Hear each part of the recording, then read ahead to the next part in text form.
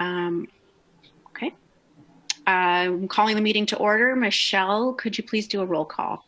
Yes. Ms. Grijalva? Here. Dr. Gribosha? Dr. Gribosha? I see him on there. Ms. Luna Rose? Here. Ms. Shaw? Here. Ms. Counts? Here. And Dr. Gribosha? Do we have Dr. Ravi yet? I'm showing him on the screen. He's on mute. Okay. So. We'll just mark him here. Okay. Hopefully you can get off of mute for the meeting. Okay. Sorry, I'm pulling up board docs. Now we're moving into our land acknowledgement statement. Today we have Marcel Palacios Rivas. He is a fourth grader at Miles Exploratory Learning Center, K through 8. Marcel's interests are, Marcel is Tohono O'odham from South Comalit Village in the Babokivri district. His hobbies are hiking and taking long walks, cooking and gardening. His favorite classes are lead guitar and social studies. That's awesome. Is Marcel here?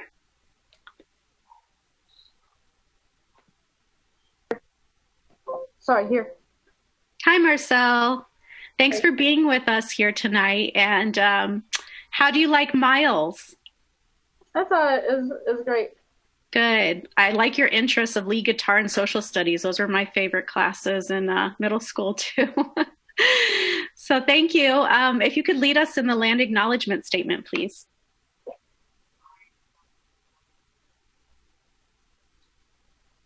Okay.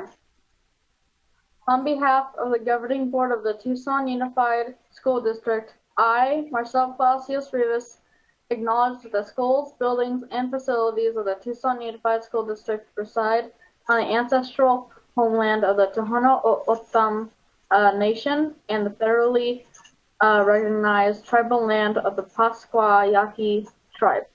Thank you. Thank you, Marcel. Have a good night. Thank you. Bye. Bye. Bye. Okay. Let me pull up our next student. Our student that will be reading the pledge tonight is Brandy Alfaro. They're an 8th grader at Borman K through 8. Brandy is a friend to all, is hardworking, kind, respectful, and all-around amazing 8th grade student at Borman. Her father is in the Air Force, and her mother works for TUSD in food services. Brandy is such an incredible and kind-hearted young adult. She has been a student at Borman since 2014 when she began her 2nd grade year. Brandy's father has deployed many times during her years at Borman, and through it all, she has remained steadfast and committed to her family and to her studies at Borman. That's wonderful. Is Brandy here?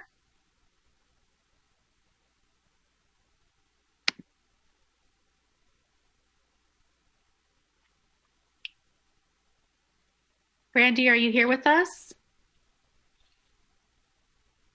Ms. Gutierrez? Do we know if we have Brandy here? I don't see her. Okay. Jean, did you talk to her by any chance earlier? Jean usually gives them a little bit of instructions before they say the pledge or the land acknowledgement. Ms. Counts, I don't see Brandy here. Okay. Well, it's good to know that we have a wonderful student at Borman named Brandy, and maybe she can join us later in the year. But if you want to pull up the flag, then I'll go ahead and lead us through the pledge.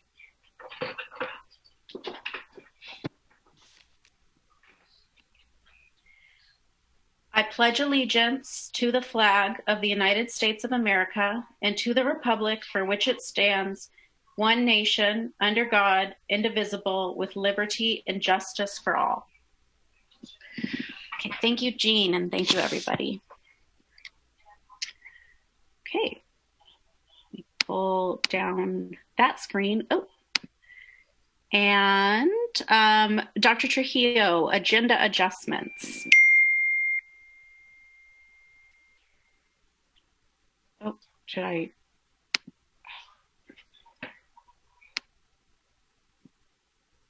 Dr. Trujillo, you're on mute. I will, for agenda adjustments, I'd like to request that item 8.1, just the update on the reopening planning, particularly for the arts and physical education. Let's move it to the top of the agenda after a call to the audience. We do have a guest that's going to talk a little bit about air quality, so that would be great if we can do that. Okay, so item 8.1 moved up to after call to the audience. And yes, Dr. Ravi. Brandy is here with us now. Okay. If we want to pull her on, we can go ahead and do that again. Oh, hi, Brandy. Now I see you. Well, I read your bio, and thanks for being with us here. And thank you so much. I had technical difficulties. For some reason, there wasn't like a mute button or video thing. So yeah, it happens. We're all parents here and helping our kids with the internet and all of this remote stuff for the past year now. So, but thank you. And if we'll pull up. Thank you so much for inviting me. Yeah, thanks for being here. We'll pull up the American flag. And if you want to lead us through the pledge, we would appreciate it. Okay. I pledge allegiance to the flag of the United States of America and to the republic for which it stands, one nation, under God, indivisible, with liberty and justice for all. Awesome. Thank you, Brandy. Thank you, Brandy. Have a good night. Thank you so much for inviting me. Hope you have a good meeting. Thank you. Thanks, Brandy.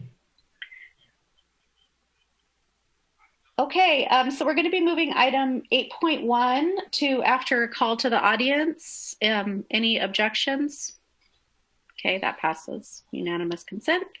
And Dr. Trujillo, I'm going to be pulling my item before the extension of the school year, but I'd like to explain why. So I'm just going to leave it where it's at. And then we can talk about that when we get there. But I'm comfortable leaving it where it's at. We were actually able to pull it in advance of the 24-hour deadline. Okay. So yeah. good. Well, can I say, Mr. Ross, can I say why I requested that be pulled? Or no, now it's not on there. Actually, if you want, inside of 8.1, which is everything having to do with reopening the school, would be a perfect spot for you to perfect. Detail. Okay. Glad I could help. Thanks, Rob. Okay, Dr. Trujillo, Superintendent's report. Yes, I'll do a screen share.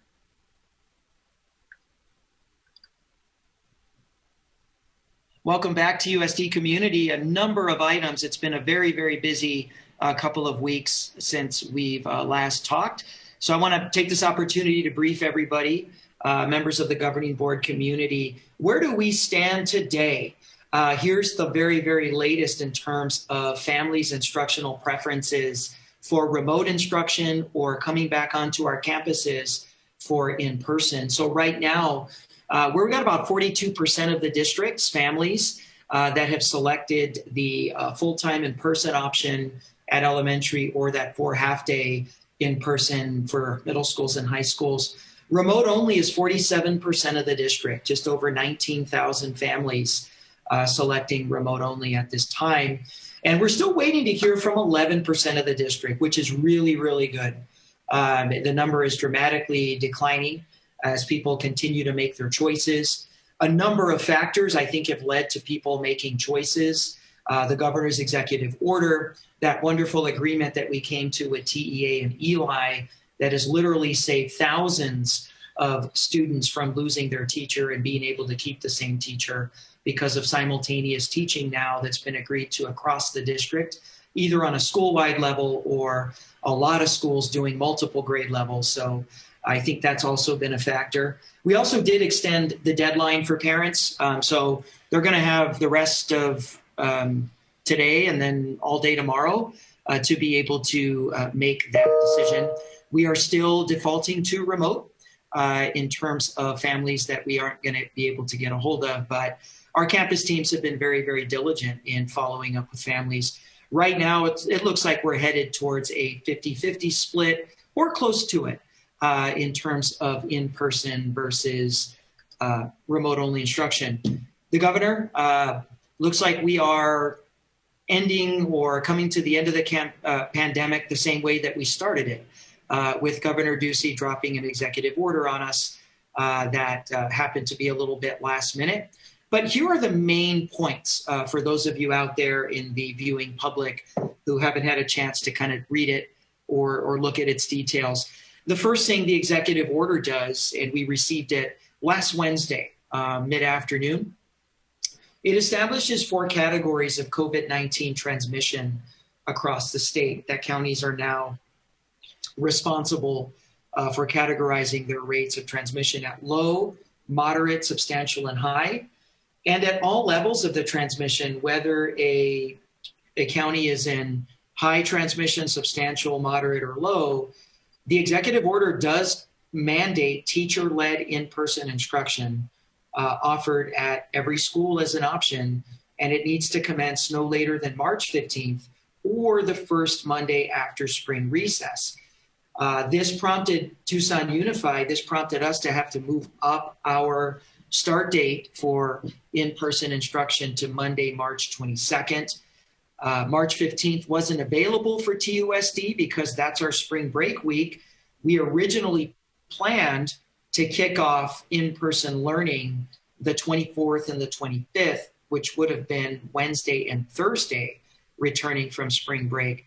The executive order didn't allow for that. It mandates that first Monday after spring break, which meant that we had to readjust our start date and start on Monday, March 22nd. The executive order's language does not allow for schools or districts to limit or reduce the attendance of students selecting teacher-led in-person instruction at elementary schools in any circumstance, whether the county is low, moderate, substantial, or high. The language of the order doesn't allow schools to take steps to reduce or restrict attendance in any way at the elementary grades. The only space to be able to do that is at high schools and middle schools.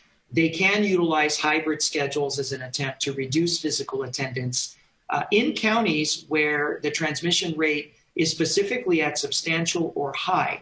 So the schedules that we have in play right now for middle school and high schools that offer the 4 half-day in-person instruction and the afternoons remote, those are compliant schedules because Pima County is currently in a state of substantial transmission.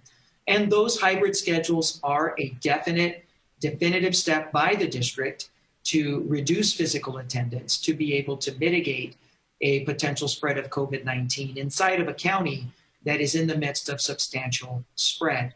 So language of the executive order, just to be very, very clear, no longer allows for remote-only instruction as the sole and only option for a district. That is not allowable in the executive order. We have to allow, alongside of it, teacher-led live in-person instruction as an option. And the remote-only option is made available to parents at all grade levels, and they can, of course, request it. So that's a little bit more about the governor's executive order. I also wanted to take this opportunity to speak about AZ Merit. It seems like it's been mandates the last couple of weeks. We also received a mandate from the Arizona Department of Education. That's a little disappointing. I have been one of the loudest voices in the superintendent community regarding AZ Merit and a desire to see it canceled or postponed for the year. Obviously, that hasn't been heeded by the Board of Education or Arizona Department of Education. The U.S. Department of Education expressed its support for any state that either wanted to postpone their state assessments as late as the fall or allow districts and schools in their respective states to test remotely. The Arizona Department of Education declined both opportunities and have kind of doubled down. They've mandated that AZ Merit be offered in person for both English language arts and math, and they've mandated Arizona schools to get it done by May 15th, even though they have the latitude to be able to postpone it to the fall.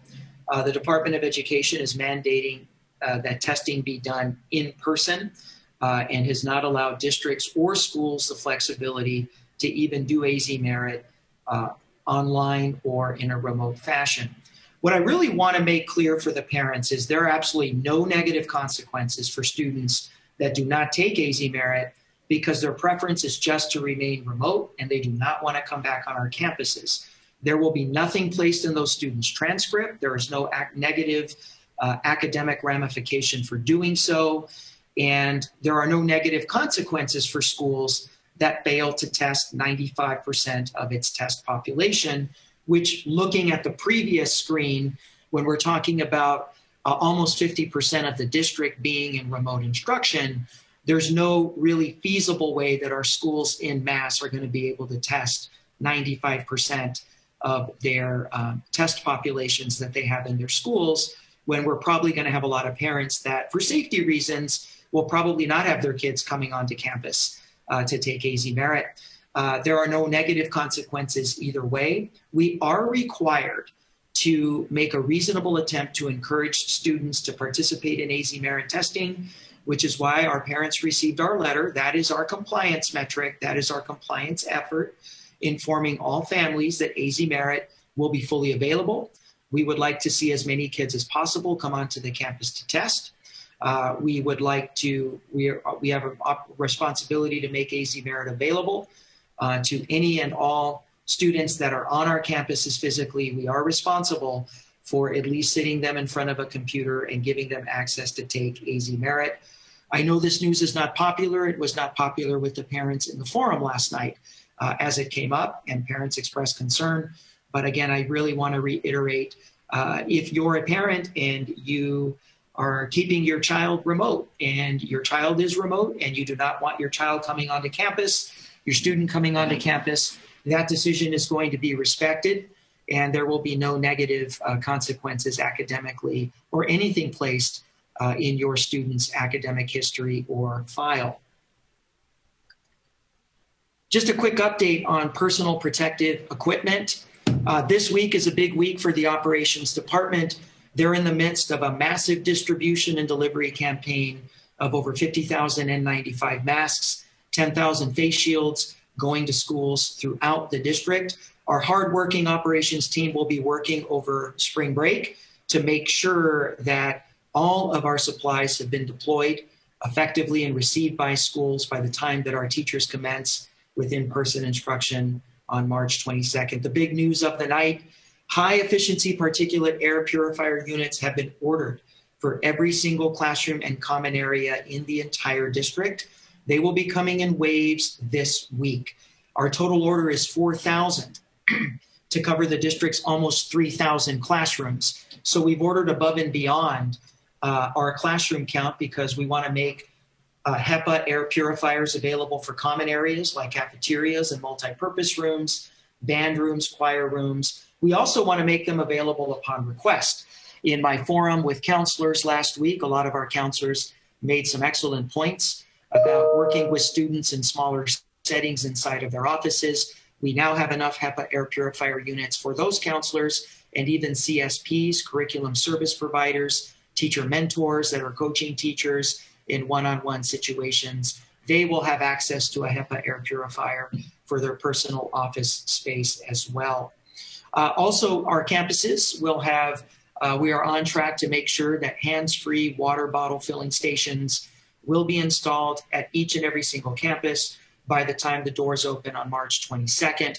As I stated previously, larger campuses like a Tucson High, Pueblo, Choya, Gridley, Valencia, big elementary schools like a BC, we recognize that those schools are going to need multiple hands-free water bottle filling stations, and we've ordered more. We will be diligently completing those additional installations throughout the spring and into the early summer, even recognizing that some of these huge campuses like a Tucson High may need as many as 10 just to be able to have access throughout the campus facility. Hand sanitizer dispensers will be placed inside of classrooms and buses. we made the decision to, instead of outfitting teachers with bottles, that we would actually place a dispenser inside of the classroom that will hold more product and not require the teacher to pass bottles around, but actually just limit students to being able to walk in as a procedure, just use the dispenser. We will also be placing them on buses with the expectations that as students are lining up to get on the buses, part of the boarding procedure before you take your seat is you will use the hand sanitizer as the dispenser is right there as students are arriving at the bus. And some really, really good news for tonight. We are going to be able to offer COVID-19 antigen testing on every single campus effective March 22nd when we return. Antigen testing is for individuals that are on the site, they are attending, or they're working. So I want to be very clear. Our school-based testing is not for walk-up individuals coming from the community. This is specifically for TUSD employees and TUSD students. So as students are demonstrating symptoms throughout the day, they can get a test immediately in the health services office. The testing is minimally invasive, utilizes a Q-tip inside the nostril with test results available within 15 to 30 minutes. This Friday, all of our nurses, health assistants, athletic trainers, and preschool supervisors, they will be trained on the testing protocol. And the tests, it's very important. We cannot perform tests on kids without parental consent. So it is very, very important that if you're a parent and you're watching, just take that extra step. Make sure that you're taking out your phone. It's very easy to do. If you've changed a phone number, if you've changed contact information, you can update that very quickly in Parent View.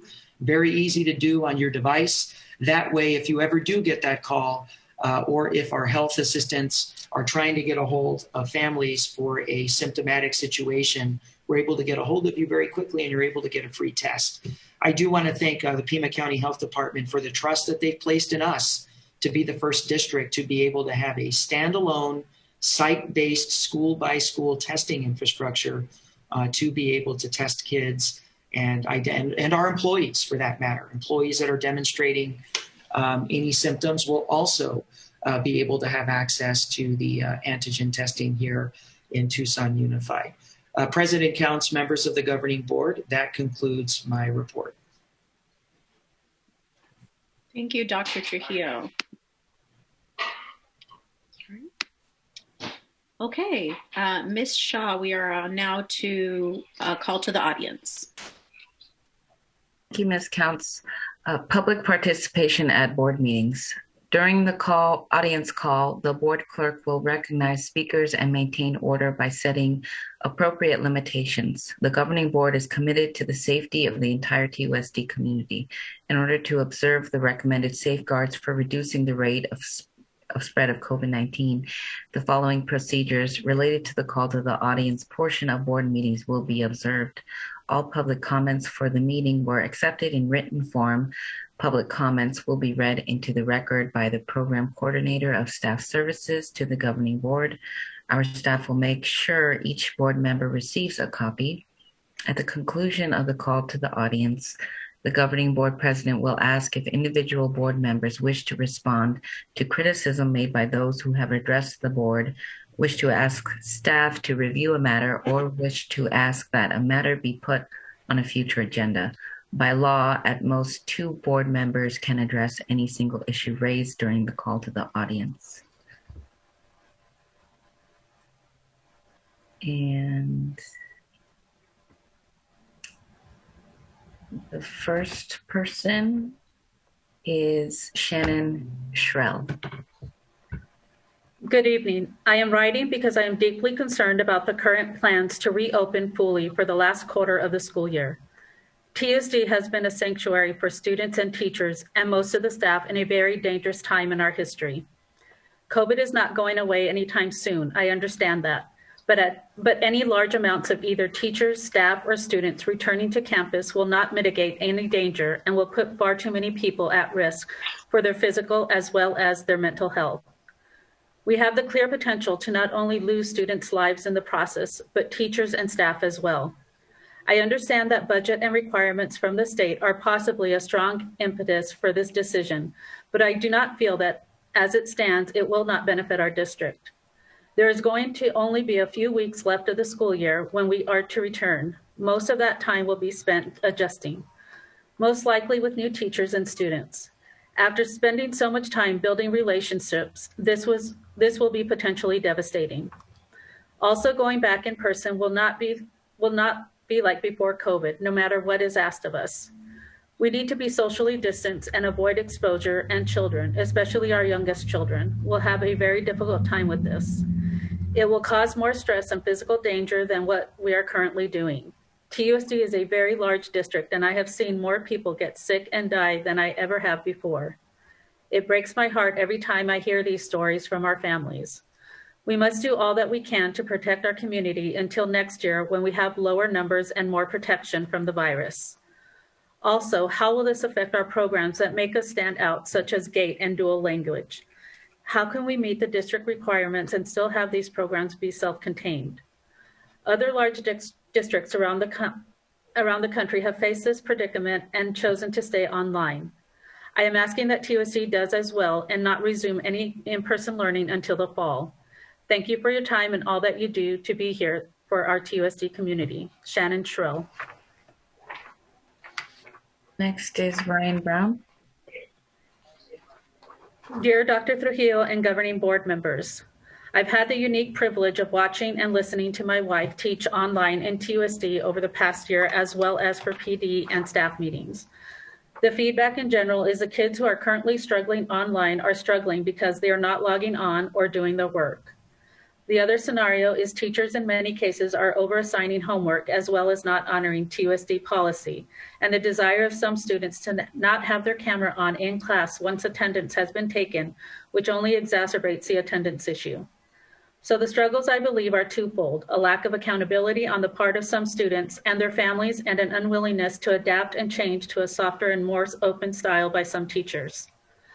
I empathize with everyone's desire to be back in the classroom, but these issues Dr. Trujillo is trying to solve will not be resolved when, in fact, many of the kids who are struggling may still opt to stay remote, while the kids that are performing may opt to go to hybrid.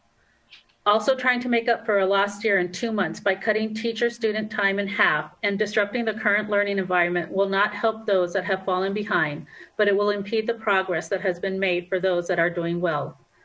Dr. Trujillo said he can't sleep over this, and so I asked him, how well will you sleep if a student, teacher, employee, or family member dies of COVID as a result of your decision to begin hybrid learning?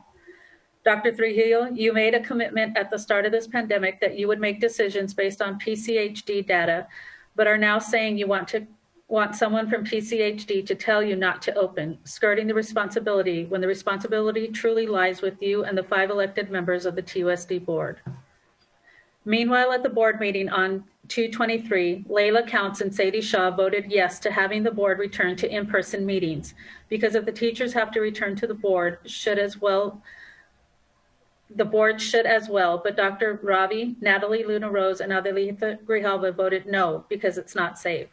So the board decides to remain remote, but then not take back the power to vote on and delay a hybrid start date.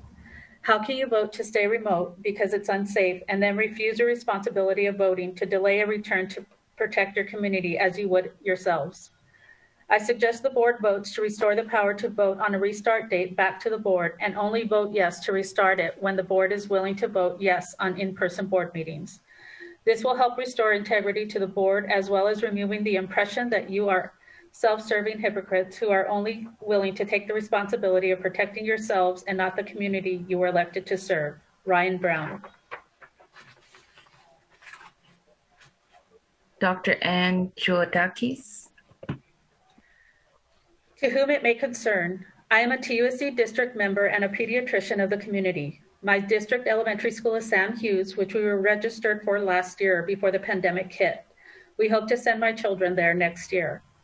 Last week, I called into a principal's office Zoom Q&A with the principal of Sam Hughes, Kate Bolaski. I was dismayed to hear that outdoor playground use and recreation is currently on hold. When I asked why, she stated that she did not have adequate staffing to sanitize the playground hourly and that any outdoor play would also require games that distance the children 6 feet apart. I pointed out that as an MD and someone who has closely been following transmission studies, the data supporting surface transmission and outdoor transmission of COVID has been basically debunked.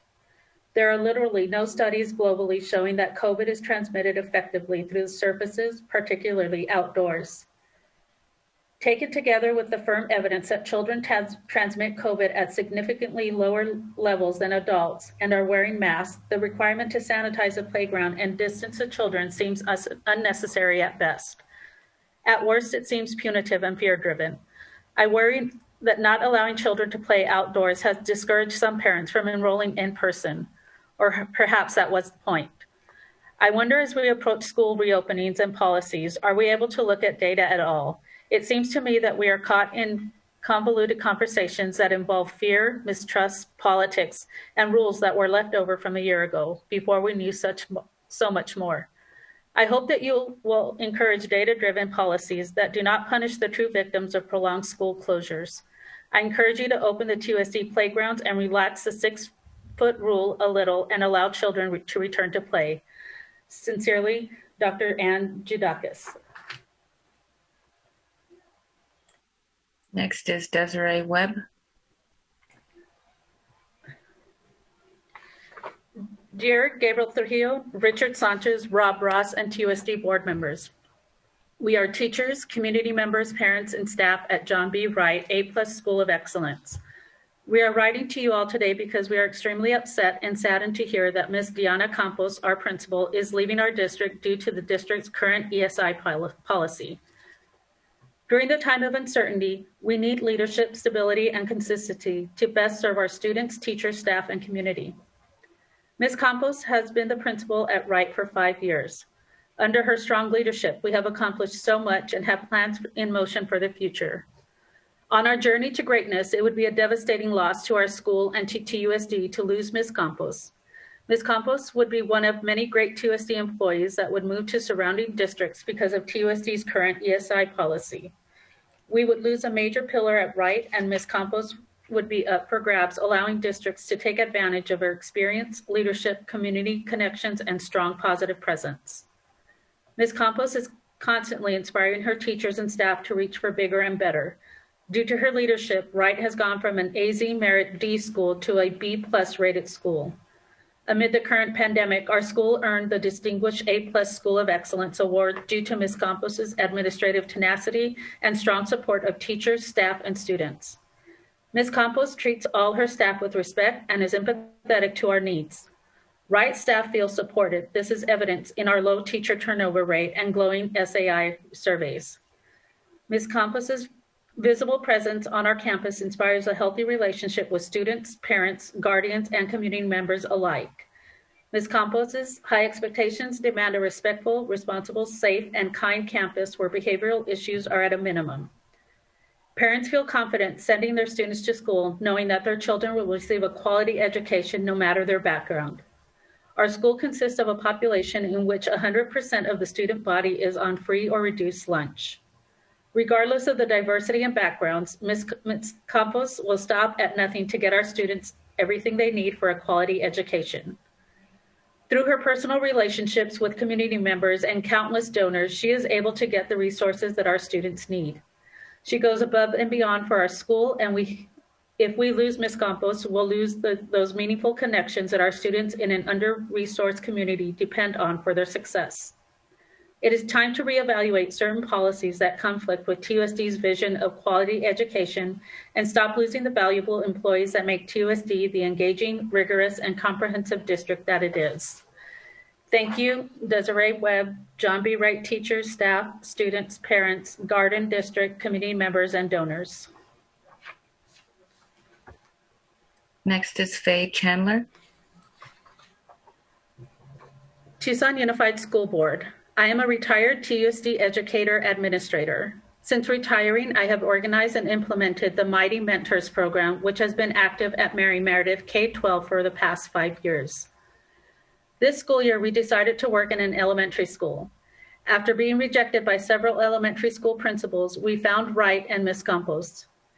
Ms. Campos met us with an open mind and open arms. Although we have not been able to physically implement our program within the school, we have been working with Ms. Campos to be ready with a planned program once it is safe for the volunteers to be physically present. Ms. Campos makes us feel valuable and appreciated. We are one of the outreach programs Pantano Christian Church promotes. Ms. Campos has publicly thanked Pantano on the school marquee and verbally, as well as handwritten cards. She has taken an excuse-producing underachievers mindset into a population of bright-eyed learners and future leaders at an A+ school. As soon as we walk through the front door at Wright, we feel immersed in the positive energy and caring learning atmosphere. We strongly support Ms. Campos as a principal of Wright Elementary and our Mighty Mentors program. Faye Chandler, Mighty Mentor Program Coordinator, retired TUSD Educator Administrator. Next is Dr. Stephen J. Metz.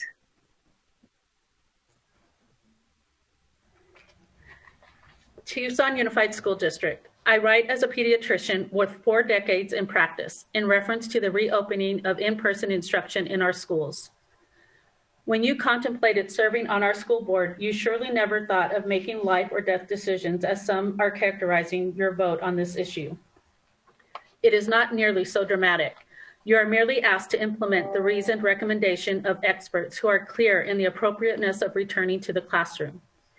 You may think we have a COVID idiot as governor, but this is the judgment of wiser people. No crisis has ever been so extensively studied throughout the world in so brief a time as this pandemic. It was right to close the schools in March of 2020. It is similarly right to reopen the schools in March of 2021. Trust the science, Dr. Stephen J. Metz. Next is Afsun Shirazi. Hello, TUSD1 Governing Board. I am a local public health practitioner and former TUSD student. I am perturbed by recent comments by Governor Ducey that schools must reopen in person this spring. As someone with training in infectious disease transmission and child health, I know that a transition back to full in-person classes is not only a risk to the health of our teachers and staff, but students and families as well. The pandemic is far over and teachers are not adequately being provided life-saving vaccinations. It is too soon to make hasty decisions that may lead to further increase in infections and death. Our TUSD students are survivors. They are strong, resilient, and brilliant. They do not deserve to see more teachers and loved ones lose their lives to COVID-19 disease. Keep everyone safe, keep everyone who can be home. The school year is almost over. Make preparations for a safe and welcome 2021-2022 school year. Make it the best one yet. As for the conclusion of this academic year, it's best to end it on a safe note. Afsun Shirazari. Next is Michelle Welsh.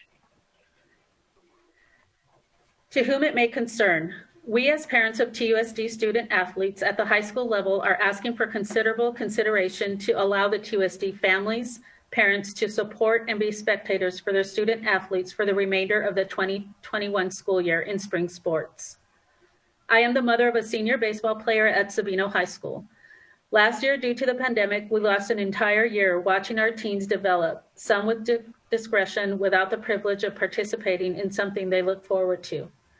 We are all grateful for a return to their activities.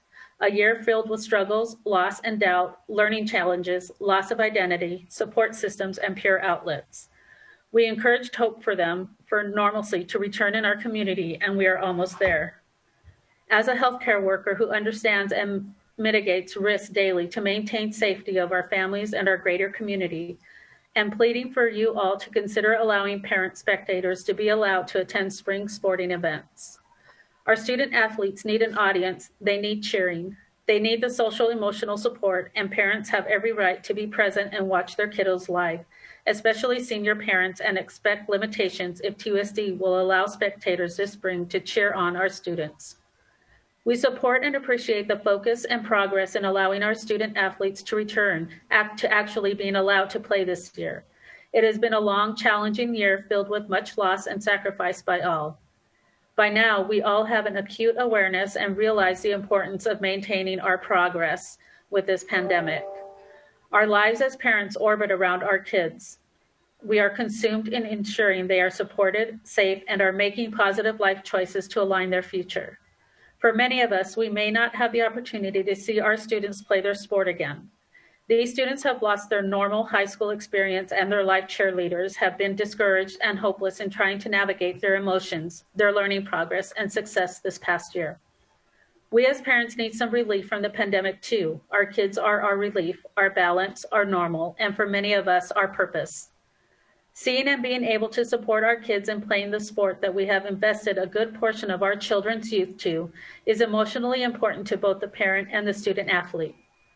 The AIA has approved Spectators as of February 18th and state the below.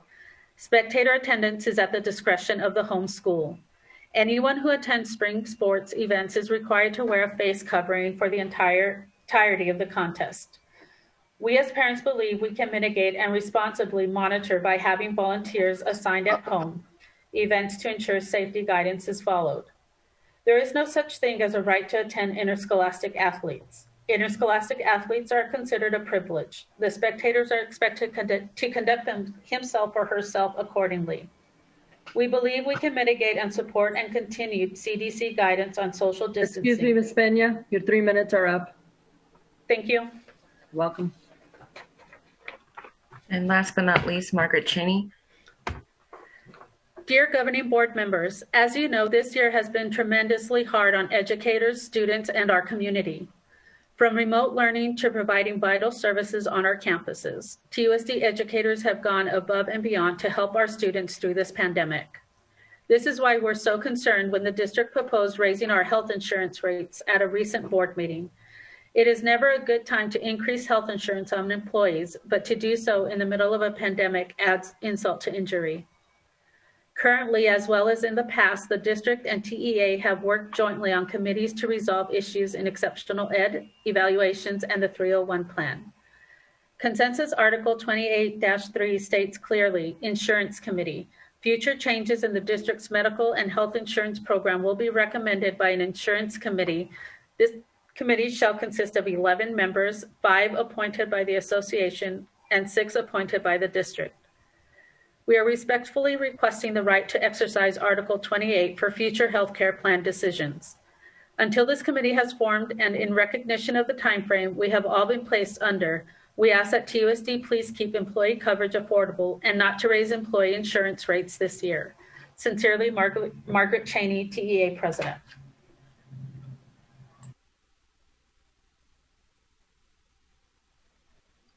And that's all, Ms. Counts. Thank you, Ms. Shaw.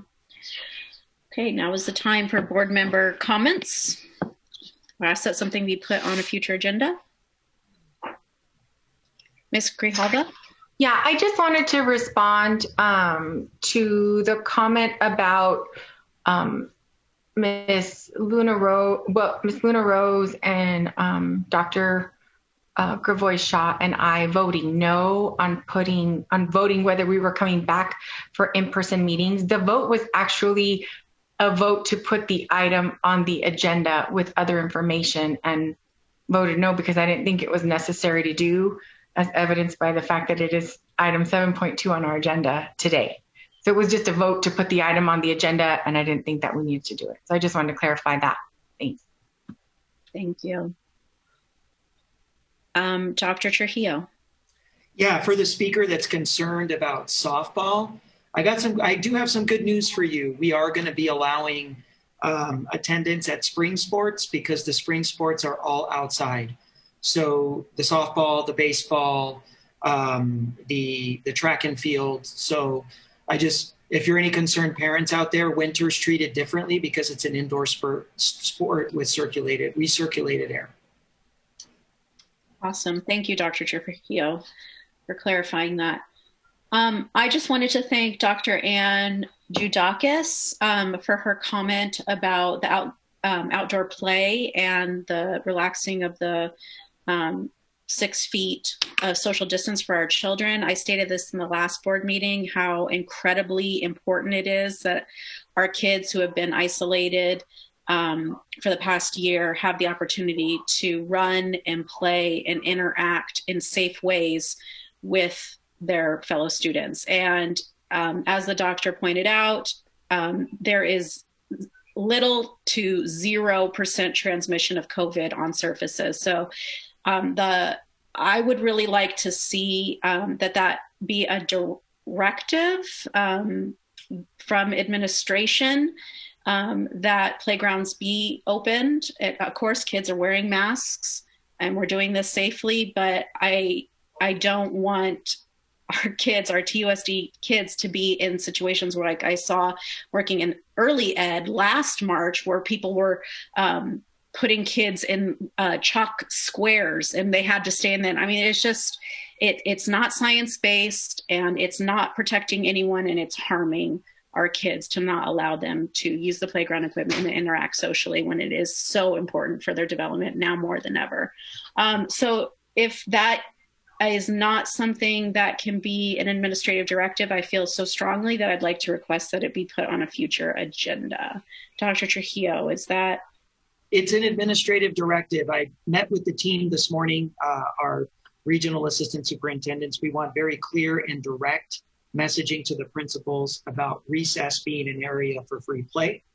Obviously, with the COVID-19 precautionary measures you mentioned, there still will be masks. We're still going to be cleansing and disinfecting our playground equipment after the usage is done while kids go back into class. So absolutely, we can provide that as an administrative direction. Okay. And yeah, and I just hope that people, if it comes down to a staffing issue where equipment isn't able to be sanitized, I don't want our kids' development to be hindered at all by lack of being able to access that playground equipment when science has shown that it is not transmitted that way. So thank you, Dr. Trujillo. Any other board members for comments or Ms. Luna Rose? Thank you, Ms. Counts. I just wanted to comment to our first commenter, Ms. Shrell, and I just wanted to support her in her comments, and I know that we had others, and we had also seen some as a board member coming to our emails this past week, and that I just wanted to stress that, you know, that unfortunately with the governor's executive order, we can't have caps in the classroom. That I was hoping that we could come to an agreement as a board, and I know there was a couple of other board members that also was hoping that, but know that the district is working as hard as they can to try to mitigate those measures, but it's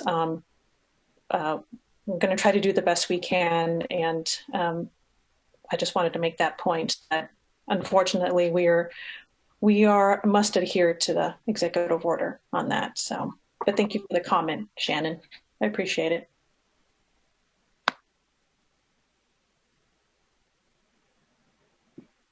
Okay, no other comments. We are moving along to item 8.1, Dr. Trujillo. Yes, item 8.1, President Counts, governing board members. We're excited to be back talking in more detail about safety protocols and instructional protocols and classroom layout inside of the arts, talking a little bit more about air quality, talking about physical education classes, same classroom layout, COVID-19 and instructional protocols, and also talking about scheduling and services that will be provided by our itinerant teachers and what those schedules look like with teachers that have to go to different campuses, especially in the areas of GATE and ELD and OMA. But what tonight's not going to be is a lengthy hour-long presentation. So the structure, I want to take an opportunity to just kind of review the structure. It's actually going to be more of governing board question and answer as we present smaller components of information.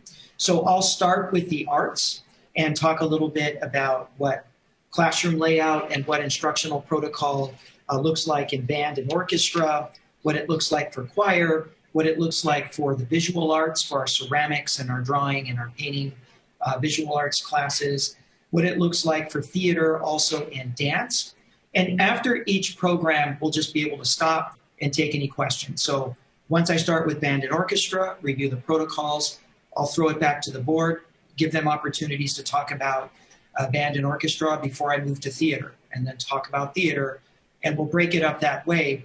I have Dr. Ashcraft is with us for any more detailed questions. And at the end, I'd like her to talk a little bit about this amazing manual that's online for anybody to view. We're not going to be talking about all 40 pages of the manual. I'm really going to be zeroing in on just a couple of pages to give the board a general overview. But if you're at home and you're watching and you want more detail, it is a very, very impressive document that our performance arts community put together and spent a lot of time this summer and late spring, last spring, really putting it together. So when you look at the contents, anything that you want to know about what we're doing in the arts classes is really fully available to you. Like I said, we're not going to be going through all 35, 40 pages. We're just going to hit the big stuff. But if you're a parent and one of your kids, your student is in a performance arts program, this is just a great reference document that you can read at your leisure. After we talk about the arts, I'm going to throw it over to Mr. Meir with a follow-up on air quality. And same structure, we're going to just have a very short chunk of information presented to the board about the feasibility of opening windows. And one of the questions that I'll pose to those that are asked that are watching us that may have the same question, with now every single classroom in the district getting a HEPA air purifier, to what extent does opening a window now compromise that air purifier's effectiveness? And now what's a stronger precautionary measure, opening up your window and letting in all kinds of outside air, or sticking with your air purification unit? Great question. We have an expert that's going to be here, kind of talk us through that. After that, I'll throw it over to PE, and PE will talk about classroom layout, student expectations for COVID-19 preventative behaviors and protocols, as well as instructional protocols. Same format.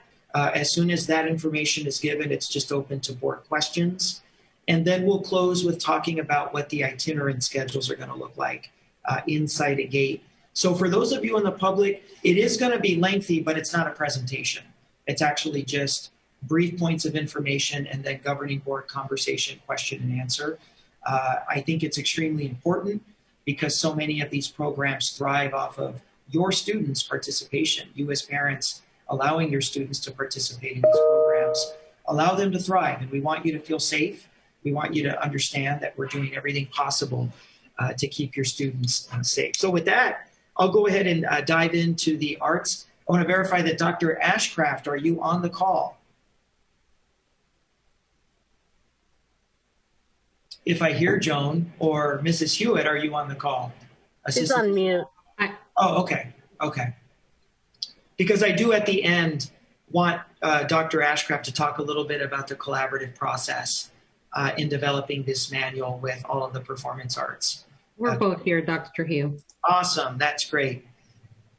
So I'm gonna go ahead and just shoot over to page 7, where we're just gonna talk about general classroom policies and then really start talking about what does an orchestra and band classroom look like. So I think when you start looking at general classroom policies, you're gonna see some common themes as we talk about the different programs, whether it's choir or whether it's orchestra or whether it's dance or theater.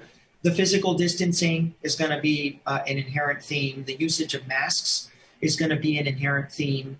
The closure of dressing areas like locker rooms that our dance students use to change, dressing areas that our choir students or choral students may use.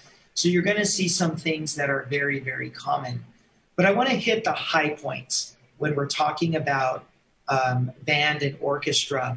And one of the things I want to bring to everybody's attention is the official spray that TUSD is going to be using, the official disinfectant that's going to be used on our instruments, is a chemical or a product called Mighty Mist, and that's MIT Mist.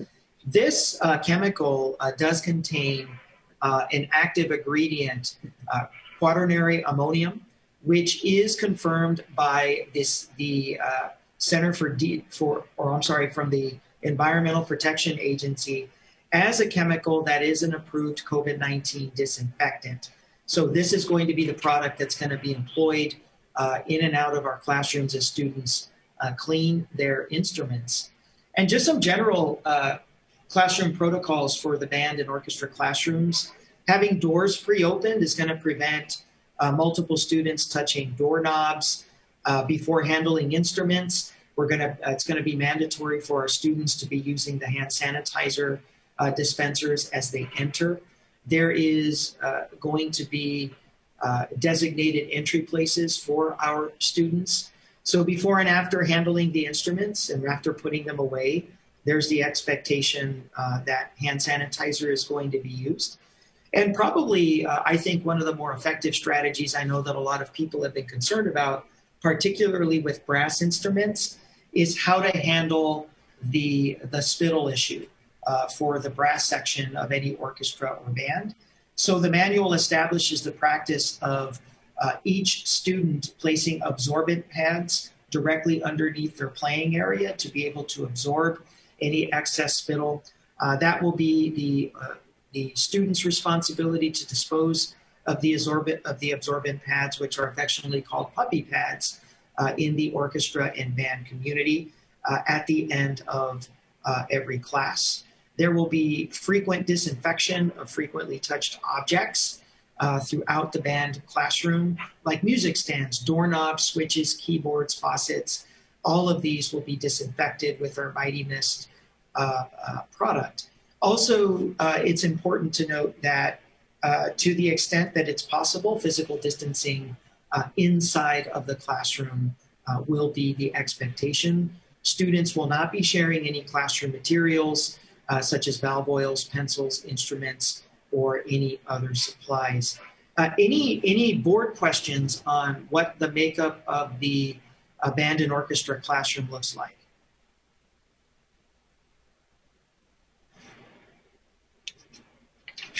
I have a question, Ms. Counts. Thank you. So the disinfectant Mighty Mist and also the other disinfectants that we're going to be using throughout the school, how harmful are those to the health of people? And I'm specifically also thinking about the wind instruments, you know, if they're used on like the mouthpiece, obviously there's going to be some, you know, perhaps some ingestion of the disinfectant. So I'm wondering about the safety of those. Dr. Ashcraft, if you'd like to assist, what went into the selection of Mighty Mist and to what extent is it harmful to people? As it's made the list of the EPA's identified COVID disinfectant, that doesn't necessarily speak to the safety. Dr. Ashcraft.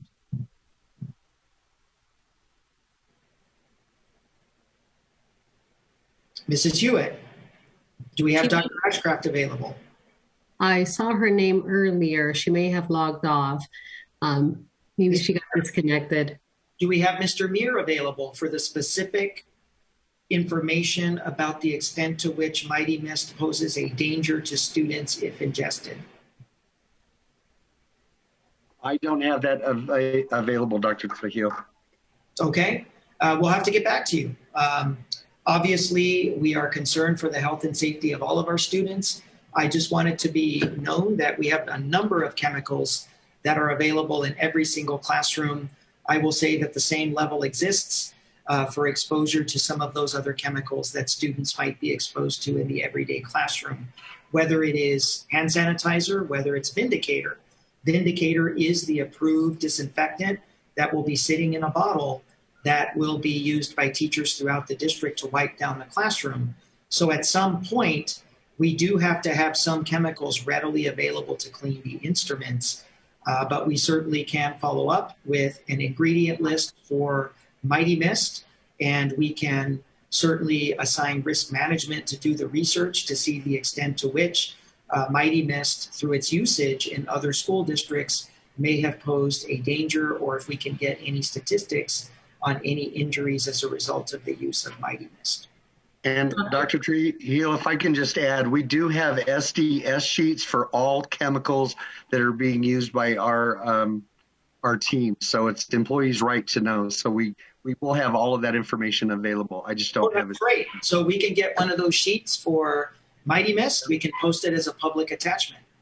Yes, sir. For this item. Dr. Trujillo and Dr. Ashcraft is back on. Yes, good evening, everyone.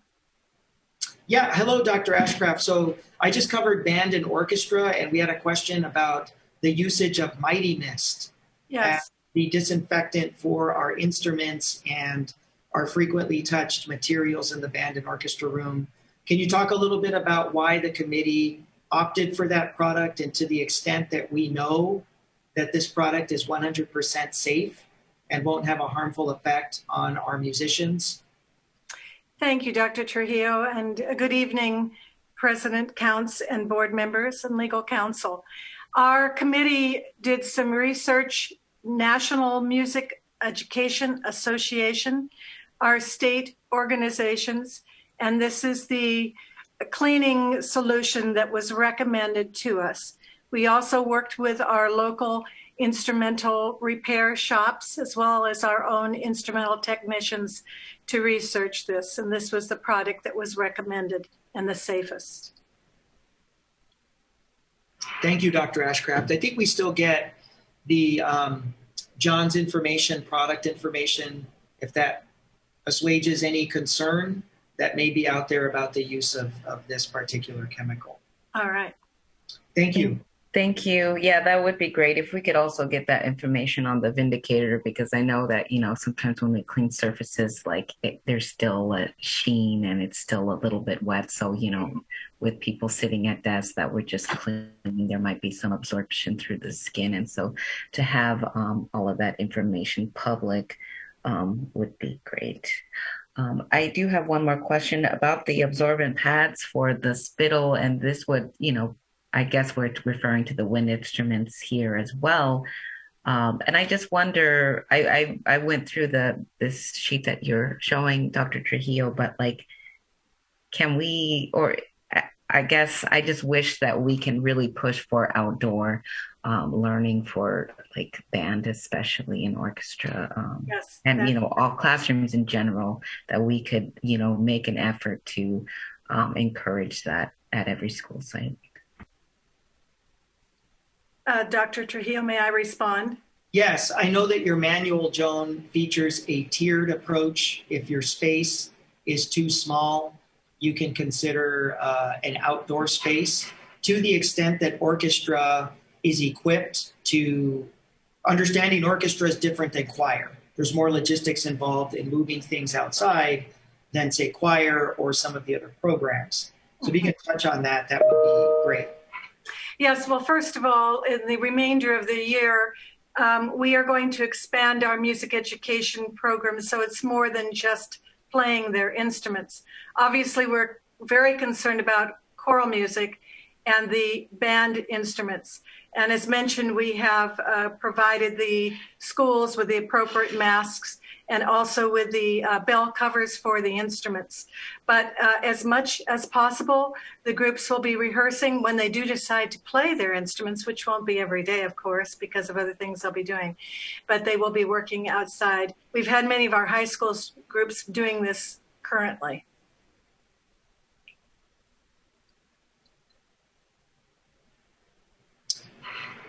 All right. Yes, Dr. Ravi. Thank you. This was really comprehensive. I haven't seen something like this in a while, so this is really well researched and cited and everything. And it was really interesting when I was going through this, some of the details of how exhalation through wind instruments and stuff doesn't actually spread particulates and everything, and kind of the safety, because we'll have unmasked students with the wind instruments, at least, if not for the other instruments. And so this is really interesting, kind of some of the data behind this. So thank you for putting this together. And on the Mighty Mist front, so, Mighty Mist isn't like some kind of toxic chemical you need to get from a specialty store. You can buy Mighty Mist on Amazon and specifically market it as a mouthpiece cleaner. And I couldn't find the ingredients anywhere and in any of the selling sites, but I found the MSDS, and it's just isopropyl alcohol. So isopropanol is like the main ingredient. So really just kind of an alcohol disinfectant that evaporates quickly. And that's why they say to wait 45 seconds before you use the instrument once you do the mouthpiece cleansing. So it just seems like a pretty innocuous disinfectant. Thank you. Ms. Counts? Yes, Ms. Luna Rose. Thank you. I'm just curious. I agree with Dr. Robbie that this is very comprehensive, and I really appreciate the thought that has gone into this because my daughter plays clarinet. So I'm appreciative as a parent, but I'm kind of curious because we did the cleaning at home just probably on the ick factor alone. What, before COVID, what were the procedures for cleaning instruments? Dr. Trujillo, may I respond to that? Yeah, I'll go. Thank you very much, Dr. Ashcraft. Okay. The procedure for cleaning instruments before COVID, first of all, our 2 instrumental repair technicians make sure that the instruments are ready to go at the beginning of the year. And when they're assigned to the schools, the individual instrumental instructors oversee their cleaning and their usage and their assignment to individual students. Those instruments are assigned and kept with that individual student, and this child was allowed, of course, to take the instrument home so they could practice as well. But it was not an instrument that was shared with anyone, nor are the instruments going to be shared now that we're under this COVID protocol either. Okay, thank you for that. So I'm hoping and assuming that even past the, we get to, because one day I believe we will get to low COVID levels, that this is a policy that we can foresee ongoing as, you know, budget and finance and things like that for permit? Yes, we intend, I think our whole procedure has changed as a result of COVID. We're much more aware of the particulates and the things that can cause some concern for our children and our families. So I think it's something that's going to be with us for a very long time. All right, well, thank you. And like I said, as a parent of a child who plays clarinet, if you've ever watched somebody try to clean their wood instrument or something they're putting in their mouth, it's a kind of a gross process. So I really appreciate this, the forethought on all this. So thank you. Thank you. Oh, Ms. Counts? Yes, Ms. Grijalva. So since we're going through this process and making it possible for band and orchestra and other classes to meet during the school year, have we had some discussions about summer programs at our different school sites, mariachi and band and those programs that continue? And when might these programs be able to get some confirmation whether they should start planning and recruiting, or what the parameters might be as far as smaller groups maybe? Ms. Grijalva, we're actually starting that planning right now in terms of our summer work. As you can imagine, I've been asked a lot. Yes. And with 3 children that are usually at Davis's mariachi camp, you know, we're all very eager to hear. And I know we have a lot of parents. I'm anticipating that it will be smaller groups. I actually thought that there wouldn't be any kind of trumpet or other kind of instruments like that. But if we're setting up those protocols here, then maybe that gives an opportunity for some of the other programs in the summer. So thanks, I appreciate that. Thank you. And when do you anticipate having some clear guidance? Clear guidance about the summer programs? Yes. Immediately. We're getting ready for them right now, so to speak. Okay. All right. Great. Thank you so much. Mm-hmm. So you can see some of the same precautionary measures as we move to visual arts, you know, your ceramics, your art, your painting, your drawing. But there's a couple of key differences here. The reliance on antibacterial soap and water as the primary means to clean art supplies is what makes it a little bit different than the disinfectant approach inside of band and orchestra. Also, the vast majority of pretty much all of them, of our visual arts classrooms have a sink, have access to water. So soap and water there's going to be more opportunities for more frequent hand washing and more frequent washing of classroom art materials. But you can see that some of the same protocol in terms of pre-opening doors, making sure that students don't have to touch the doors, that they can already come in, having assigned doorways for kids to be able to come in, giving kids more access to soap and water as a first option, as opposed to just the hand sanitizer. And of course, the prohibition of sharing, touching any of the art materials. And I think here's kind of what we were talking about here as a mitigation strategy. With the visual arts specialist, if they find themselves in a situation where social distancing isn't possible to the extent that they want, the manual does embed in here the option and the consideration to go outside, weather permitting, and to kind of utilize those outdoor spaces. And then also the manual in this area, what I really liked, is it encourages the traveling visual arts teacher in the school, that the teacher visits the homeroom or the teacher of record and tries to do art in that space to kind of minimize the student travel. So you can see that the visual arts also, just like with band and orchestra, has it very well laid out. I'll go ahead and pause if there's any questions on the visual arts portion in terms of mitigation. Yeah, go ahead. Yes, please. You said that they're not sharing their materials, or that the materials would be disinfected after use. Dr. Trujillo, may I respond? Yep. Ms. Shaw, we actually were able to order enough materials for children. Let me talk about the elementary students first, to have their own kit of materials that were given to them. Were actually sent out to the families, that they were able to have their own materials, and that has worked very effectively. And we've seen some beautiful projects that have resulted, but the materials, although they're limited, obviously, because of our budget, and we have found them to be quite useful to the children in participating in the visual arts area. And they remain with the children, so they are not shared materials at this point in time. They're the child's own materials. Thank you. Just to clarify, you said that's every school with a full-time art teacher, because I have spoken to some art teachers full-time who were not given materials for their students. I don't think this is elementary level, but more middle school, high school. No, this was, I'm sorry, I should have been more specific. This was for our elementary teachers. We have, our visual arts people that are itinerant. And so those were materials provided for them. And for the middle schools and high schools, of course, they relied on their own budget. That's not part of our fine arts budget. But the guidelines were established for them. Okay, so for those middle school, high school level art teachers, those students would be sharing materials? No, they're supposed to be limited to the child having access to a set of materials. And by the way, we did provide some in-service for our visual arts teachers so they would know what the expectation was.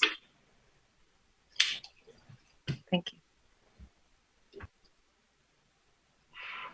Moving into dance, just a quick overview of dance. Dance does things a little different here because it's performance-based in terms of athletic. There is a wellness check now built in here. So in addition to wearing the masks, the dance students are going to have to complete a wellness check. There's a visual wellness check for each dancer prior to entering the dance room. You can see that dress areas like locker rooms are closed. Students will not have access. Teachers are going to modify movement as needed according to the extent of physical distancing available inside of the classroom. And you can see that a lot of the same protocols here that are in play in some of the other areas. Designated entrance and exit points for the dance students. The pre-opening of doors, that way we're making sure that students aren't touching areas, and of course the prohibition on sharing any materials that would be there. Water breaks generally aren't a part of dance classes, but the expectation is students are bringing their own water bottle, obviously not sharing. And of course, as I said earlier in the superintendent's report, they'll have access to hands-free water bottle filling stations on their respective campuses. Dr. Ashcraft, anything you'd like to add in there for dance before the board members? Yes, thank you, Dr. Trio. We're very pleased with the way the dance section actually aligns with the athletic section. And we're very much in sync with them, which makes me very proud of that. Yeah, any governing board member questions on dance, the dance classes?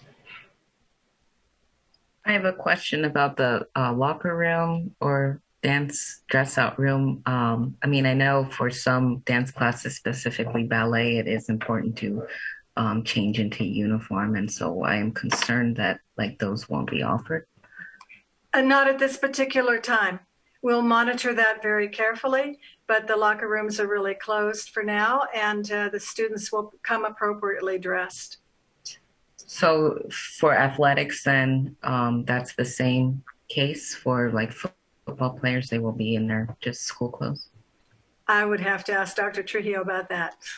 Yeah, we don't have, that's going to be the same expectation. You'll see Board Clerk Shaw that when we get to the physical education classes, you'll see that the locker room is also closed. So it's the same. It's going to be the same. You'll see that coming up. Thank you. And also there's no, you said that like there's no, they're not allowed to drink water or there's no water breaks? They would bring their own water.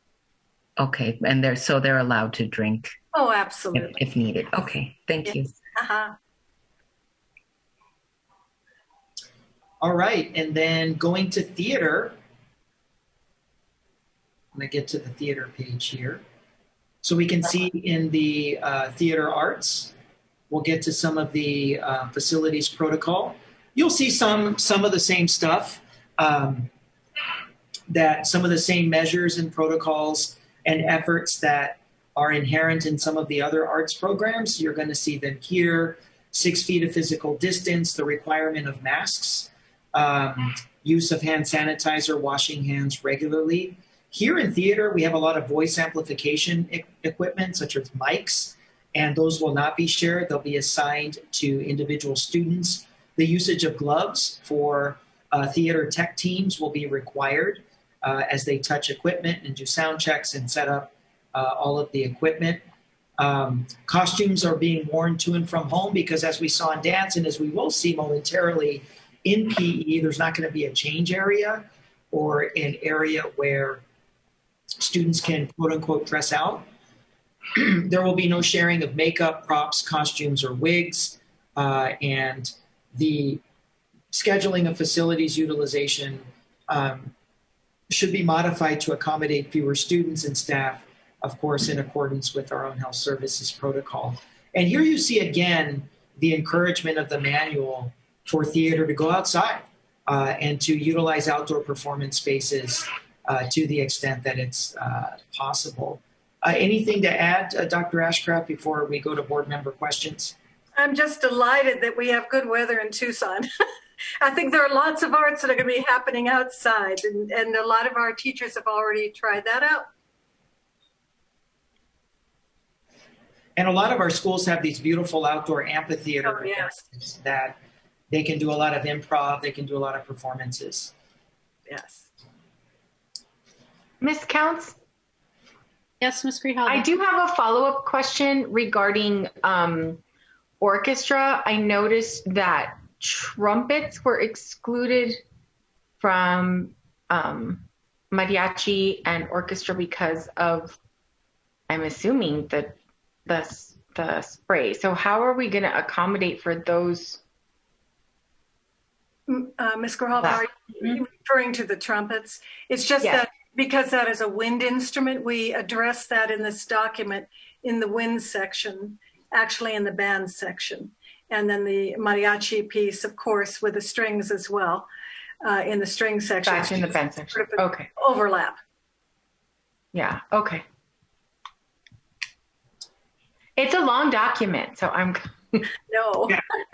Perhaps, just as a suggestion, perhaps when you mention them, maybe put the page where you talk about it again. Oh, put the page of this so we can scroll through it really quickly. Just in case. That's a good idea. As we close out the arts and transition into the next section that we want to update, which is the air quality, Dr. Ashrae, you just want to give an overview of how this manual came about, the group that you assembled, the thoughtfulness, the research, the diligence that went into this. It's just been such a great document to work with. It's provided great guidance. And then also, if you can update the board on the in-service to both principals and the performance arts teachers, the communication, if you will. Oh, I would be happy to. Thank you, Dr. Trujillo. Dr. Trujillo, could you scroll a little bit so we can see who can, here we go, that's what I need, about this document. This is the initial group with whom we work to put this document together. Of course, we immediately turned, and this was in the summer, we immediately turned to our national associations for music, dance, visual arts, and theater arts, and got their advice, as well as the Arizona Department of Education, who had a hand in this. But then we selected various people from our district. You can see Nikki Stefan's name up there, and our instrumental repair technicians, and much of the music leadership team here comprised of mariachi, visual arts, et cetera, all these different groups, theater arts, they all contributed to it. And you could see we even did research underneath there, particularly Memphis, Tennessee.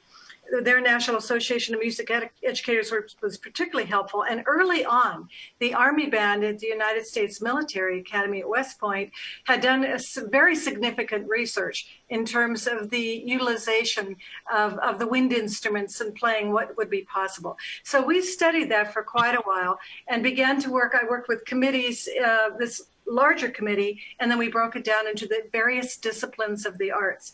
And then we have been sharing this document. I shared it with a group of principals. Actually, the high school principals asked for it first, and they gave us suggestions for improving it. Then we took it to a larger group and took it to all of our discipline-based theater arts teachers, the instrumental teachers, the choral teachers and so forth, visual arts teachers, and they all had a hand in this. So this document took us, I would say, most of the summer. And then, of course, we had to watch what was going on with the COVID situation and had to adjust it as the national and state associations made some alterations in the document. So this is kind of a living document that we feel that we can use. I want to compliment you, Joan. I know you've been a great sport. I know that you presented several times as the document was being constructed, several sections. You came into the leadership meetings. We pick it apart, and you were always a great sport and go back and make changes. I remember those agenda items over the summer. So very impressive team that you put together, and to see it all come together like this is outstanding. We have an amazing group, and as you know, we've achieved some very nice national awards, and I give all the credit to the leadership in this district, the school board, and to the amazing staff that we have hired, very creative staff. They've done so well during this pandemic year. Dr. Trio, I think I didn't answer a question that you asked me to answer. I got a little distracted. No, just the sharing of the document and the in-servicing, you will, of the performance arts community, the rank and file teachers, and also the principals. Yes.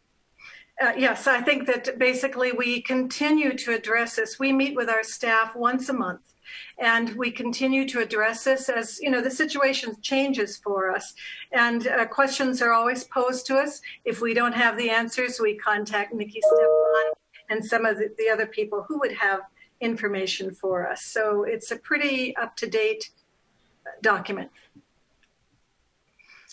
Thank you, Joan. That's great. All right, and now I want to turn it over to John Muir as we leave the arts, and just for some quick follow-up. I know what came up in the study session were concerns about not necessarily the MERV-rated filter issue between 8 and 13, but the extent to which opening windows is an additional mitigation strategy, and the extent to which that would provide an extra layer of protection. We thought it would be good to get an air quality consultant back here to kind of just give a short piece of information regarding air quality with our HVAC systems and the extent to which that air quality could be compromised, especially if we're already placing an air purifying unit inside of an indoor space, and then on top of that, opening up a window. So with that, I'll turn it over to Mr. Muir. Thank you very much, Dr. Trujillo. Jean, do you have our PowerPoint that you could tee up? If not, I can share mine.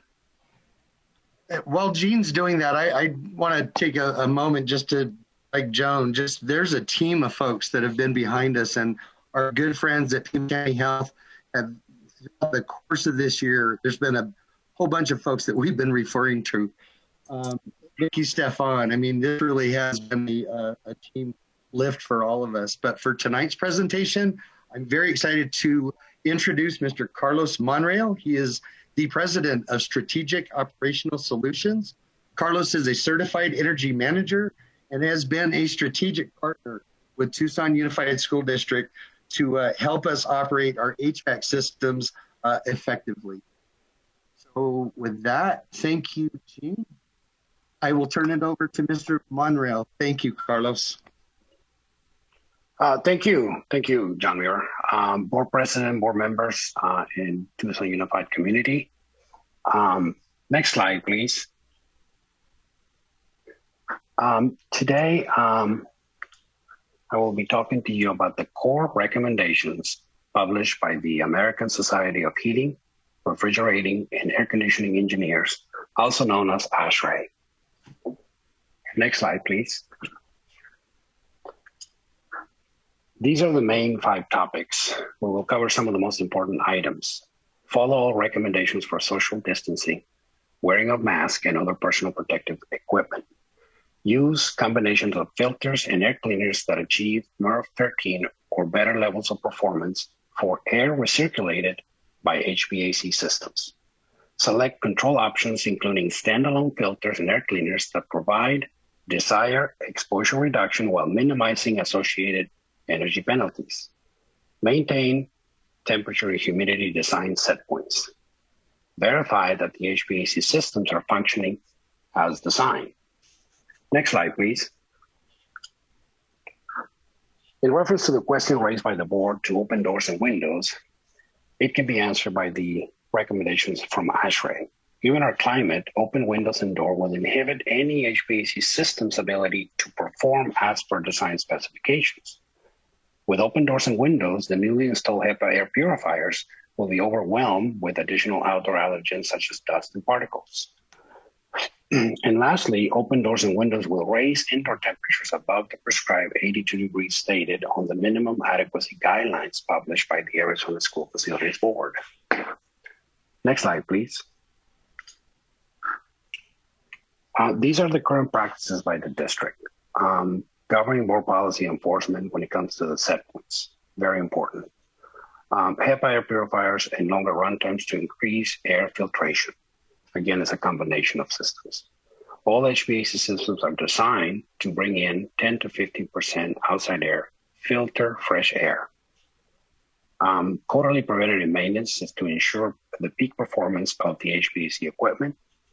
And lastly, the retro commissioning project is ongoing to ensure design parameters and capacity of HVAC systems. Next slide, please. And with that, I'll be happy to take any questions in reference to air quality.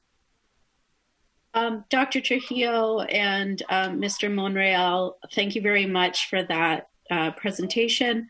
I know that I've been, saying from the beginning, I'm a proponent of opening windows, but that was before I knew we were going to make this massive investment in HEPA air filters for every single classroom, which I think, again, is showing TUSD going above and beyond what I think anybody else in Arizona is doing that I've seen. So I am comfortable with this recommendation and appreciate your work. Thank you. Thank you. Any other questions? Dr. Trujillo? Yeah, I will just say that though no governing board action is needed, for the reasons that you saw here, I just want the governing board to be aware that our official messaging and direction is going to be to keep the windows closed for the reasons that we saw here. We don't want to overwhelm the HEPA air purification units that will render them less than effective in being able to do the job. We also want to make sure that we're not overwhelming our HVAC systems and overworking those HVAC systems, certainly as the weather becomes warmer and hotter, as those units compete against open windows to get down to those established temperatures of 70 degrees in the classroom. So we're just, that's the direction, that's the messaging that we're going to be providing. I think that messaging, you could argue, should be different if we weren't investing $1.3 million in air purification units for every classroom. Definitely. Other board members, questions? Ms. Shaw, and then Dr. Ravi. Thank you, Ms. Counts. I have a couple questions. One, in regards to opening up windows or doors. So if a classroom was connected to a hallway, would opening a door in that instance overwhelm the system? It depends on the hallway. If it's conditioned space, it should be okay. Okay, so teachers who have a classroom within a building, they will be able to prop open doors? Yes, as long as it's conditioned. What we don't want to do is overwhelm the system with 100-degree air coming into the space. And what if, I guess I understand that sort of, but especially about the dust that's coming in through the window. I guess if there was a screen on the window, perhaps that wouldn't be an issue.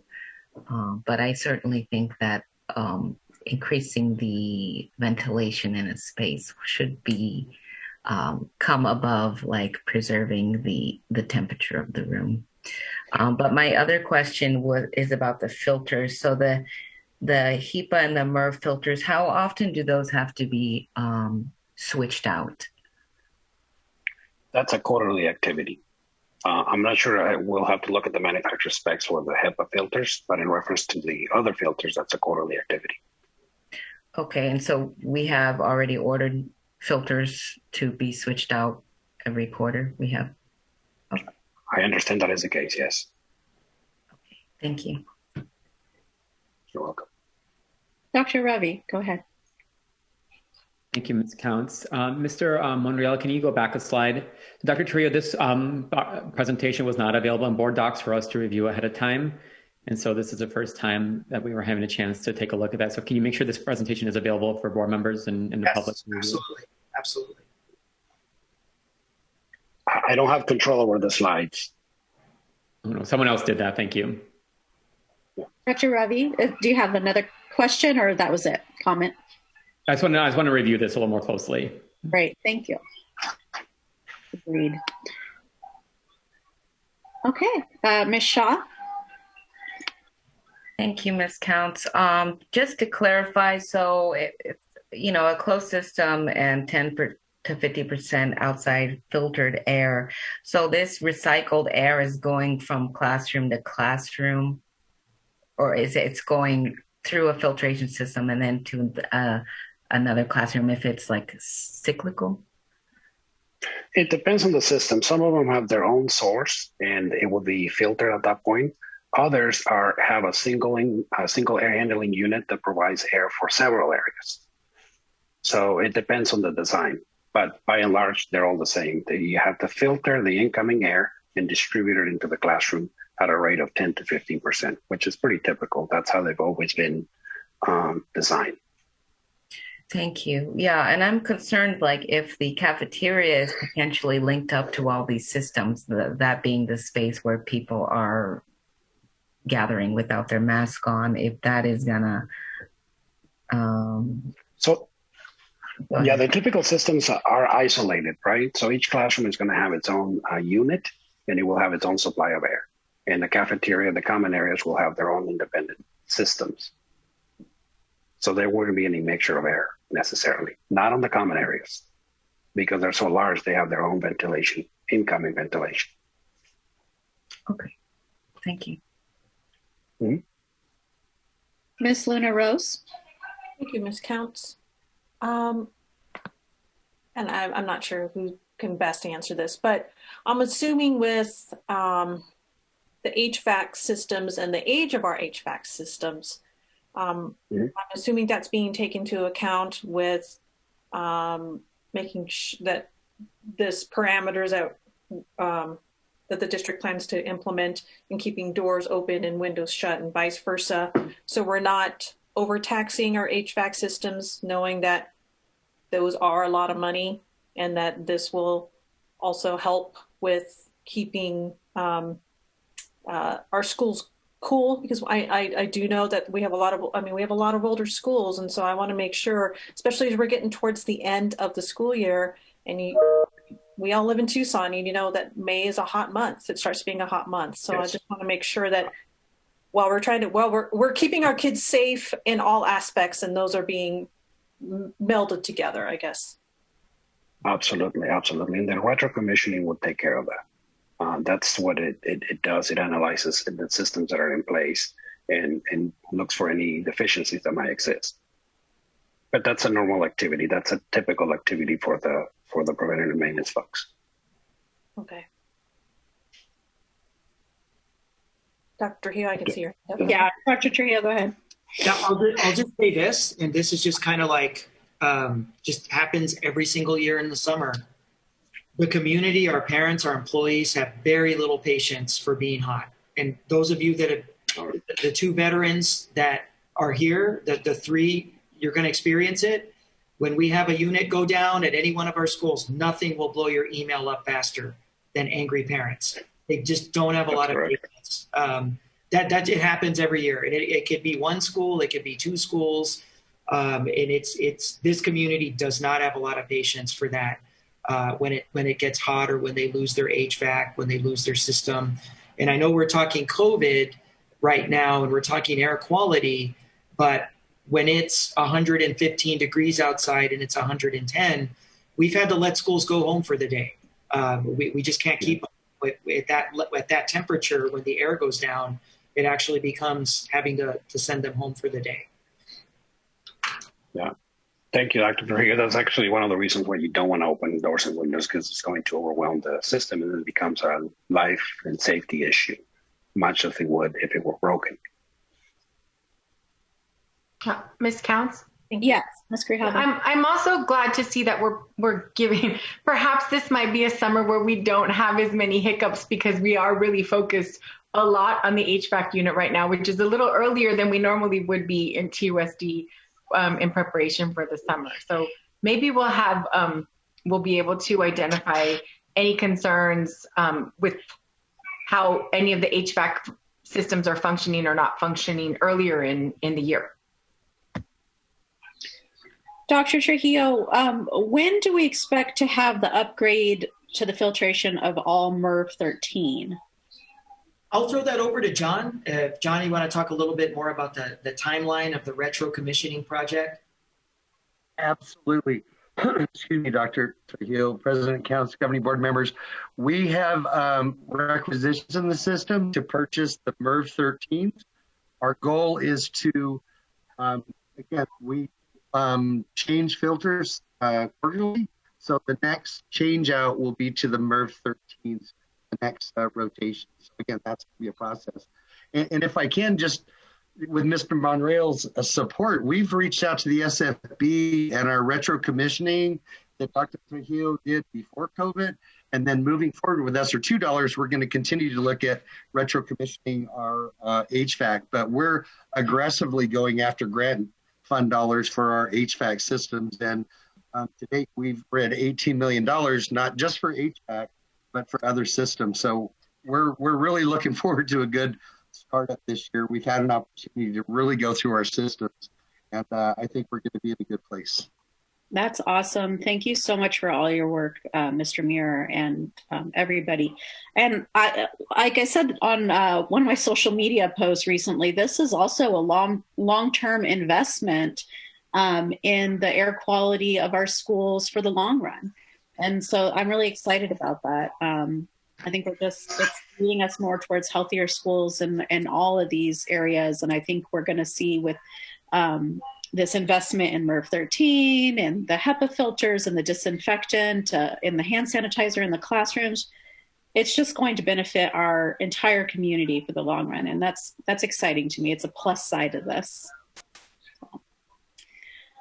All right, Dr. Trujillo. Yeah, I'd like to shift it now over to Mr. Lambert to talk a little bit about, and I think we have our professional development specialist in PE to talk a little bit about the protocol in our physical education classes. It's not as expansive because performing arts is massive. With PE, we're really kind of just talking about the actual just class, not program. We don't have a program. But to talk a little bit about that, our safety protocols inside of those physical education classes. Mr. Lambert, if you're on. Yes, thank you. I'm going to share screen. There you go. All right, great. So we sat down and we've come up with some protocols aligning very closely with interscholastics. So it's just some general protocols. All physical education classes will be following our district's COVID protocols with social distancing. Face masks will be worn at all times, including during activities and physical exertion. Teachers are going to be mindful of that. So we don't want kids who may have asthma, let's not have them running a mile. Let's be smart how we're using those. Students are going to use hand sanitizer before and after participation. And students must utilize their own water bottles, and those are going to be refilled at the water stations. Like Dr. Ashcraft shared, PE locker rooms will not be used. We don't use those for PE or for interscholastics at this time. Physical education classes won't be dressing out at this time. So we're going to ask, just like fine arts, students to come prepared for class. Restrooms are going to be, we're going to ask them to use a restroom near the area with 1 or 2 students at a time in the restroom. Equipment will be wiped down and cleaned in between cohorts. So that could be in between classes, but it also could be in between students as they move around, be it the field or in the gymnasium. Weight rooms at this time will not be used. We're asking the weight room, the classes to use other areas and do more body weight and things like that.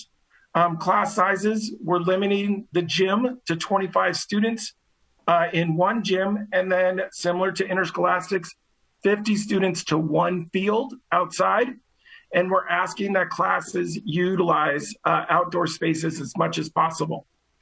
Now, since we aren't using locker rooms, we are asking the PE staff, with collaboration with administration, to designate a secure locked area for students to place their backpacks or personal belongings during the period. And I'll open it up to questions. Ms. Grijalva and then Dr. Ravi.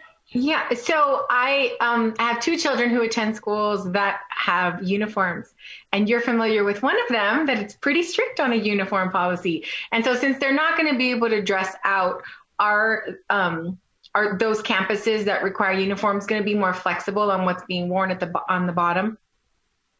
I believe they will. I do know that in collaboration with some of the PE teachers, they'll also be looking for ways to that you don't always have to be outside. I know that often in May, we try to provide maybe more health classes, things that we aren't outside when it's 100 degrees.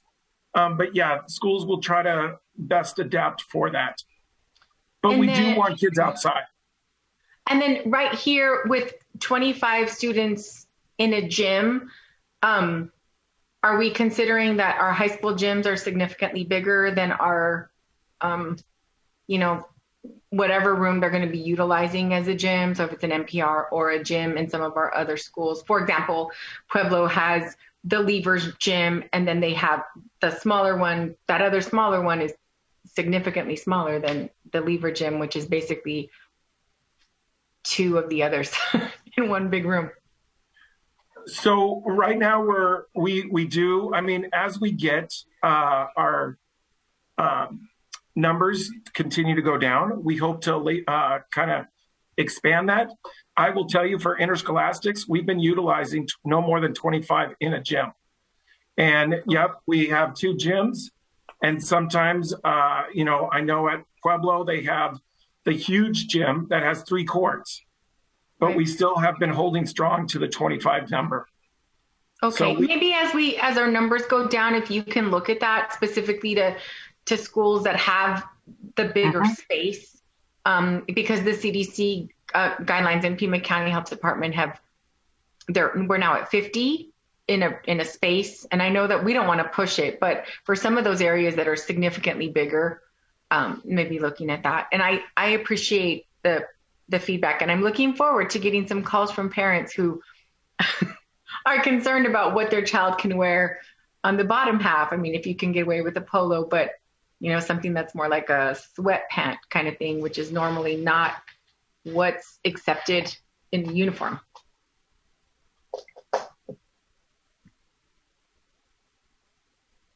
Dr. Ravi? Thank you, Ms. Counts. So I have not looked into the details of public health data on these questions. So I'm not sure if you have the information or what led to these decisions. My 2 questions are, you know, why are locker rooms not being utilized? I know it will take longer because we need to limit the number of people there at a time, but, you know, especially with when it gets warmer, there's outdoor sports or other kinds of things, you know, why was the decision made not to allow locker rooms to be used for our students to change? And second question, on the mask usage universally, you know, for outdoor sports and things where in most cases, you know, the players are distant from each other, like, you know, I mean, baseball or soccer, when there's, you know, minimal times that they're close to each other interacting, like, why the universality of the mask mandate for outdoor use? So both great questions. Thank you, sir. As we stated, we're really trying to align with interscholastics. AIA just came out recently in the last week of lessening the mask for sports such as you brought up soccer. We're right now working with legal counsel to kind of look at how we can provide our students that opportunity. Currently, when we're on campus, it's all people wear a mask. And so I will tell you, throughout the winter sports, all athletes wore masks, regardless if they were playing basketball or soccer.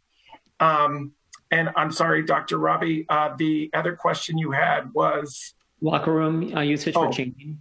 Thank you. That was a directive that started with interscholastics through the AIA. The AIA had said that we weren't using locker rooms.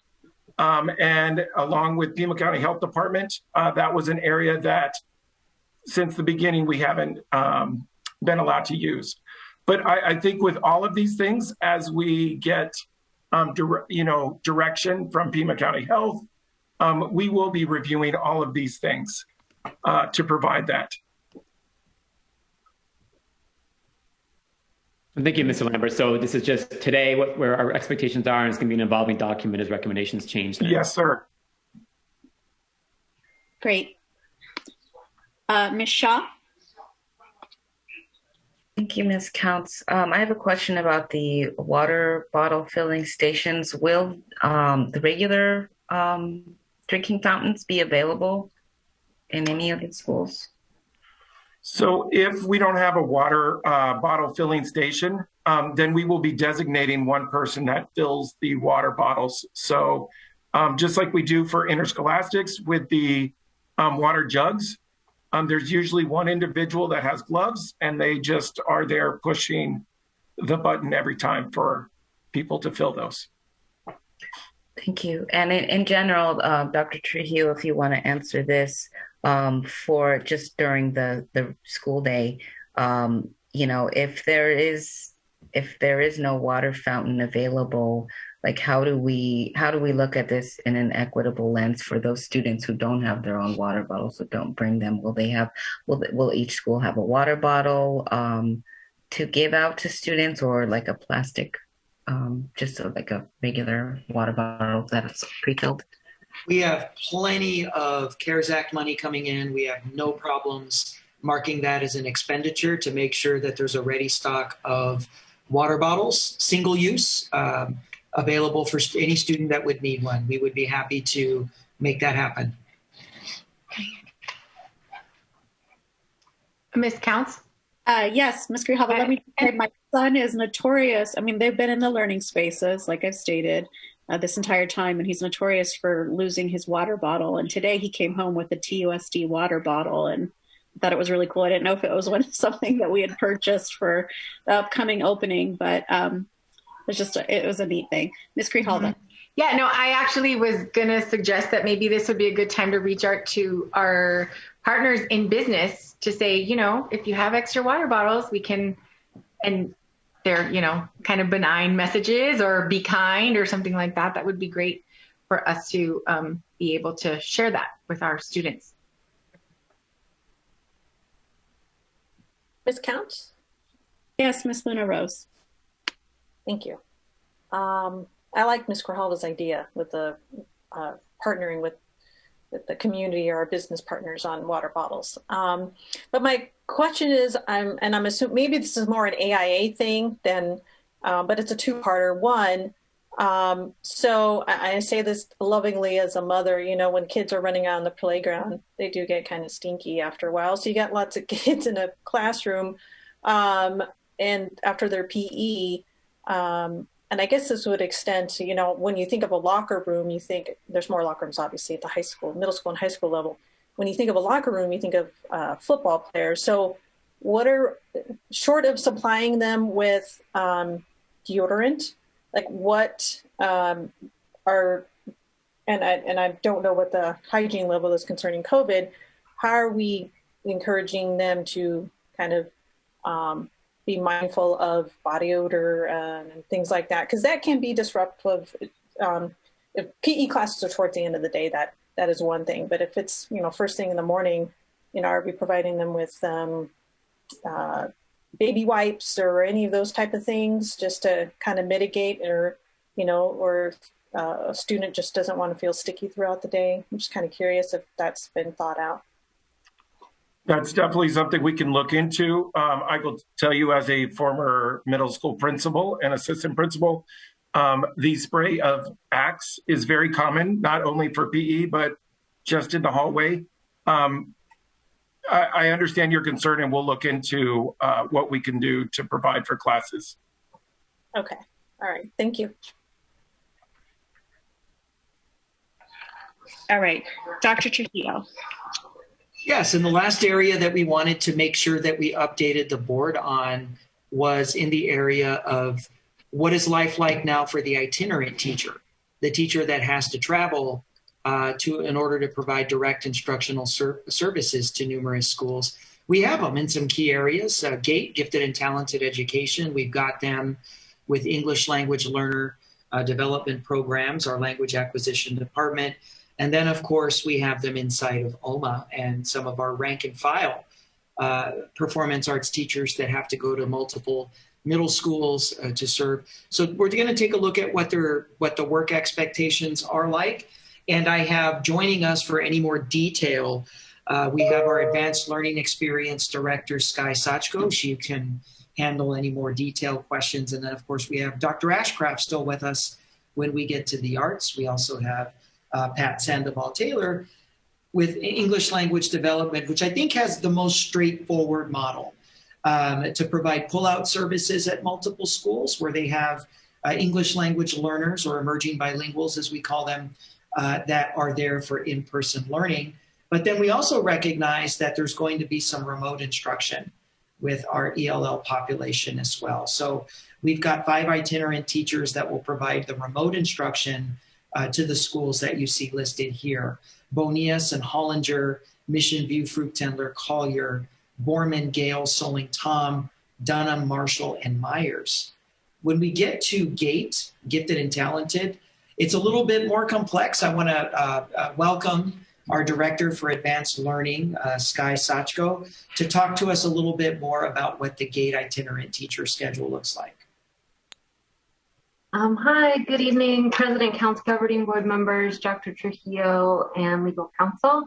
The GATE itinerant teachers, as you can see from the slide, they'll be teaching either remotely or in person, depending on what students have selected and depending on the site. So, for example, to kind of get a picture of what this might look like, the GATE itinerant teacher might go to an elementary school in the morning, instruct the pull-out students that are there in person. These sessions, the GATE pull-out sessions, are 90 minutes each. And then in the afternoon, they might take the remote students from that site and have them do their pull-out remotely. So as you can see, we do have about 30 schools that have 5 or fewer students who have chosen in-person learning. And so those students will receive instruction through Zoom. So that way the kids can still all join the class at the same time. Are there questions that you might have or additional details you'd like? Anything on GATE? Thank you, Sky. Very informative. And then for the arts, I'm going to welcome Dr. Ashcraft back to give a little bit more detail. But the general concept is making sure that itinerant music schedules are designed and developed around those base or home-based middle and high school schedules. And that there's got to be a level of flexibility for the elementary schools in terms of adapting their schedule to be able to, the greatest extent of their ability with that bell schedule, to maximize the use of the itinerant that's been assigned to the school, to at least ensure that there's 30 minutes of instruction going on twice a week. Dr. Ashcraft, if you'd like to provide any additional detail, and also talking about the middle and the high school itinerant teacher schedules as well. Thank you, Dr. Trujillo. President Counts, school board members, and legal counsel. As you probably know, our itinerant band and orchestra teachers work in as many as 5 schools. They have a base assignment of either middle school or high school, in which they teach 2 or 3 periods every day. And then they work in the elementary, mostly feeder system schools, twice a week, as you see on the chart here, 30 to 40 minutes twice a week, instructing band or orchestra in the elementaries. So we're happily working on this right now. We have the middle school and high school hybrid schedules established, and the elementary principals have been working with us very closely to get the instrumental music into their elementary schools.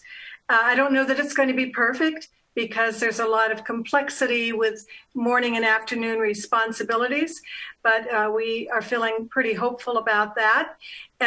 We will be introducing instruments. It'll be a big recruitment effort, of course, for next year. We can't guarantee that we're going to have any major concert at the end of the year. We only have about 9 weeks to get this accomplished. There will be a limited number of instruments going out because of the necessity of cleaning, like we did with the middle school and high school instruments last summer, every single instrument that's in the elementary schools. But our 2 instrumental repair technicians have started that as well. Now, the OMA staff, the arts integration specialists, and the teaching artists are going to be able to remain in the schools that they are currently serving.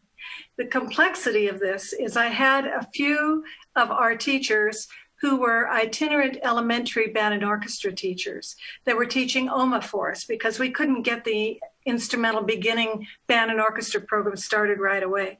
So they are now going back to their original assignment and will have to abandon the ability to teach the arts integration OMA model.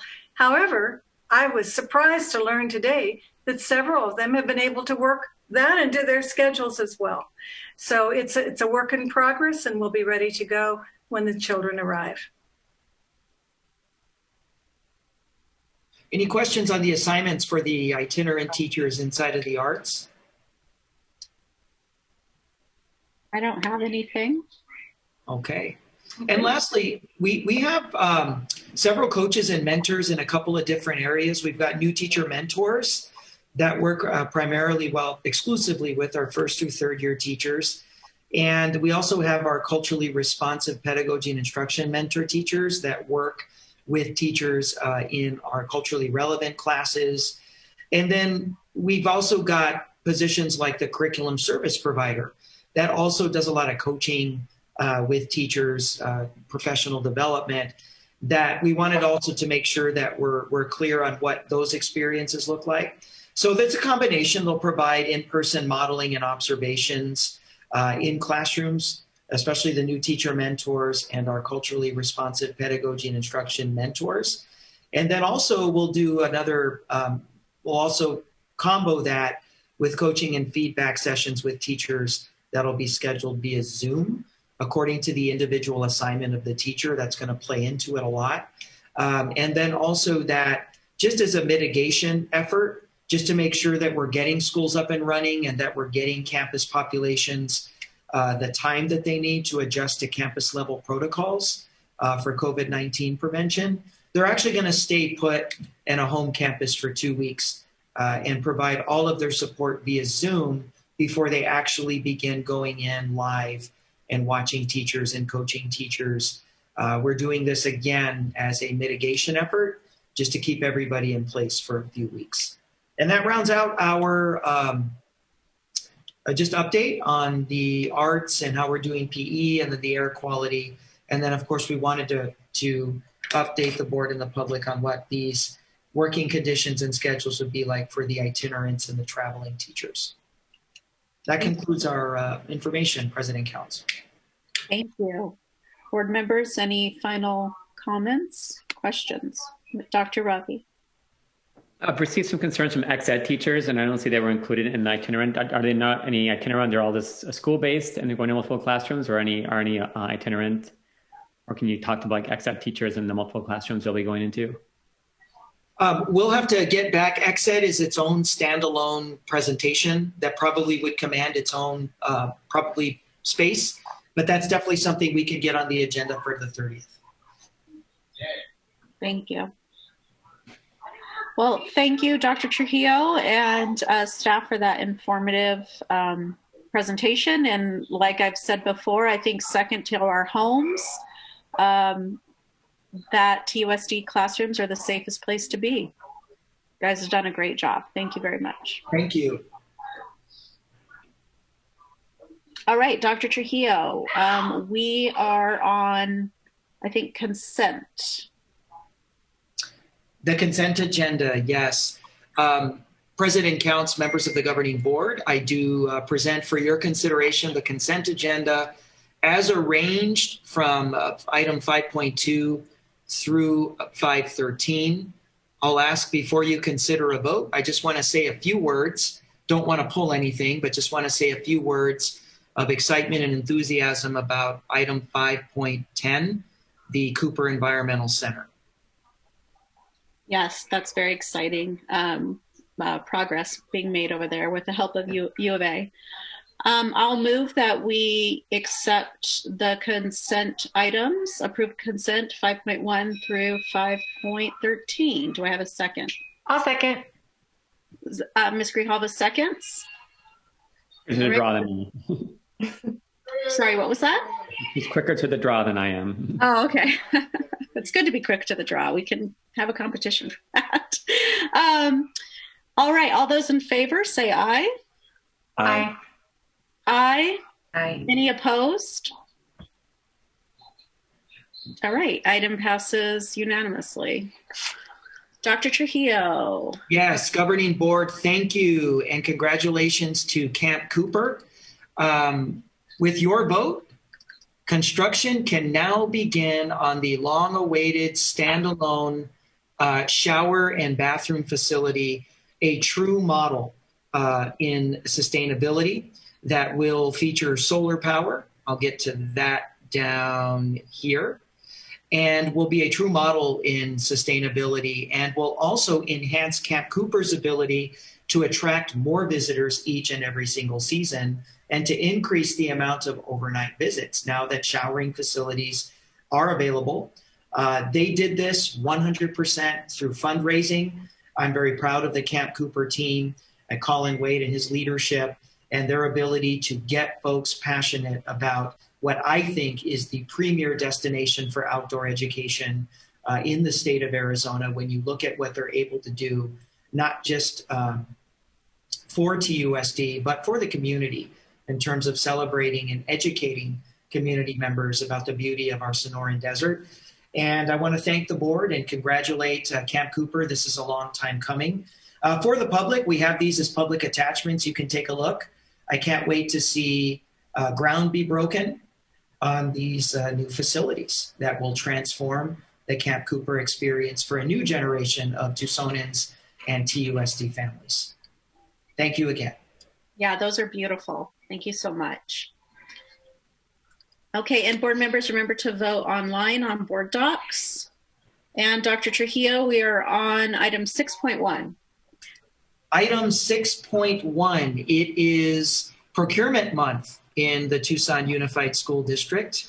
And we want to celebrate who I've long said are the unsung heroes of the district. They do their work quietly, diligently, professionally, and they do it very passionately. And they are exceptional at making sure that the district, that all of our leadership team and all of our managers and supervisors and those that make purchasing decisions are always on the right side of procurement law, and that our vendors also are always acting with integrity and always acting in full compliance with procurement. And they keep the district acting in good faith and compliantly and as an example of ethics and integrity when it comes to procurement practices and law here in Arizona.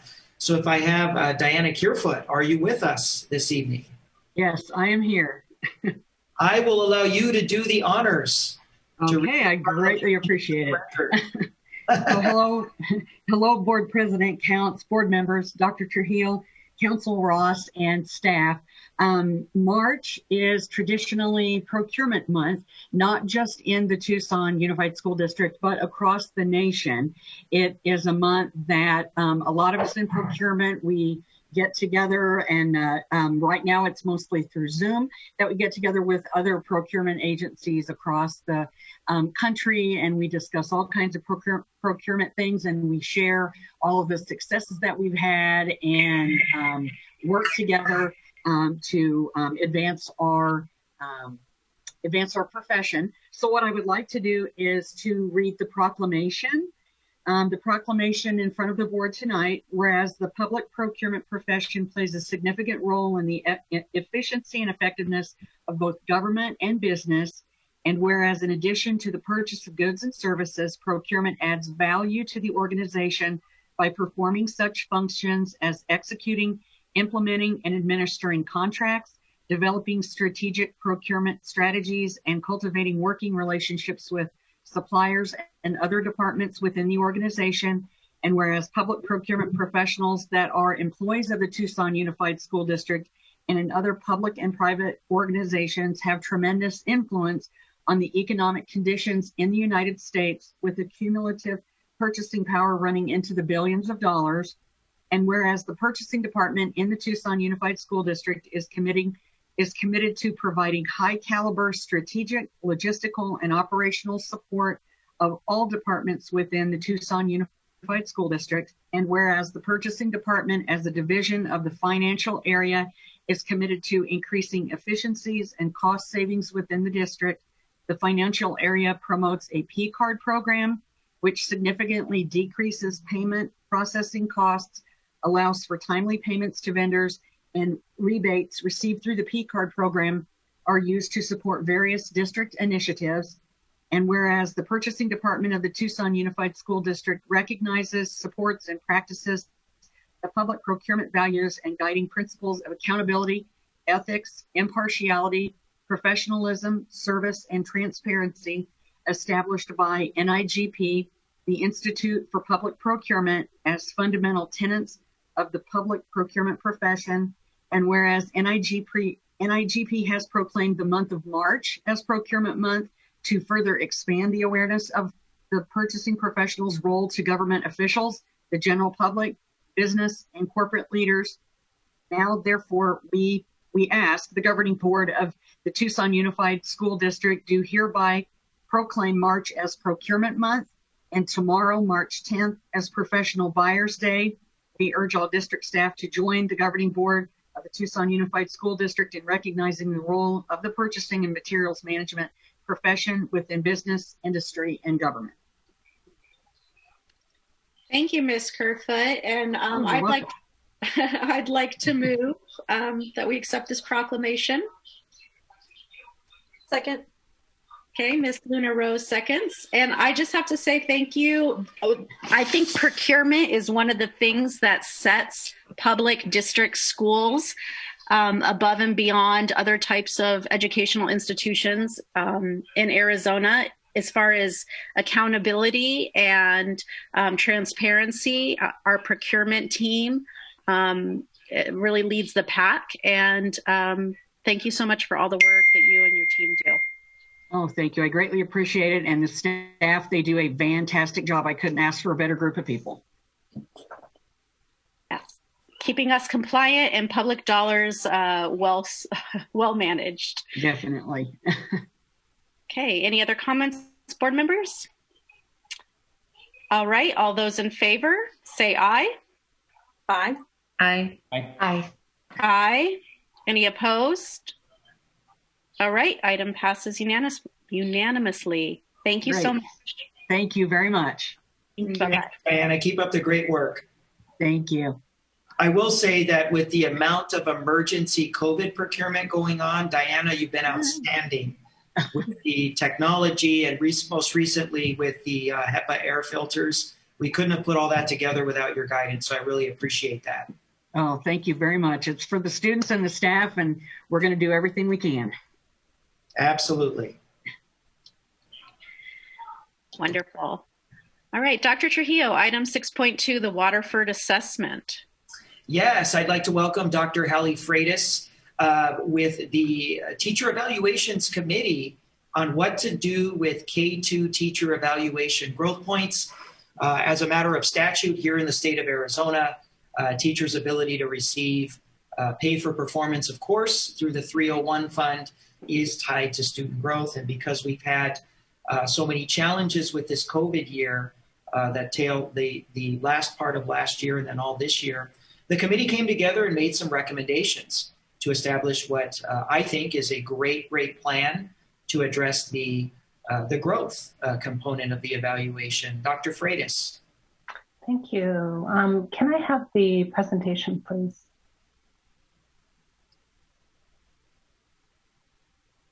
Great, thank you very much, Jean.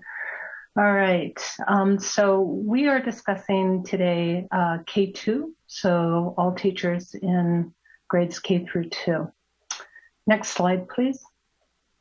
So just to give everyone a refresher on the teacher evaluation, the teacher evaluation model is divided into 4 parts. The first part, which is the largest, or the blue part of the pie, is the Danielson rubric. And so that is the responsibility of the principals to observe the teachers. The next biggest part is academic growth. It's 33%, the red part of the pie. And that's what we're talking about tonight with our teachers in K through 2. And then the remaining pieces of the model are the student surveys of teachers, that's 10%, and then the teacher self-reflection is 1 point or 1%. And then on the left-hand side of this slide, it just shows you the scaling. So for growth, teachers typically get 11, 22, or 33 points. Next slide, please. Alrighty, so we have transitioned this year to the WACS early literacy assessment. And so we administered it for the first time in the fall, and we're quite surprised at the results of our data. And we heard a lot of concerns from teachers, especially kinder and first grade teachers, that the scores were really inflated and didn't represent what was going on with early literacy in their classrooms. And so we asked WACS if we could have a comparison of TUSD scores to the national scores. And in fact, our scores are well above national scores for every grade. And so that also heightened some concerns that there might have been some parental guidance for our youngest students in filling out these surveys.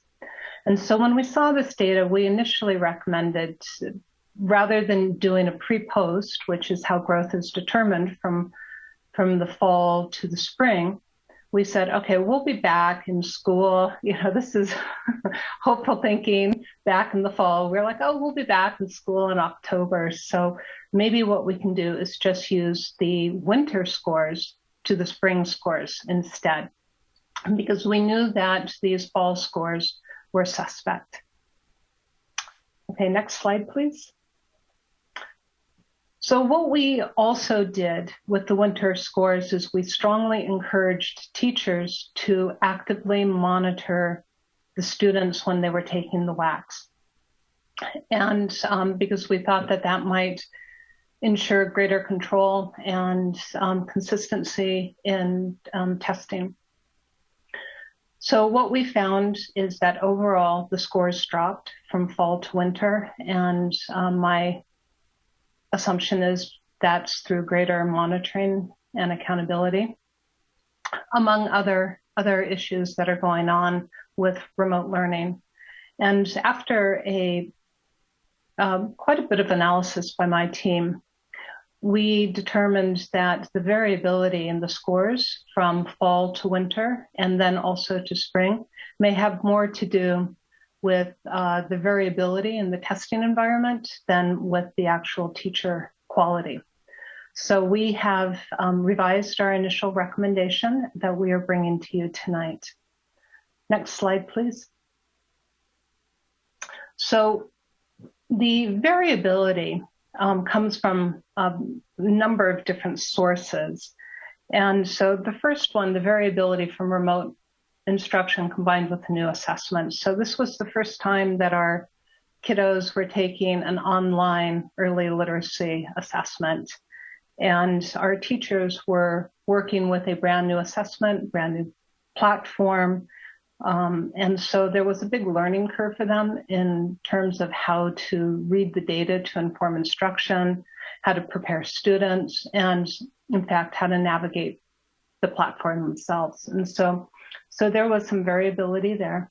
There was also variability in the test monitoring because it was remote, and there are inherent variabilities when a teacher cannot supervise all students in a classroom. And those variabilities include a home environment and as I said before, adult support, and not intentional. I think adult support was really to support their children, but in terms of assessment, it's hard to know how much a student knows and doesn't know when they are being supported. So we didn't know what the true indicator of early literacy was for many of our students.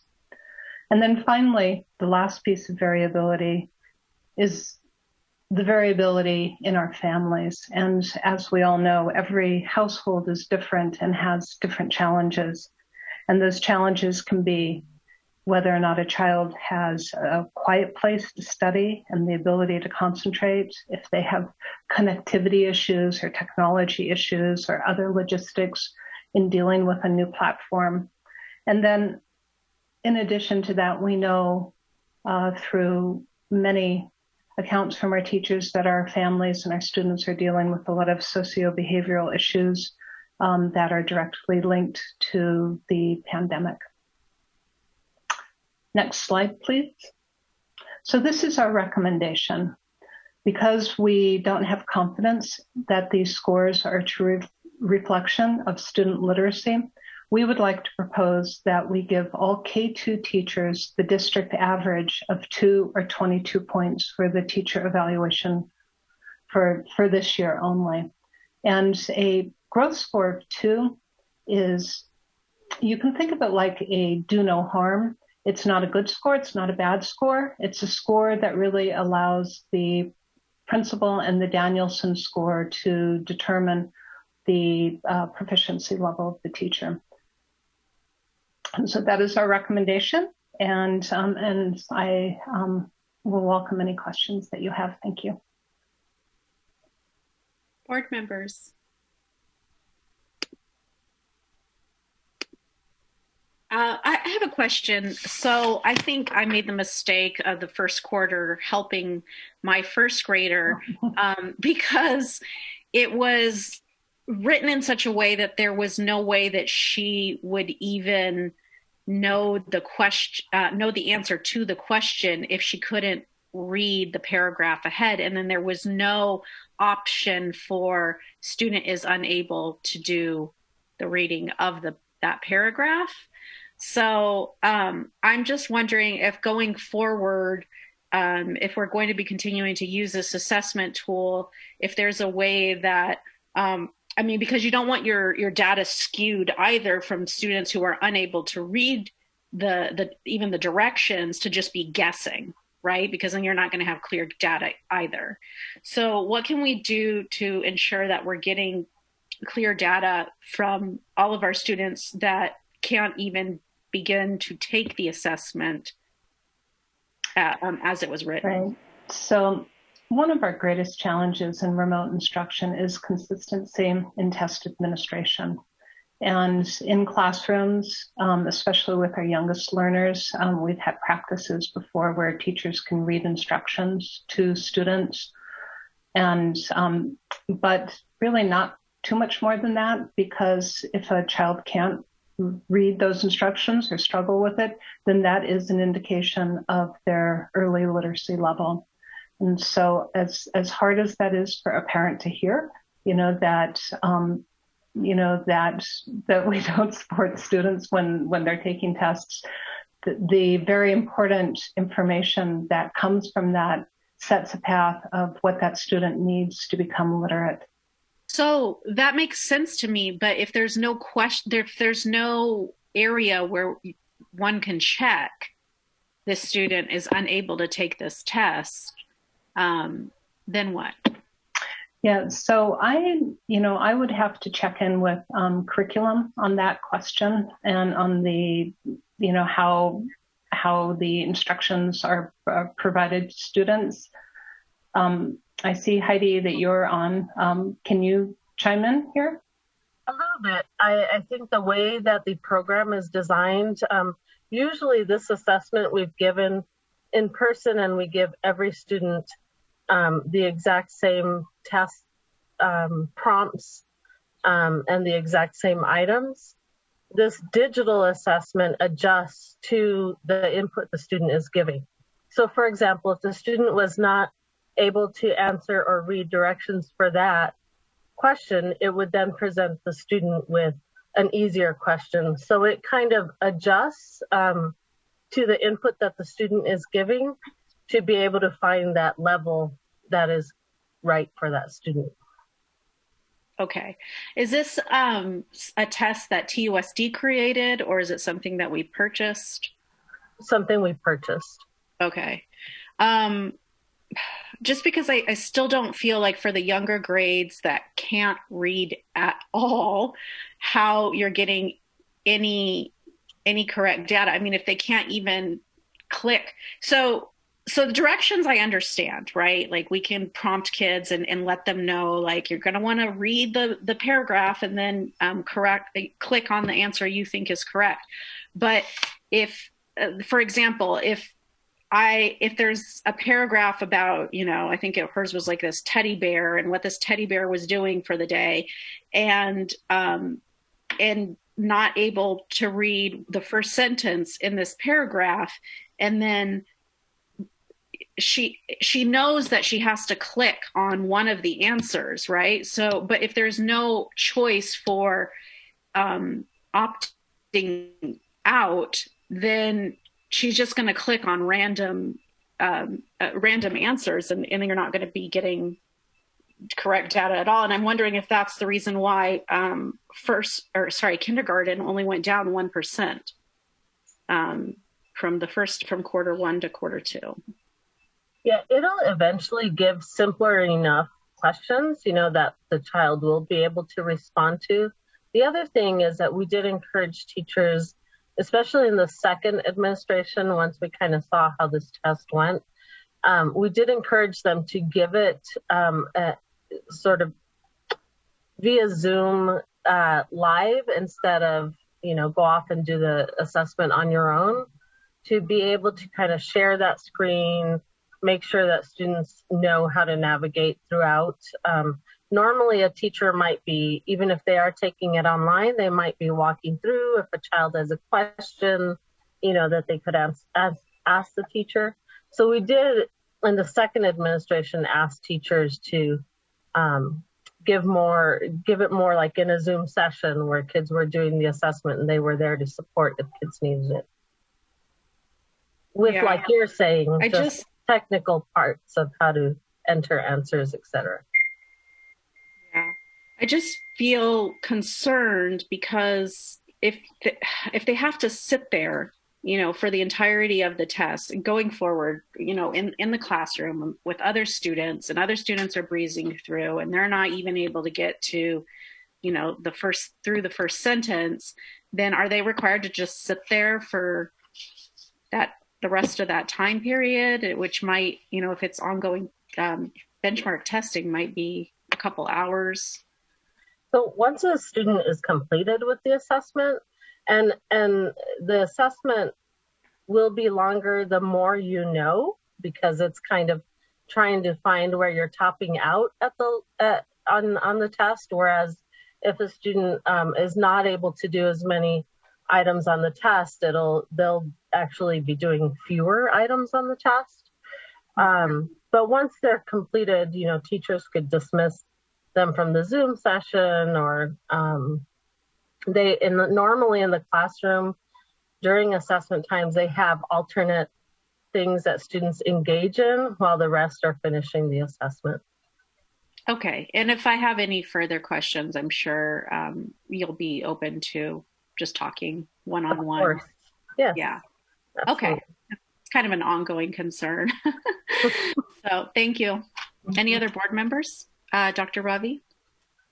Thank you, Ms. Count. So I understand before us today is not like an assessment of WACS, whether we should be using WACS, but really just the recommendation on how to do the evaluation piece for teacher evaluations K-2. Is that correct? Yes. Right. I think these data is really weird, right? Because I don't understand why K1 in winter were still so much above the national average, but 2 and 3 went down to the national mean, more or less. And that seems really odd. I'm not sure why that is compared to the national average in the same school year testing. Some schools being open in person and some remote. So I don't know there's a fair way to use the data that we do have to make any assessments on teachers. And so thank you for bringing this recommendation to the group here. Can I move the item? Yes, and I'll second. Ms. Shaw? Oh, I had a question, if I can ask it now or go ahead. If I should wait. Well, I wonder if, like, with the Waterford assessment data, if it's skewed and, there's no hope for it, like, are we going to continue using this program? And if I'm not mistaken, like, the assessment part is like part of the package. And so if we know moving forward that the assessment in Waterford isn't going to be accurate, like if we're going to continue on with this program in the future. Ms. Shaw, some of my greatest concerns about the assessment results have more to do with variability in the testing environments than the actual assessment itself. And I believe that if we were in person, that we might have, in fact, I would predict that we would have very different results. Assessing in remote environments has been one of the big challenges for our district this year. Thank you, Ms.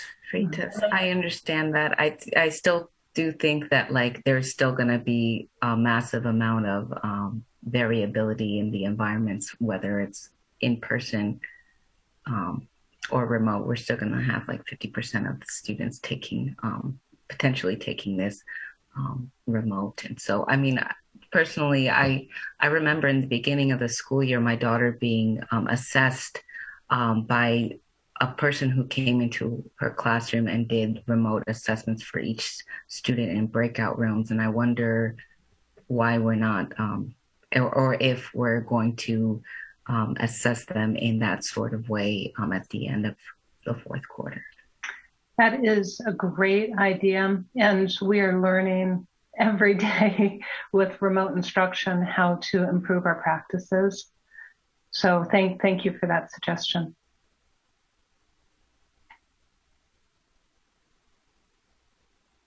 Okay, board members, all those in favor, say aye.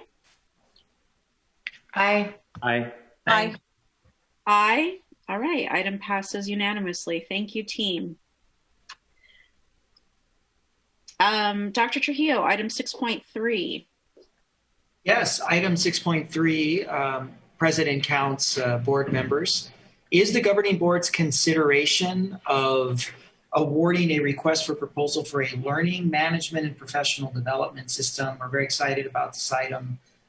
This will now become the infrastructure for which remote learning will now live. A lot of universities, community colleges have a standard platform that they use for their distance learning, and now TUSD would be among them. So talking tonight about this product and this award, we've got Mr. Blaine Young from a technology perspective, and of course our Assistant Superintendent for Curriculum and Instruction, Mrs. Flory Hewitt. And for any questions on procurement, our procurement specialist, Diana Kierfoot, is also on hand to talk about this. It's important to note that the funds necessary to fund this learning management system will be coming from ESSER, also known as CARES Act dollars, that we will be able to use it. And it is a 10-year contract that will be at the district's or at the governing board's pleasure.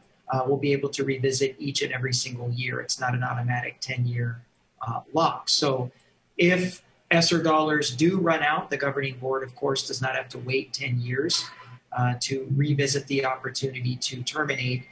It's something that can come up every single year. So with that, we'll go ahead and turn it over to Mr. Young, Mrs. Hewitt, and I'll have Diana, if you could be on standby for any procurement or contractual related questions.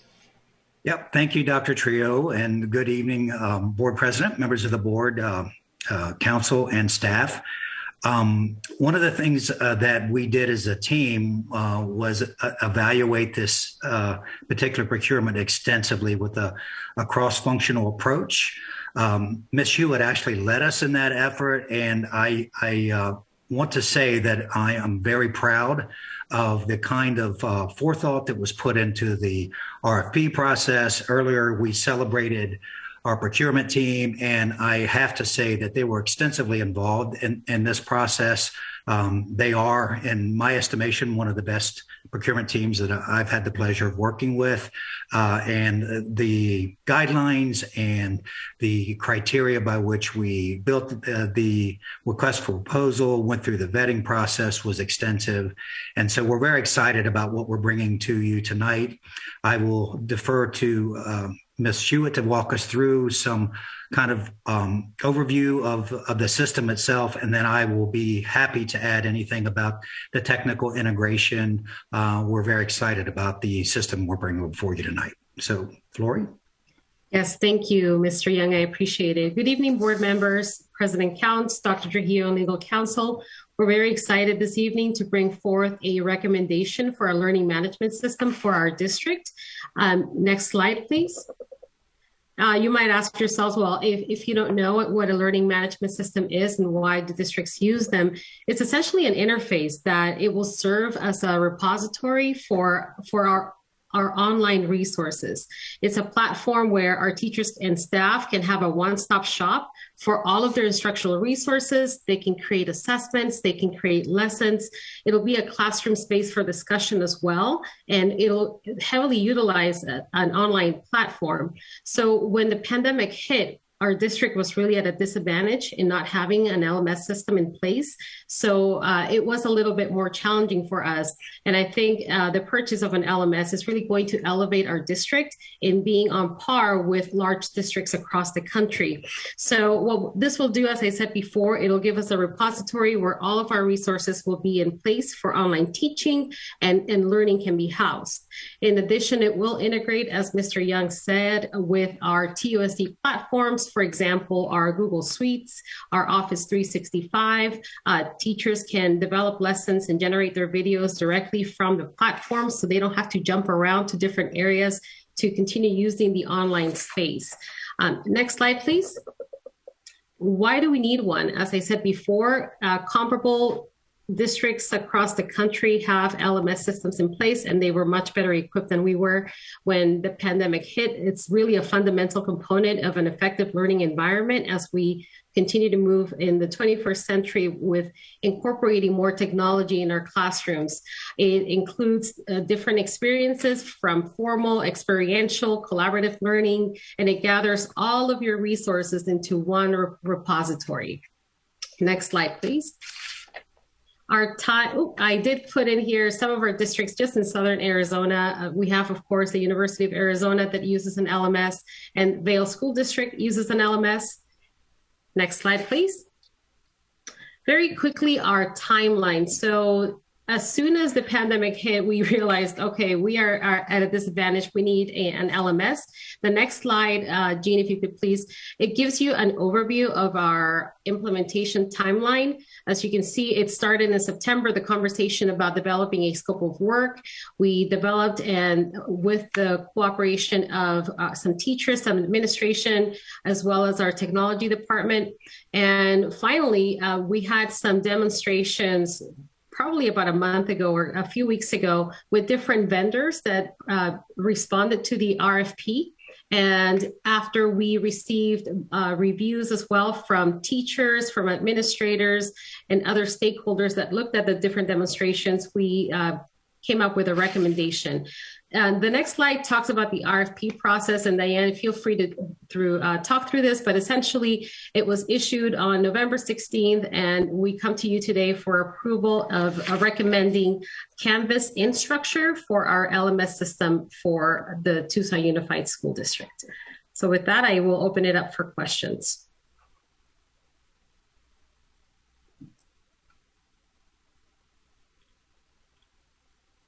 I don't have any questions. Other board members? Ms. Shaw and then Dr. Ravi. Thank you, Ms. Counts. Is there any way for us to view just the way it looks? Do you have that available now? I think I would be happy, or Diane, you would probably be the best to invite the vendor to show a demonstration of what it might look like, what it's going to look like for our board members. Yes, we can do that. We could set something up. And we also have the presentations that the vendors gave. So the vendor that we're coming forward with the recommendation, I can certainly give all of the board members access to their presentation, and you can take a look and see what it is that the committee members saw, and we did have we had a committee of voting members, and then they actually brought in, and Dr. Trujillo had brought in several other people from different school sites and different departments. And so we really had a huge group of people that came in, gave a lot of time and effort looking at everything, and really nailed it down and picked one that I think is, I learned a lot from the process. So I think everyone's going to be pleased, but we can certainly give you access, let you see that. If you do want us to bring the vendor and do a Zoom and have them show you, and answer any questions, we can certainly do that. Thank you. And real quick to follow up on that comment. So it was vetted by some classroom teachers as well? Correct. Okay, thank you. Dr. Ravi. A question about the financing of this or purchase of this. So, Dr. Trio, when you mentioned the use of ESSER funds, and if the ESSER funds run out, we can consider other options. This is for 10 years. So, just a clarifying question: like, how long can we continue using ESSER funds if we don't run out? Well, the ESSER funds are only going to be able to carry over for 2 years. So, but it's not a 10-year automatic locked-in contract. The governing board can consider termination at the end of every fiscal year of this contract. So if we can't, if we're hitting a tough financial year and we can't come up with the $232,000 annual fee, then there is that escape clause. You do have that opportunity, Dr. Gravoy-Shaw.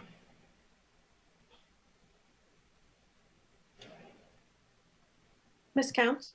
Yes, Ms. Luna Rose. Thank you. Does this program also, are we going to, my question is about hotspots. Are we going to make sure that our students are going to have hotspots and working laptops and those type of things before we're implementing a new program? I can take that, Ms. Rose. As you know, in our environment today, we have extensive numbers of hotspots that are deployed across our families. We've done the same thing with student technology. We're continuing to add to that. Even now, the governing board will see additional purchases that the district will be made. Also, in planning for the upcoming school year, Dr. Trujillo has been meeting with our team, and we're going to ensure that we continue to have the hotspots year over year and making provision for those. The other thing that we will be coming back before the board on the March 30th to present a 5-year capital plan. And part of that capital plan, you'll see additional technology investments that we want to put before the board as we plan for the long-term future of our district. When we met last time with the governing board, one of the points that board member Grahava made is we don't want to lose the gains that we've made through this pandemic year, particularly in leveraging technology. And we certainly are planning so not only that we don't do that, but we continue to add to our capabilities. I don't think there's a single component that we will add that will have as broad an impact as this system. And what Ms. Hewitt outlined of what the system does for our environment, if we think about last spring when we put the framework in place, and one of the things that we had heard feedback about was how many different applications a teacher had to use or a student had to navigate. This coalesces all of that together in a unified framework and system so that it makes it easy to access all those things. You're going to have to. But the short answer to your question is yes, we're absolutely going to do that. But we also want the governing board to understand that how strategic this is for us and making sure we're well postured as a district with technology. Thank you. I look forward to looking at this program as someone who likes new technology. I look forward to the presentation. Thank you. Ms. Shaw. Thank you, Ms. Counts. Mr. Young, maybe you could answer this one. So the purchase or the potential purchase of this LMS, would that negate the subscription of things like Clever, which sort of organizes it, at least for elementary schools, in a similar way? It complements it. So Clever does two major things as a platform. It allows us to roster. And as you know, we have varying applications in our district for instructional supports and then just for day-to-day classroom management. So that's one of the things that it does is it rosters students to teachers of record. The other thing that it does is that it provides a common single sign-on portal. That's where there'll be complementing between the platforms. Most of the platforms we looked at integrated with most of what was in our lineup. This one in particular integrates quite well with what we have in our portfolio. So it will complement the systems, not necessarily replace them. So this system everything will still be purchased as it was before, and this is just another purchase. It's not gonna because I feel like we do need something like this, but I would think with everything that we have purchased so far that maybe this would make it so some of those things wouldn't need to be. I should make, Shaw, I should make an important point. Clever does not cost the district. Their model and how they integrate into school environments is they absorb the cost with the vendor contracts that they have. So that's free to our district. It's just the labor to put it in place. Clever, when we put it in place, solved a lot of rostering problems for the district that we had. So I think that the net value is very high for that platform. The other thing that I would say is that we're always looking to reduce duplicity of functionality each year. So we certainly would look at that as we implement the Canvas LMS system. Anywhere where we have duplicity, there's certainly an opportunity to do that. And I think in one area in particular is with the PD component that is in the Canvas platform. Yes, and if I could also answer that for Ms. Shaw, and Blaine just mentioned it, the PD, the RFP that we put out was for the learning management system as well as a professional development system.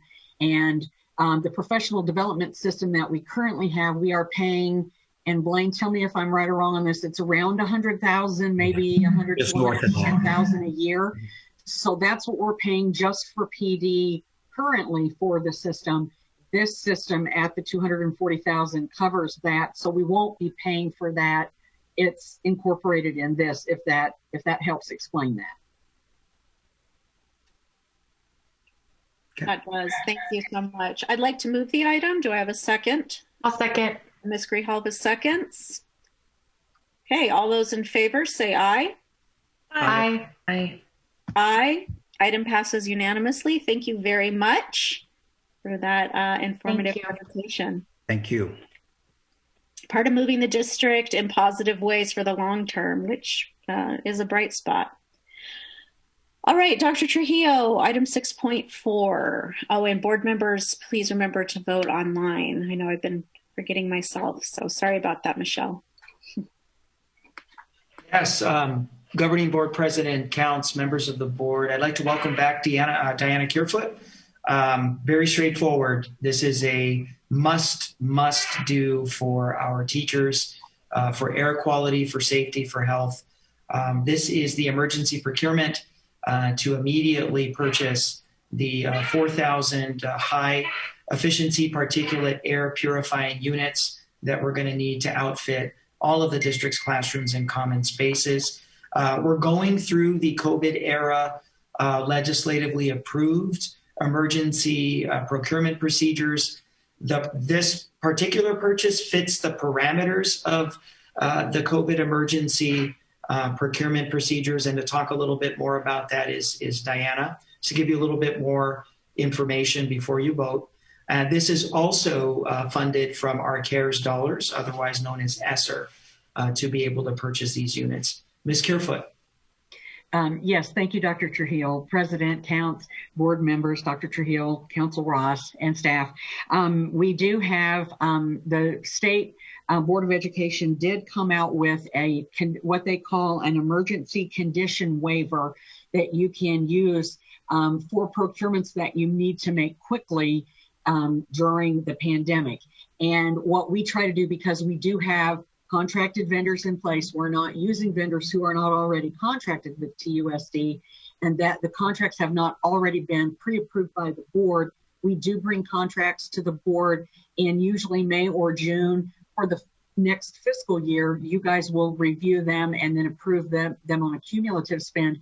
So operations has chosen a vendor who is underneath that contract, who can meet the needs and be able to get these air purifiers here in time. So I did make a determination along with operations and Dr. Trujillo that we would like to bring this to the board and have you go ahead and approve to let us purchase these so we can outfit the schools by the time school starts on the 22nd. Thank you, Ms. Kerfoot. And I have a quick question. Has the filters, the replacement filters, been ordered yet? Is John Muir on here. I don't see him. I'll have to check on that. I know they've sent quotes over. We have the machines, but I will check to see about the air filters, and then I will have the board get back, or I will operations, or I will get back to the board. Okay, Dr. Trujillo. The replacement filters. Yes, we can collect that information from purchasing and distribute it through the board office. So all of you have it we're talking about the replacement filters for the new units, right? Yes. Correct. Yes. Yes. Okay. Okay, that'd be great if we can just get that in an email. Okay. I'd like to move the item. Okay, Ms. Grijalva seconds. No, that was Miss Luna Rose. Oh, sorry. Miss Luna Rose seconds. All right, any other comments, board members? I do have a question, sorry, or I guess maybe a comment. Mr. Muir did say that the filters were purchased already, and so I wonder if it's within that $250,000 that we're voting here, or if, you know, potentially we still will have to make another purchase down the line. As far as I know they're looking at the MERV filters, so he might have been mentioning that, but this alone, I think, was just for the units themselves. But I'll check to see if he had included the replacement filters in on this one. The information I have, it's just the purifiers, but I can definitely find out and verify for sure. Thank you. Okay, all those in favor say aye. Aye. Aye. Aye. Item passes unanimously. This is huge. Thank you, Dr. Trujillo, and everybody. Thank you so much. Thank you, everybody. Appreciate it. It's wonderful. All right. I was going to say Dr. 6.5. Dr. Trujillo, item 6.5. Yes, President Counts, members of the governing board, we're back with benefits. When we first joined you, we had a study session on benefits, and we heard the board loud and clear. We heard the board talk about a direction that wanted us to see us relieve the cost burden specifically for employees on our family plans, employees that have dependents, married couples. Wanted to see the district shoulder a little bit more of this year's increase than seeing the employees shoulder the bulk of that increase. So what we've done is we've gone back to the drawing board in full alignment with that direction, and we've got some revised benefits numbers to review with you tonight in terms of adjusted funding levels that sees the district shouldering the bulk of this year's increase. And in a lot of instances, in a lot of tiers of service on each one of these plans, relieving and in some cases actually reducing the monthly premiums that our employees are paying for. I'm not going to go through the entire presentation. You've already had a study item on this. So the background on the Employee Benefits Trust and the functions of the board. And I think that now it's just kind of about getting to the proposal so that we can have a discussion and hopefully get a vote tonight. So I'm going to begin here with just a quick snapshot of where we are now, where we came to you at the study session, and what we're now seeking to do in a revised proposal for next year. So here's our, this is a new plan. We talked about the high deductible health plan, 3,000. This is if, hey, I don't want any additional increase coming out of my weekly paycheck. Keep me the same. Well, now we have implemented, we're offering this new plan where if an employee is comfortable with their deductible being 3,000 instead of 1,500, they don't have to see any kind of an increase coming out of the their biweekly checks. You can see that the TUSD contribution rate here has us at 95% for the employee with no dependent, 80% down the line for the other tiers of service. When we go to this is the plan, the high deductible health plan at the $1,500 deductible mark. This is where you start to see the changes. This is not a new plan. So any employee that doesn't want to see their rates change, they don't want to see any additional dollars coming out of their paychecks, they can elect to move from the $1,500 deductible on up to the newly established $3,000. So here's where the numbers start to change from our initial proposal. So you can see that TUSD, when we initially came to the table, we were going to shoulder 91.8% of this level of service, which is the employee with no dependent. We're now going to raise our responsibility to 92%. You're going to start to see the district shoulder even greater percentages of the increases this year as we move to the other tiered levels of service, the employee and spouse, the employee and one dependent child, and of course the family. You can see that our original proposal was for TUSD to shoulder 69.2% of the overall cost for an employee and spouse. Now we're jumping to 75%. You can see here with the employee and the dependent, the child, we were going to shoulder 72%. We're now going to be jumping to 75%. You can see here with the family plan, TUSD, we were initially planning for 69.2%. We're going to jump up to shoulder 75%. So you can see those increases, and we'll see what they'll look like dollars-wise. Down below on the PPO plan, historically, and you can see that because this is our current 2021 school year, historically, the district hasn't funded the greater percentage of this plan. We've usually funded a smaller percentage of this plan in order to be able to shoulder a greater percentage of the plan up in these higher levels of service. Certainly here with the high deductible or with the high deductible 1,500 and the establishment of the new plan. But you can still see that we are making some changes from our initial.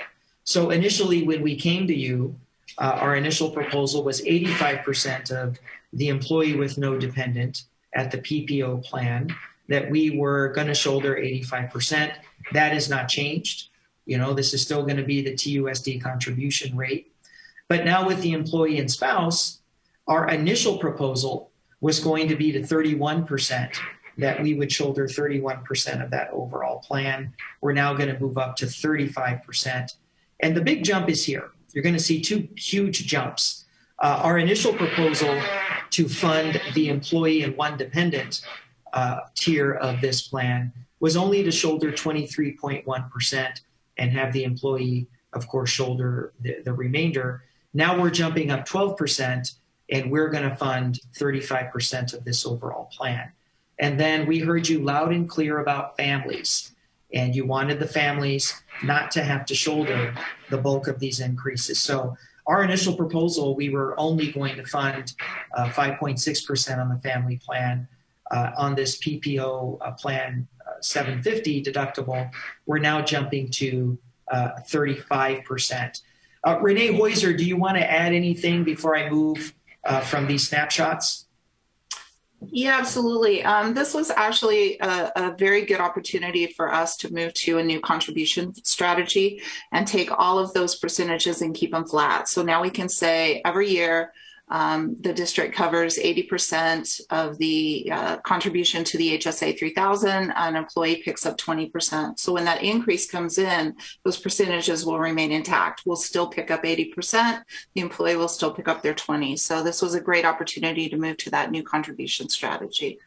Renee, if I can ask you, and especially for the viewing public, why historically with the PPO plans, not just this year, but in previous years, have we not shouldered the majority of the overall cost when and always historically in the high deductible health plan at the 1,500 level, we've always shouldered significantly more of the cost?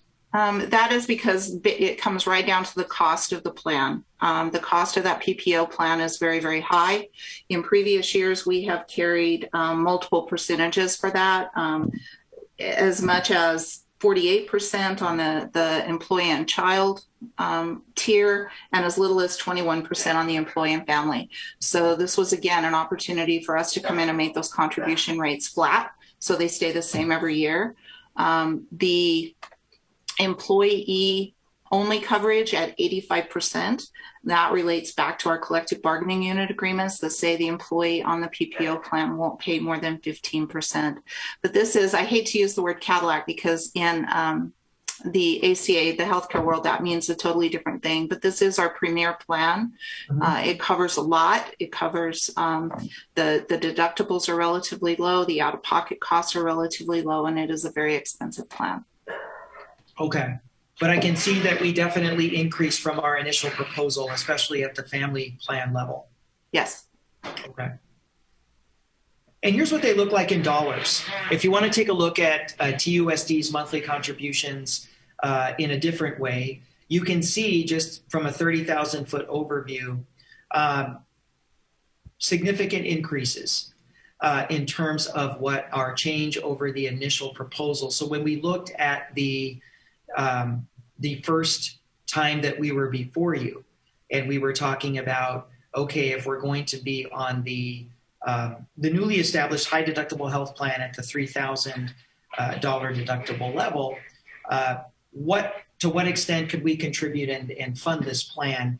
And you can see that we've dramatically increased in terms of the level that we were going to fund. So from $413.92, our new contribution rate is $815 for the employee and the spouse. That's an increase of $401 shifting back to the district. When you look at the employee and child, shifting from an initial proposal to fund $413 to now to fund $645 of that plan, that's a shift of $231 back to the district. And then, of course, the family, where we heard you loud and clear. Our initial plan at this, our initial expenditure plan at this particular level was a $413.92 funding plan for this particular per family per plan, and now our new contribution is $1,019. So shifting $605 of cost burden back to the district to ease that burden on families that would be selecting this plan. When we go down to the high deductible health plan, $1,500 deductible level, you can see more of the same. Even with the employee and the no dependent, our initial $413 plan to fund each employee at this level of service, we're shifting to $446. When you go to the employee and the spouse, we're shifting up by $459, moving more back to the district. When you look at the employee and the child, shifting another $277 back onto the district. And again, with the families, shifting almost $700 back over to the district to further ease the burden on the families. When you take a look at PPO, which Renee kind of talked about in the previous slide, what we would consider to be the premier option, still shifting more money over to the district and asking the district to handle more of the cost sharing. So you can see at all levels of service with the employee and no dependent shifting $54 of the cost burden back. That's probably the level that I think most of our employees are on in this particular plan, the employee with no dependent.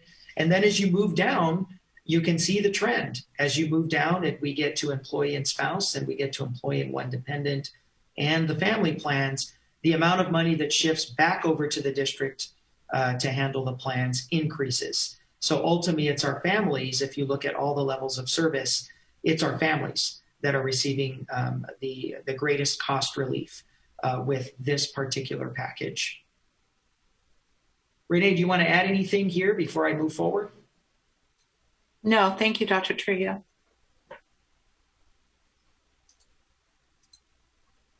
You can see this is just a little bit more information about the new plan option with the $3,000 individual deductible. Kind of gives you the employee perspective. So you can see here that the initial proposed employee cost was $20, and this is per month. So if you break this out over the two pay periods that occur, breaks down to around $10 per paycheck. So you can see there's not much movement there, but we were certainly able to reduce our initial proposal with the employee and spouse level of service from $299 and around a $95 reduction there for the employee. And then with the employee and child, shaving around $55 off, making that a little bit more affordable for the employee and the child at $161. And then, of course, the biggest break is for the family. And our initial proposal was to fund this at 300, or ask the employee to fund this at 373, and now at 254. So being able to bring in those cost savings even for this newly established high deductible 3,000 plan. When you look at the $1,500 deductible plan, breaks it down by the employees and what we're asking of the employees. Of course, if you look at it, same theme, biggest break is going to be for the families. And with the employee with no dependent, the initial proposed cost was $40, and we're going to lower that a little bit by $38, and that's a $26 change from the initial ask. But when you start to go to the other levels of service, the employee with the spouse, reducing that cost burden by $8 to $291, and then the employee with child, $17. So that breaks out to $8.50 per pay period. And then, of course, the big break is for the family and making sure that the family gets the most cost relief. So the families are actually going to see a cost decrease by $9.65 and not have to see an increase. Any comments here at this level, Renee? No, the numbers really mirror what you saw on that first slide. This really breaks out the flat contribution strategy that we're moving to. I would like to point out that on these high deductible health plans, the district contributes $1,200 a year to the employee's health savings account, which is huge.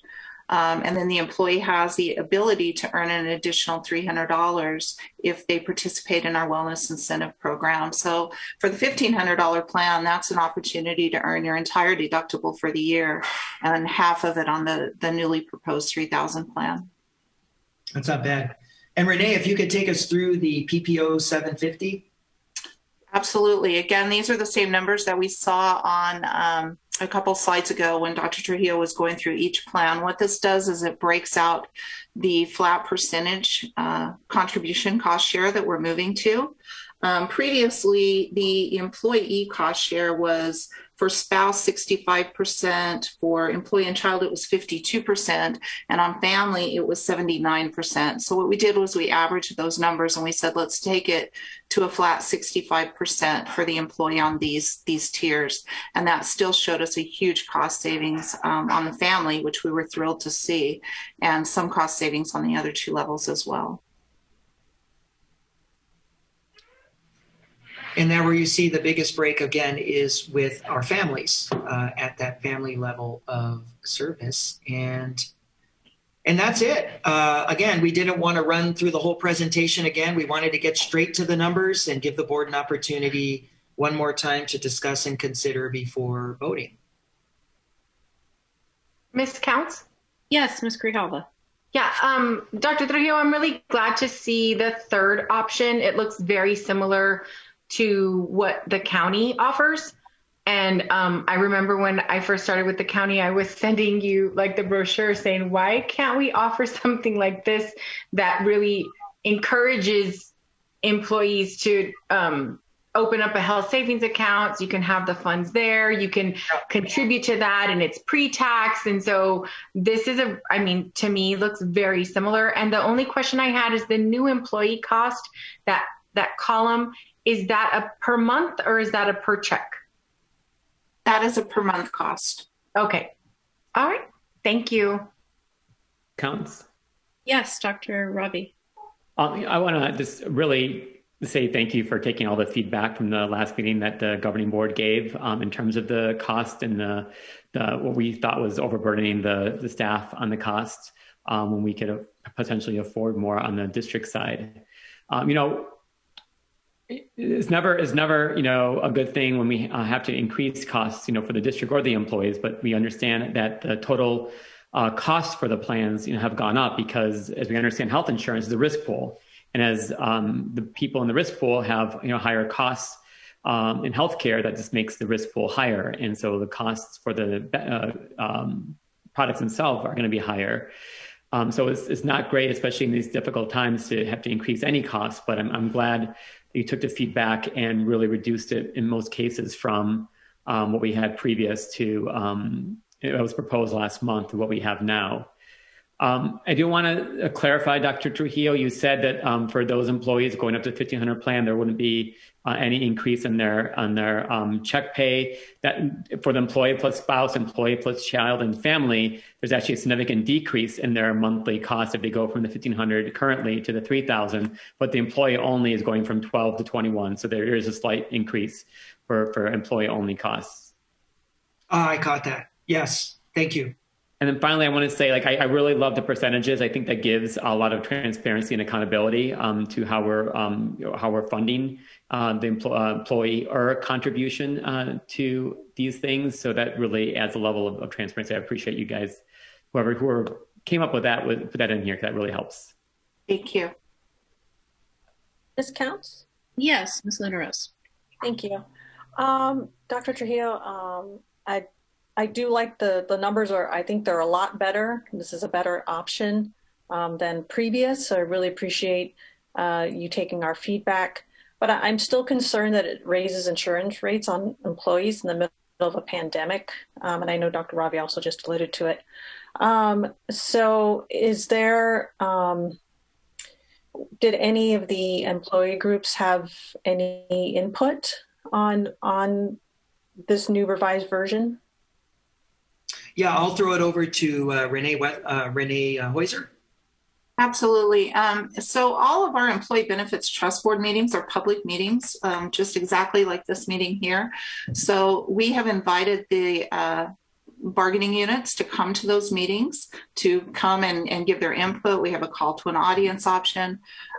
We did share, we haven't, because this was such a quick turnaround to go back in and redo these rates, we did not get these back to the partnership group meeting, which we typically do before we bring them to you.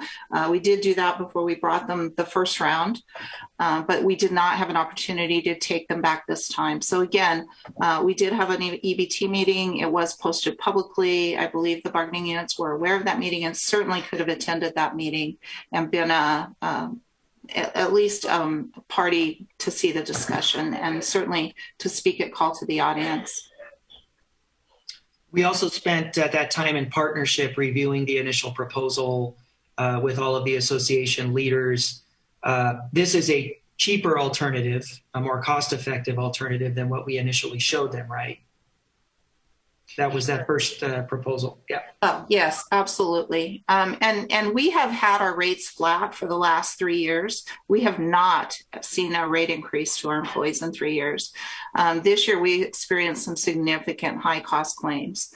And our insurance pool costs were very, very high this year. So we had to, and we knew last year we were probably looking at a rate increase this year. It's unfortunate, it's a pandemic year, but that absolutely contributed to a lot of the high cost claims that we've seen. Okay, thank you. Ms. Shaw?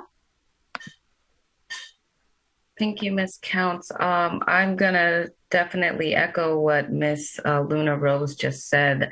I do think that this is an improvement from the last presentation, but unfortunately, the rates are still increasing for many of these groups, specifically the PPO one. And it would, I think it would behoove us to remain the same, since most of those people would be, especially like the single people, they would have a significant increase. I do appreciate the fact that families would see, a reduction in their monthly rates on the PPO plan. And I think that if we're going to approve anything, it should decrease the rates of everyone. And I wonder if and why we aren't looking at the ESSER funds to do that.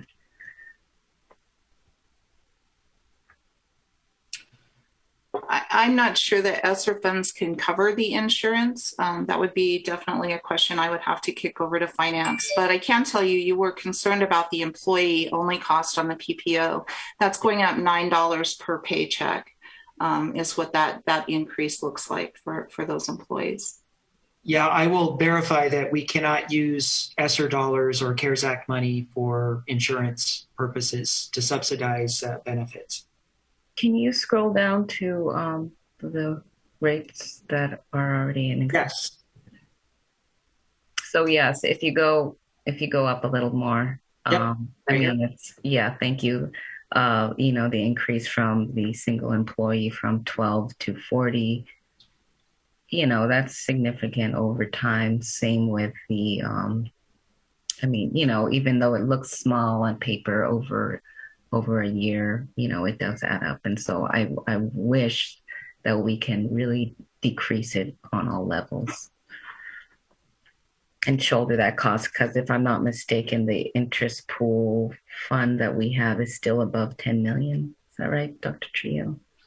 You're talking about the Employee Benefits Trust. Yes. What's the most current balance as of the last Employee Benefits Trust Board meeting, Renee Heuser? I want to say it was right around 21. But you have to keep in mind that our annual projected costs next year are looking at about 35 million. So it's looking at that and some. And that is because we're extending the plan from 10 months to 12 months. So we have to fund an additional 2 months, correct, Ms. Weiser? Well, that's a projection for a 12-month, yes. Yeah. Projected costs. Ms. Counts? Yes, Ms. Grijalva and then Dr. Ravi.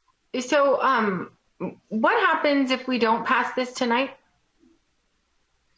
Well, open enrollment begins on April the 1st, so we would have to cancel open enrollment, push that out. New benefit elections are scheduled to take place on July 1st.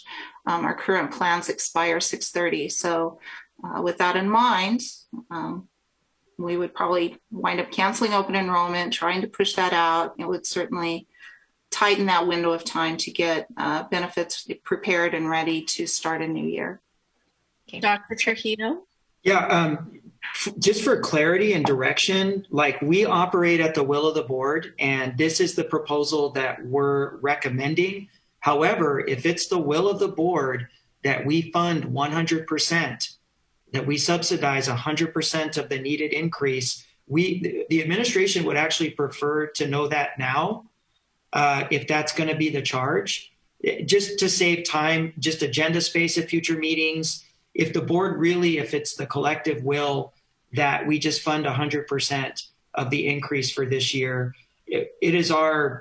we would prefer to know that now, because we do have benefits election coming up versus having to go back to the drawing table, scheduling another employee benefits trust, only to come back and still have board members not feeling good about raising rates. So I just want to make sure that we communicate that.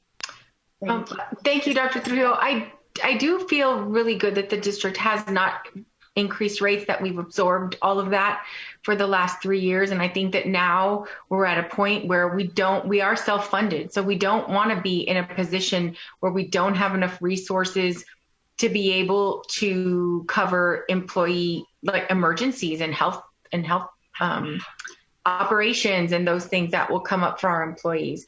I am glad that the employee and child came down, in most cases came down. I do think that the new option is really comparable to what other large organizations in Pima County have. And I'd like to go ahead and move the item. I'll second, and I'll just say, as a person that's spent the majority of my life either uninsured or working for small nonprofits, this is an awesome plan, and what we are absorbing is well above and beyond what most small businesses and local nonprofits can provide. So I'm comfortable with that, and that's why I second. Ms. Counts? Dr. Ravi? I'm not sure if this information is available. What is the estimated increase to the district from our current plan to if we were to pass this tonight? And what is the increased cost compared to the initial proposal and if we were to pass this tonight? Yes, I will ask Renee Weatherlist to join in. I know that we were looking for a $2.5 million number to hit to be able to cover. And my estimation would be half of that, but I want to turn it over to our financial person here, Renee Weatherless. The cost. Thank you, President Counts, members of the governing board, Dr. Trujillo, Council Ross, and staff. The new plan is going to be approximately almost 2.5 million to the district. So this is compared to last year, not compared to the initial proposal? Incremental, correct.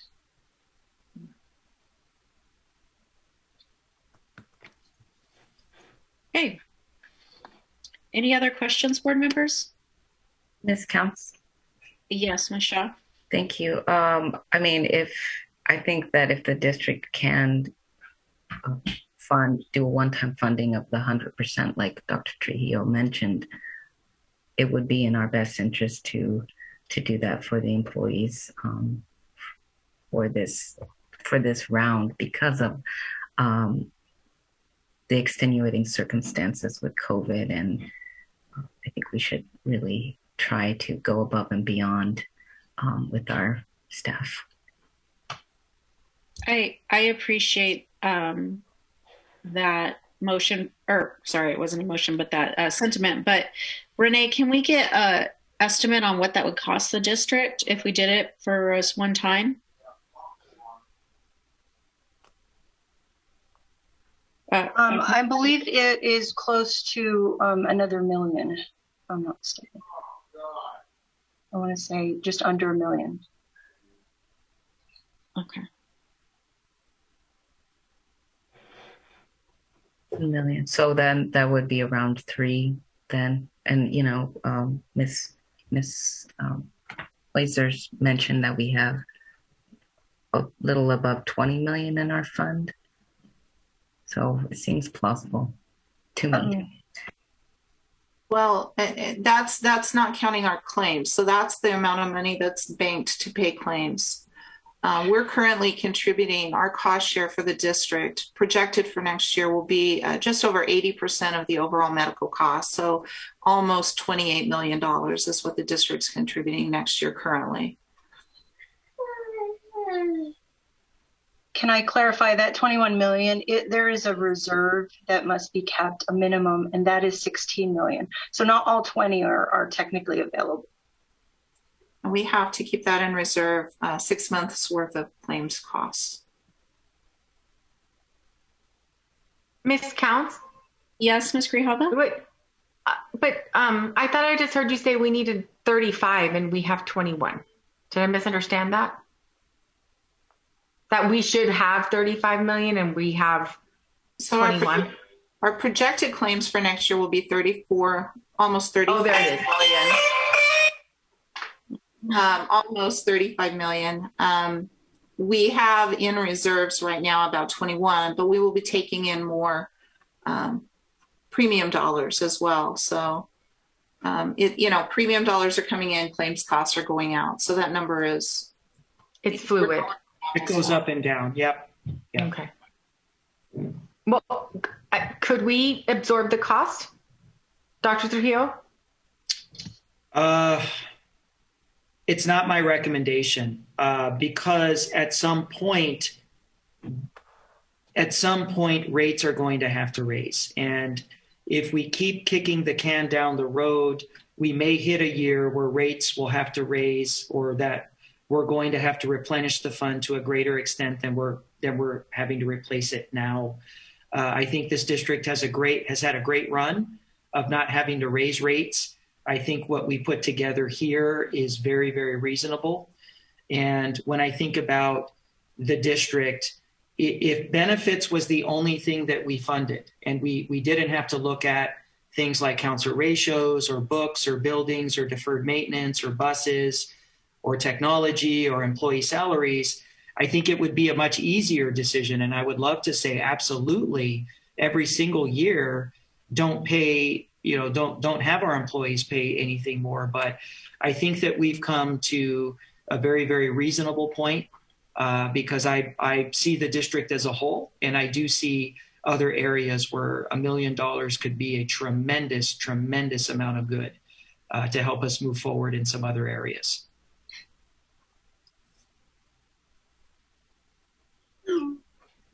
Okay, I'd like us to vote. So unless there's any pressing, Ms. Grijalva, did you have some? No, I just, it's unfortunate because we don't have a whole picture of what the items come up, and it's not presented in a whole like holistic budget way. And so one of the frustrations is we can't clearly see if we do this, then we might not be able to do that because it's not all in one big organized spreadsheet. And so ideally, I would rather have our employees be a part of a committee. That timeline seems to me that it's very small and that we would have to do something rather quickly. And I just don't know if we were to postpone this vote to be able to have an employee group or committee be able to gather, would our next meeting on the 30th be too late in the month to be able to have open enrollment like the first? Because I understand, and the risk is, and what if the board doesn't vote for it? I just am concerned, Dr. Trujillo, that we're putting new board members in a position of not having those lists of like, these are our wish lists of things that we want to do, and this is going to cost $750 million, and this is going to cost this. We're just looking at this one item without looking at it in the big picture. And I personally, having recently had, 3 different employers, kind of same job, but 3 different employers in a pretty short period of time, can appreciate the contribution to HSA, and that this is a really good plan. And I'm comfortable voting for it, but I just don't know if everyone else is at that level. I will say that I don't know what the crucial what's the crucial urgency about open enrollment starting at April. I'll let Renee, especially when you have to make your election prior to July 1. I don't know why that starts so early. I'll let Renee speak to that. Also, I can say that we're responding to governing board direction from the study session, where my impression and certainly my impression and the flavor of that public discussion was this was an area that all of you were passionate in, that this was going to be something that you felt comfortable looking at, because the flavor of that conversation was that we are about benefits. We want to relieve cost burden on families, which is why we're back here tonight. If that direction changes and we want to see it within the context of some of the other budget expenditures that, for example, I'm working on a package for the arts. I'm working on a package for capital items, especially in the arts, and fixing and renovating stages and dance rooms. I have a package for interscholastic equipment, a package for counseling that we're going to try to bring forward. If the board asks for that, we certainly would want to bring that forward. But my understanding from the last study session was this was just something that the board felt passionately about, wanted to look at, wanted to get done, and wanted to earmark a portion of its budget to go ahead and do so, which is why we're back tonight. Mm-hmm. Dr. Trujillo, can we have someone look into the use of ESSER funds for this? My understanding is some other districts are using ESSER funds to offset. Yeah, we certainly can. We certainly can. I just say the webinars that I've seen, subsidizing your employee benefits with CARES Act money has not been an expenditure parameter that I've seen. Well, maybe they're considering it. I don't know how they're doing it. If they're doing it, it would be or whatever. And then again, we have to keep in mind that if we were going to do whatever increases we were, steps or whatever for our employees, and we do this, that like it's important for us to keep all of that as one big picture. Correct. Yes. The employee associations are still hard at work negotiating salary and compensation. That process is still in progress. And we don't know what that proposal is going to be. So a decision on this helps us because it's a large expenditure. We can earmark it, and then we're just going to have to go in and modify and adjust depending on what the board votes for. So, Renee, can you speak to why April is so crucial when we're so far away from? Yeah, absolutely. Absolutely. So our collective bargaining unit agreements require us to offer 4 weeks of open enrollment to our employees, so 30 full days. We have to have everything wrapped up with a bow and ready for payroll deductions in July. So we work backwards on a calendar. May and June, we spend gathering up all of the open enrollment elections, running audits on everything, and creating payroll deductions for July. Prior to open enrollment beginning in April, we build our platform. We offer an online election process, and we build that platform ourselves. So we have to go in and we have to plug in all of the costs on the employee and employer side. And then we do a couple, 3 weeks of software testing where our staff is just going in, they're logging in, they're going through the process as all different kinds of employees, making all different kinds of elections to ensure that those numbers are calculating correctly, that employees are seeing the correct per paycheck amounts when they make their elections at the end. So that work on the front end, all of the build and the testing, we have already started without numbers for medical at this point. All the other numbers were pretty static. So we're moving forward with that. But if we don't get a response tonight, we won't have a testing window to do an April 1st open enrollment. We will need to push that. And what that does then is it pushes us into our auditing period on the back end, getting those things collected, audited, and creating payroll deductions for almost 6,000 employees. And that's a deduction for vision, for medical, for dental. So it's 8 to 10 payroll deductions per employee for 55 to 6,000 benefit eligible employees. So it's a huge lift for our team in the benefits office. It sounds easy, it really does, but it's a lot of work. Ms. Council, I'd like to call the question. Okay.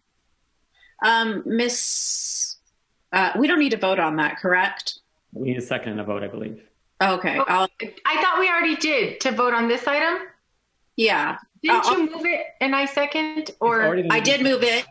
Then you seconded. We don't need to vote on the call. I'm just going to call it. So, Ms. Gutierrez, if you could do a roll call. I have Ms. Grijalva is moving the item and you as second. Oh, yes. Sorry. Okay. Great. Thank you. Oh, you're welcome. Ms. Grijalva? Yes. Dr. Gravosha? Yes. Ms. Luna Rose? No. Ms. Shaw? No. Ms. Counts? Yes. All right. Item passes 3-2. Renee, do you need me to say who voted how?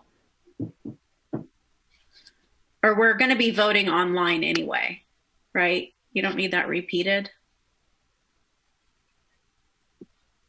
I do. You said Renee. Did you mean Michelle? I'm sorry, Michelle.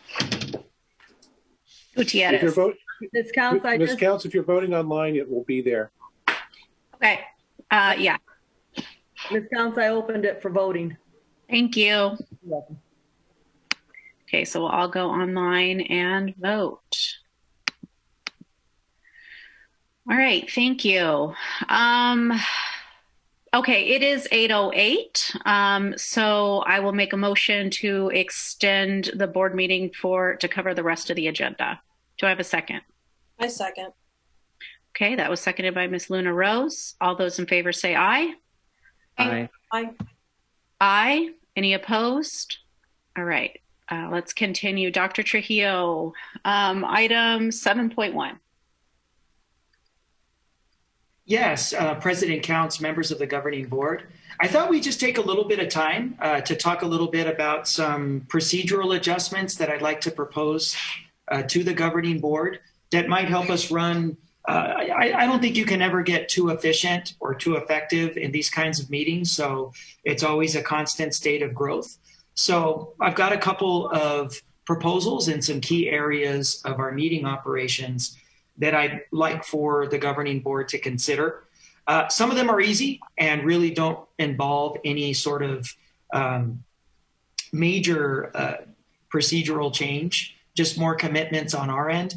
Others, you're probably going to want to talk out. So I'll start with the easy stuff. So student and staff recognitions, I'm going to be working with our staff to really limit them to 10 minutes and really sticking to only the special meetings of the governing board and not really placing any more of those recognition events or presentations during regular meeting. And what I'd like to do is for any sort of like one-off or special one-time occurring presentations, if we want to see a special performance of 3 or 4 songs from one of our wonderful choir programs, I'm going to try to be using the future agenda items, agenda item that we have at the end of every meeting to be more clear about that, to give the board a heads up and to say, hey, look, we do have a celebration scheduled for later this month. That one's going to be over 10 minutes because we have so-and-so coming in. I think it's going to allow for more predictability, more transparency, and better agenda management. So that one's an easy one. So if I can get any board member responses on that, on student and staff recognitions, just limiting those to 10 minutes at the special meetings. And then for special occasions, bringing them to your attention during the future agenda items. That sounds fine with me. The next one is call to the audience. And call to the audience, that is as American as apple pie. We certainly honor that tradition, and it's a big tradition here in TUSD. It's a big part of honoring and celebrating local democracy. My proposal here is just to better structure it so that it flows a little bit more easily, and then also to get out in front of it in terms of making sure that we understand from the earliest juncture of the meeting how long it's going to be so that I can provide you with the information that you need to be able to consider things like extensions in terms of making sure that speakers have an opportunity to speak. This proposal also seeks to honor equity of voice a little bit more than we do now, to kind of make sure that singular occurring topics, lone speakers, if you will, that they get into the mix and that they're not behind 20 or 30 people talking about the same topic. So first, I do propose that we continue on with the 45-minute limit for the regular meetings and the 20-minute time limit for the special meetings. The board always has the opportunity to extend, but here's what I'm going to be proposing we do differently. As you hit those time periods, as you hit the time limits, if it's 45 minutes regular or 20 minutes, I'm proposing a couple things happen that we do differently that we don't do now. So governing board president, before asking for a motion or making a motion to extend the call to the audience, there's 2 key questions that happen. Dr. Trujillo, before we have a motion to extend, are there going to be any agenda items that need to be moved from the meeting? I need to be prepared to say yes and identify specifically what they are, or I need to be able to say, nope, it's a light agenda tonight. There's really nothing that needs to be moved. That's going to better inform your vote.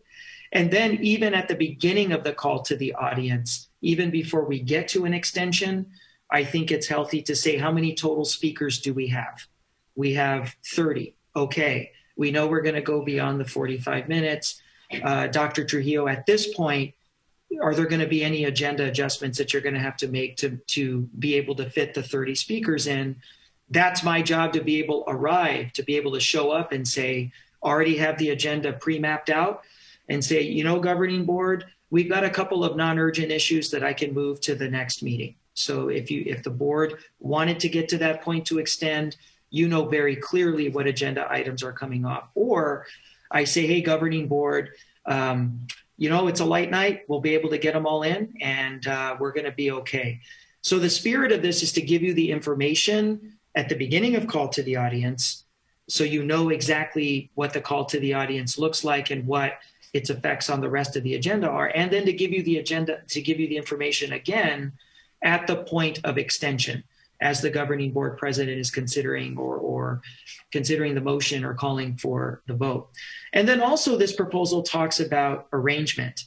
So when we're talking about the arrangement of the call to the audience, we want to be able to organize the order of speakers in a manner that is inclusive of singular occurring topics. So I put an example there in red. So if we have 20 calls to the audience and 17 of the 20 were all about opening up schools, either for or against COVID stuff, but then we had 3 other comments. And maybe one of those 3 comments was about new playground equipment at school A. And another one was about the quality of food in the cafeteria. And then we had another topic about advocating for new textbooks for health classes. Well, the spirit of this adjustment would move those 3 to the top of the list to make sure that there was that equity of voice and that those writing in about singular topics, that they would have an opportunity to at least get into the mix early before the topic of the evening took over, where we saw repetitive speakers. So those are my requested adjustments for call to the audience. Nothing that would require you to go in and change policy, because I'm sticking with what's in policy now with 45-minute and 20-minute.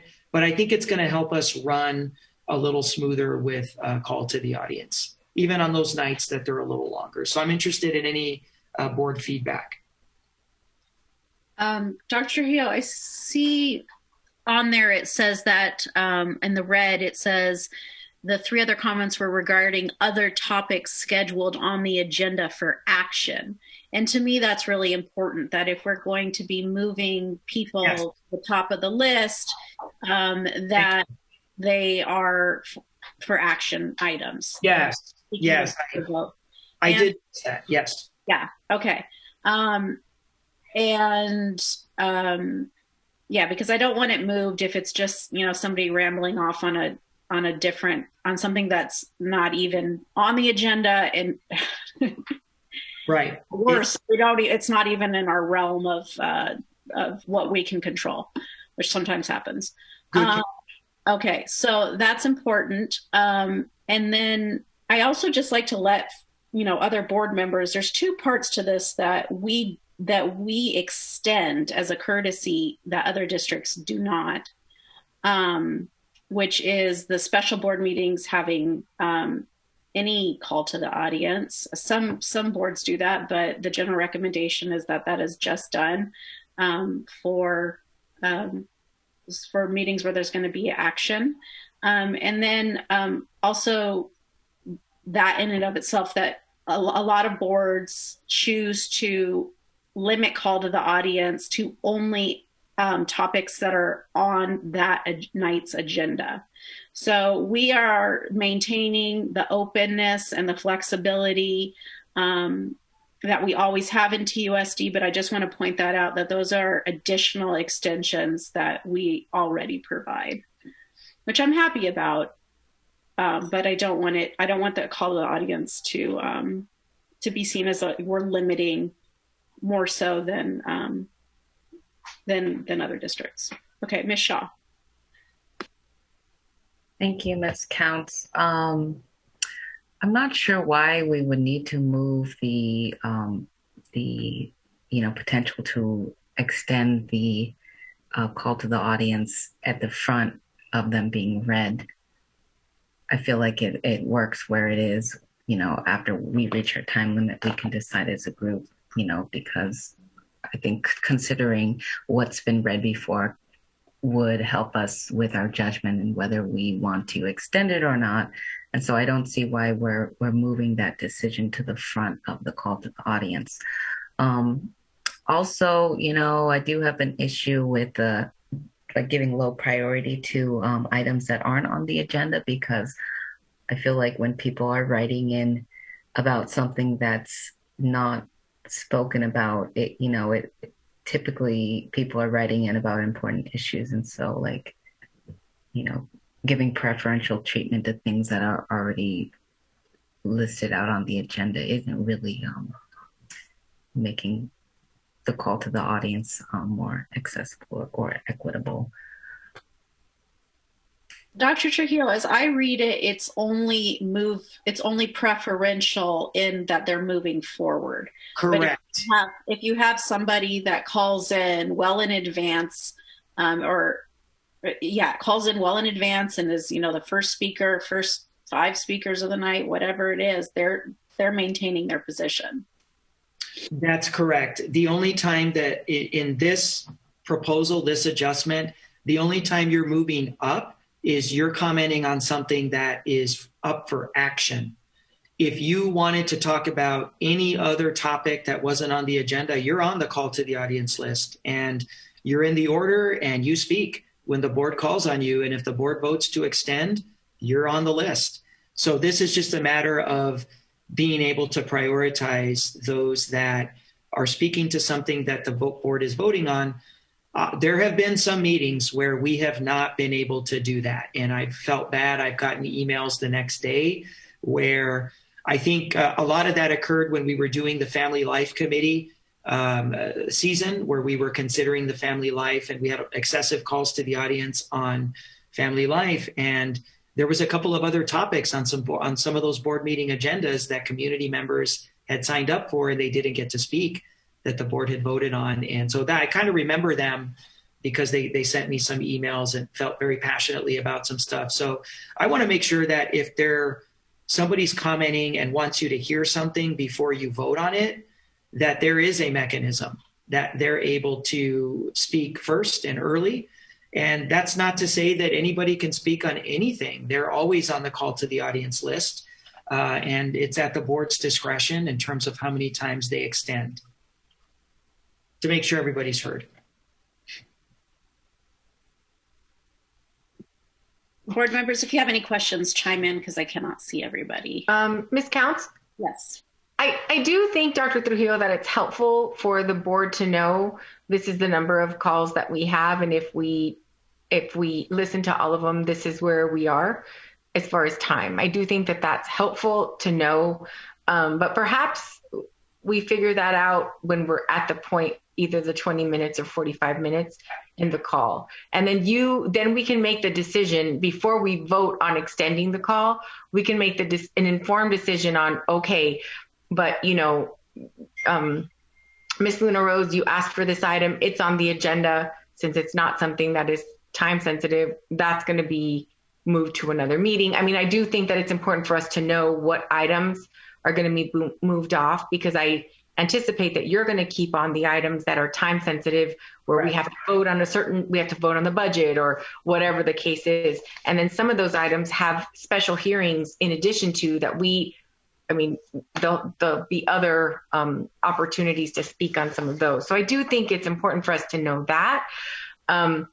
As far as student recognition, or, when we are able to have bands or something come in, I think it's going to be hard to keep them to 10 minutes personally, because we're probably going to want to hear from, we're going to say an encore or something else.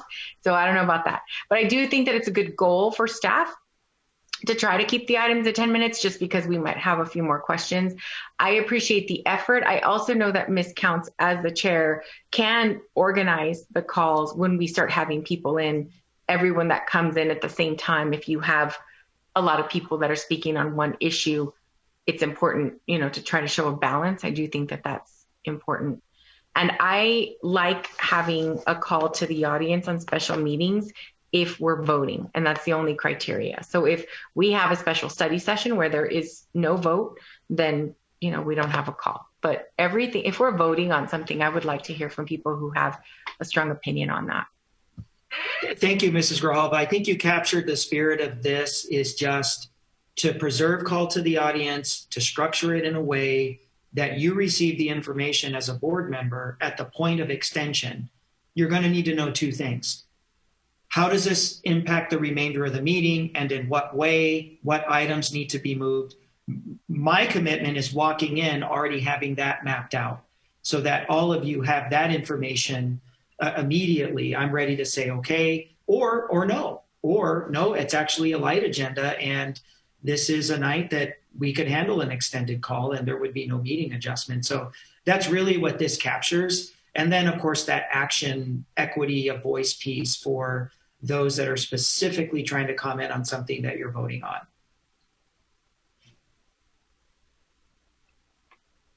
Ms. Counts? Yes, Dr. Roby. I have a clarifying question. First, I want to comment, this is my fifth board meeting, and the thought of having a light agenda is humorous, because we've gone over and sometimes well over our meeting time, because this meeting was at 8 o'clock and we're already 25 minutes past that. Dr. Trujillo, are we, and this is a study action, are we just looking for really a study, just feedback, and kind of Ms. Counts as a chair, will take that feedback and to make the changes to the meeting, or do we need to vote on any of these issues and make motions? I can operate off of study just with direction and work directly with President Counts to put this into play. Got it. I think moving to consent, I'm sorry. No, go ahead. Moving into consent, this is something we've kind of already put into play already, and I think all of you are doing really well. That the option, instead of formally pulling something and having a standalone presentation, when we can just answer questions.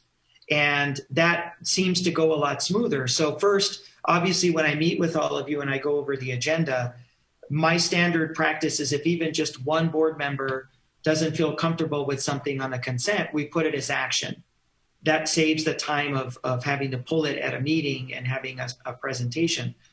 But even if you see something, I would urge you to consider that before pulling it formally and having to do a formal vote in his staff presentation, if we use the clarifying question strategy.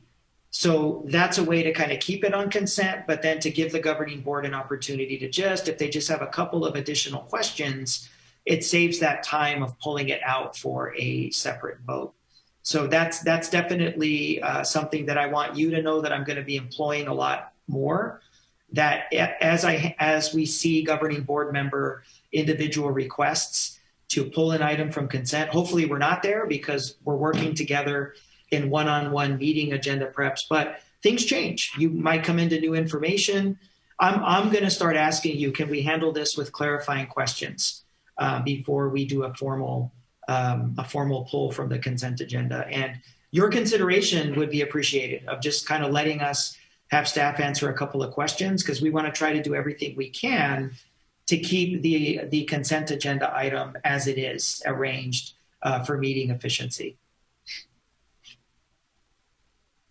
And then probably the lengthiest, probably the meatiest item in the spirit of this idea was, as I was thinking about it, is having the governing board consider just managing its discussion and consideration of agenda items, much like you do with extending other parts of the meeting, call to the audience, or just the overall meeting time. And possibly committing, it doesn't have to be 30 minutes. This is really just your area. I'm just throwing an idea out. But the idea of having some sort of a time limit that's inclusive of presentation and discussion time, say 30 minutes, before there's just an automatic either calling of the question or an automatic motion, making a motion to vote, something occurring at that 30 minutes. And then if the will is not there, then the governing board votes to extend the discussion by 15-minute increments. And every 15 minutes, it can return and it can vote to continue the discussion or call the question or call for a vote. So the spirit of this was just to kind of try to think about maybe running discussions structurally. Obviously, every agenda item is different. Some agenda items are more high profile, like benefits tonight. That's a high profile item. Some of them are more high profile than others, but this would give it that structure of you being able to elongate discussions at a set time period that's predictable, that's transparent for the public that's watching, and also depersonalizes it to an extent. That way, everybody kind of knows what the standard discussion time is before the board president chimes in and says, okay, it's time to vote. We're at the 15-minute mark. Do we want to extend? So that was the spirit of this, this area here with governing board member discussion. I like this, Dr. Trujillo, but I think it's already challenging in my role as president to not feel like I'm cutting people off. So what I would ask is that that be delegated to staff, that they let us know when it's been the 30-minute time period, a little ding or whatever it is, as Michelle does it now for call to the audience. It just kind of depersonalizes it and takes off some of that challenge. Absolutely, President Counts. It would be adopted by your governing board support team, just like they do call to the audience, just like Michelle chimes in at the 10 o'clock or the 8 o'clock. President Counts, there needs to be a motion to extend. So we certainly can take that on. Okay. If can we change that 15 to 10 additional minutes? I mean, I just think that if we can be succinct and focused, there's nothing that we can't at least get some clarification on after 10 minutes, after 30 minutes. Ms. Grijalva. Do we need to vote on this, or can you just work with Ms. Counts? I mean, I don't see this as a change in policy necessarily. It's just more of how we regulate board meetings. Correct. Yes. Wondering if we need to vote or if this is just information. I can operate off of direction because it is a study action. I always leave action there because if there's anybody that feels strongly about it, I just leave that door. My goal tonight was to be transparent with everybody and also with the public so that if we do start putting these practices into play, we want the public fully informed as to the rationale for the why and the necessity.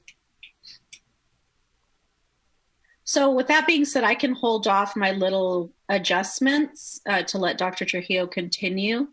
But yeah, I do appreciate it as an information item, because also I think it's refocusing us as a board and a group and what our agreed upon commitments are too, which is really what this is. It doesn't have to come to a vote, but that we're all in understanding here of this is what we're really trying to commit to.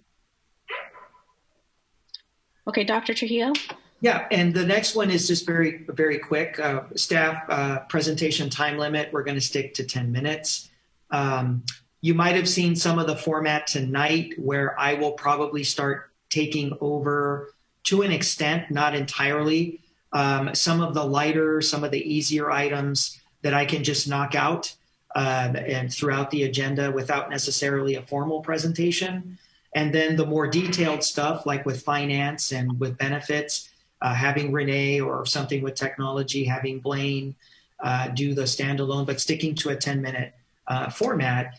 And then utilizing more the future agenda items portion of the meeting, where I'm flagging for all of you upcoming agenda items that are going to be lengthier, that you have a heads up about. And that gives you an opportunity to say, okay, Trujillo, the comprehensive annual financial report, it's coming up. You're showing me the agenda for March 30th. Can you make sure that the agenda is a little lighter that night because this is going to be lengthier? Or can you find a less congested agenda that maybe we can put that on? Same thing with your annual budget adoption presentation. Can we make sure that that's a little light? We see that that's coming up.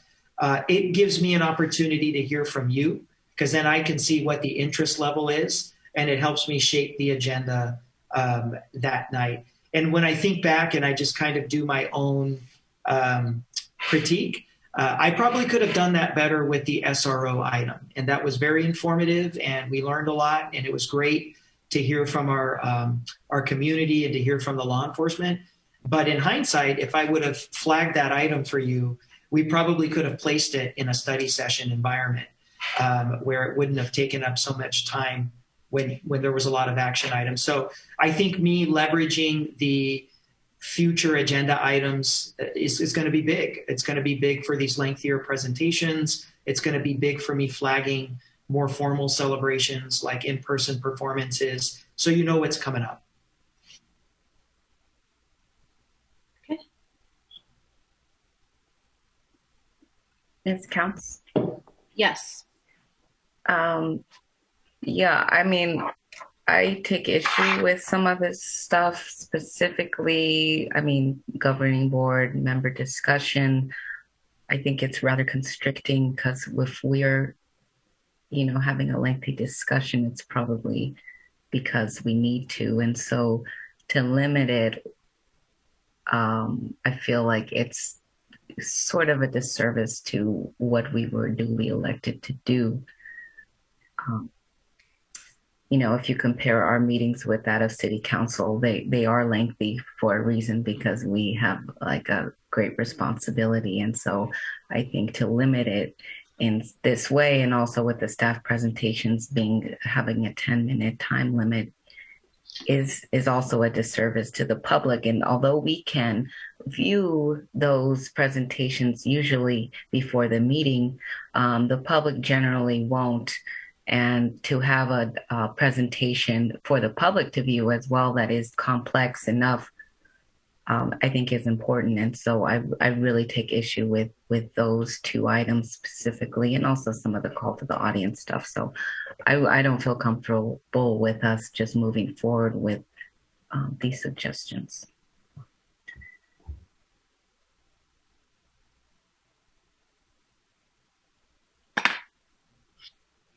Any other board member feedback?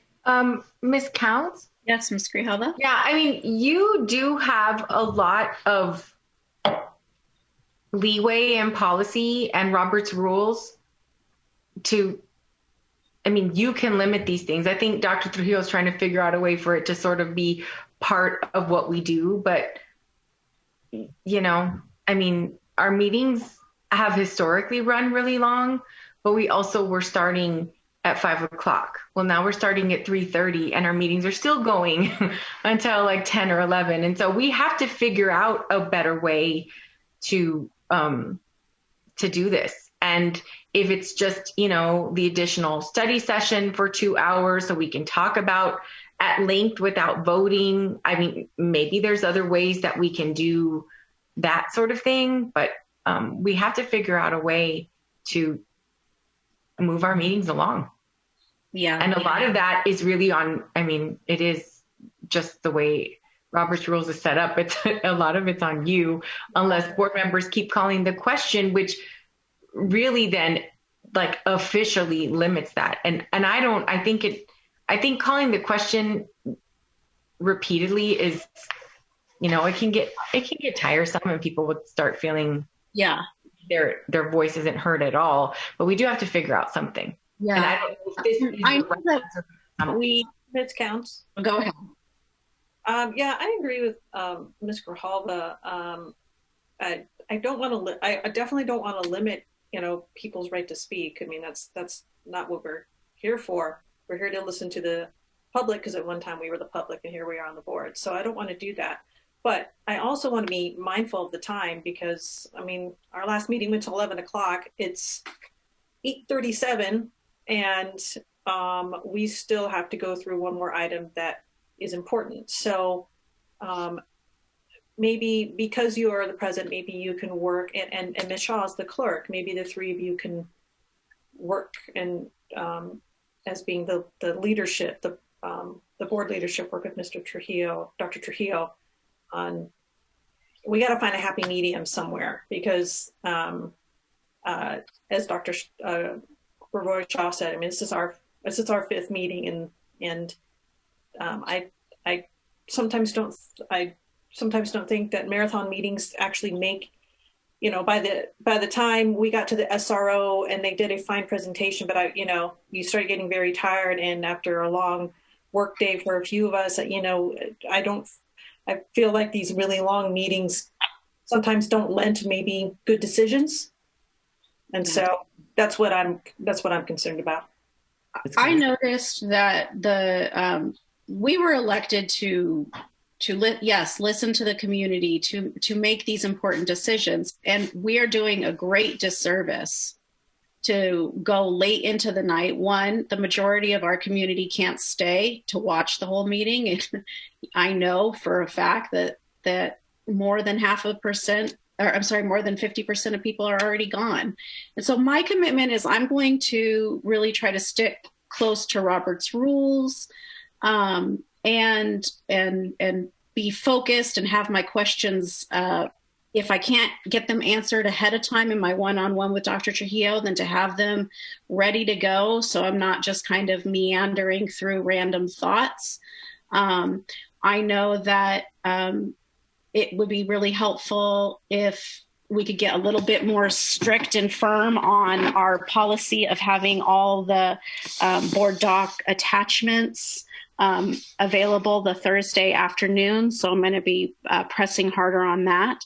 And then the 10 minutes is something that we've used before in my time on the board, and it worked really, really well. I am happy to bring that back. But I think mostly it's just about us being focused and prepared, and utilizing our one-on-one time with Dr. Trujillo, and understanding that we were elected to make important decisions, and we're not doing favors for anybody staying up, till 11 o'clock at night, making these massive decisions that'll affect thousands of children, and where a lot of our community can't even participate or watch. So, yes, Dr. Ravi. Yeah, to echo a lot with say, our meeting just didn't last until 11 o'clock. It lasted 7.5 hours without any breaks. That's a long meeting.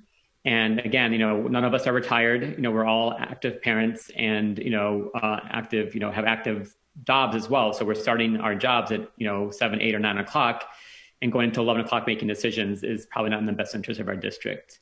And, I look at the participants. There are 22 participants here in our Zoom, which means there's 17 staff members. So it's not just about us as the 5 governing board members, but is it fair for all of our staff members to be on, until 11 o'clock, not only Dr. Trujillo, but so many others. Some of our staff are hourly, so that's, they're not going to be working the rest of the week or to keep their hours, and some of them aren't hourly, they're salaried, and so they probably had a full day as well, and now they're here at the board meeting every other week, having a really long night and then going back to work the next morning to serve TUSD. So I think a lot of consideration, and I think the idea of having staff really set that 30 minutes, and I think 10 minutes is a great second after 30 minutes is approved is great. So it takes it off of your plate and someone is monitoring that, like they do with call to the audience.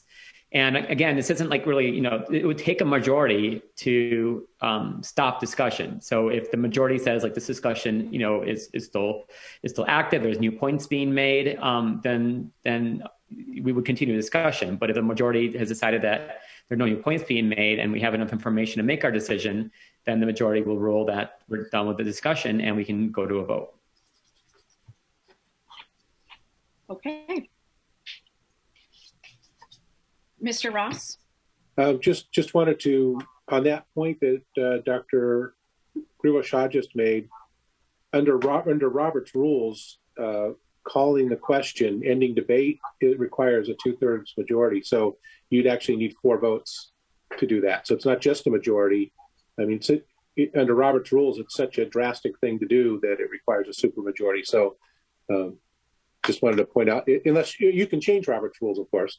You can have your own rules, but just wanted to point out that it's a big thing to do. Yeah. And I think that there's a way that I can manage it so that we're not getting there. I'm just hoping that I get the respect and the buy-in from everybody that, there's a purpose and there's a reason of why I'm running it that way. So trying to do right by our kids and trying to do right by our community. So, Dr. Trujillo, do you have anything else?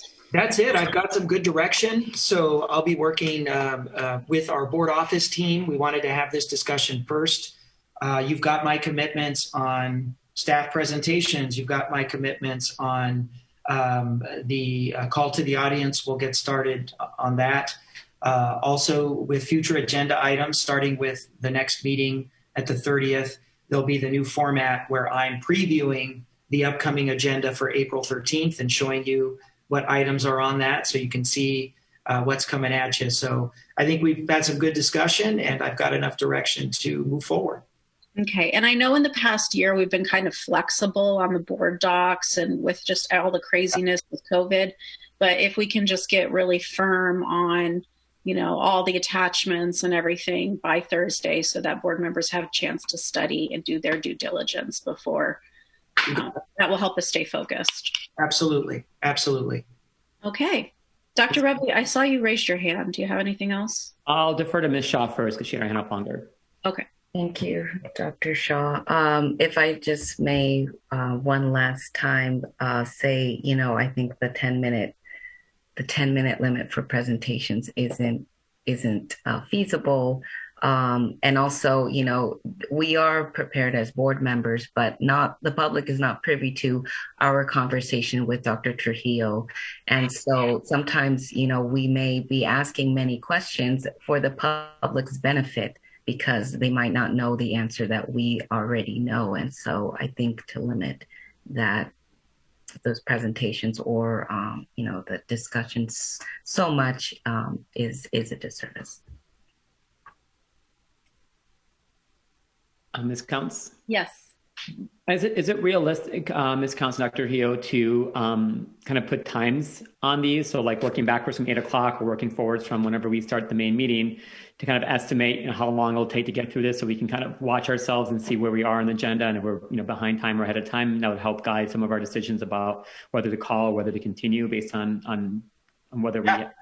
Yeah, absolutely. We can certainly put some estimated times on there. I think that's an excellent idea to help provide a little bit more guidance time-wise.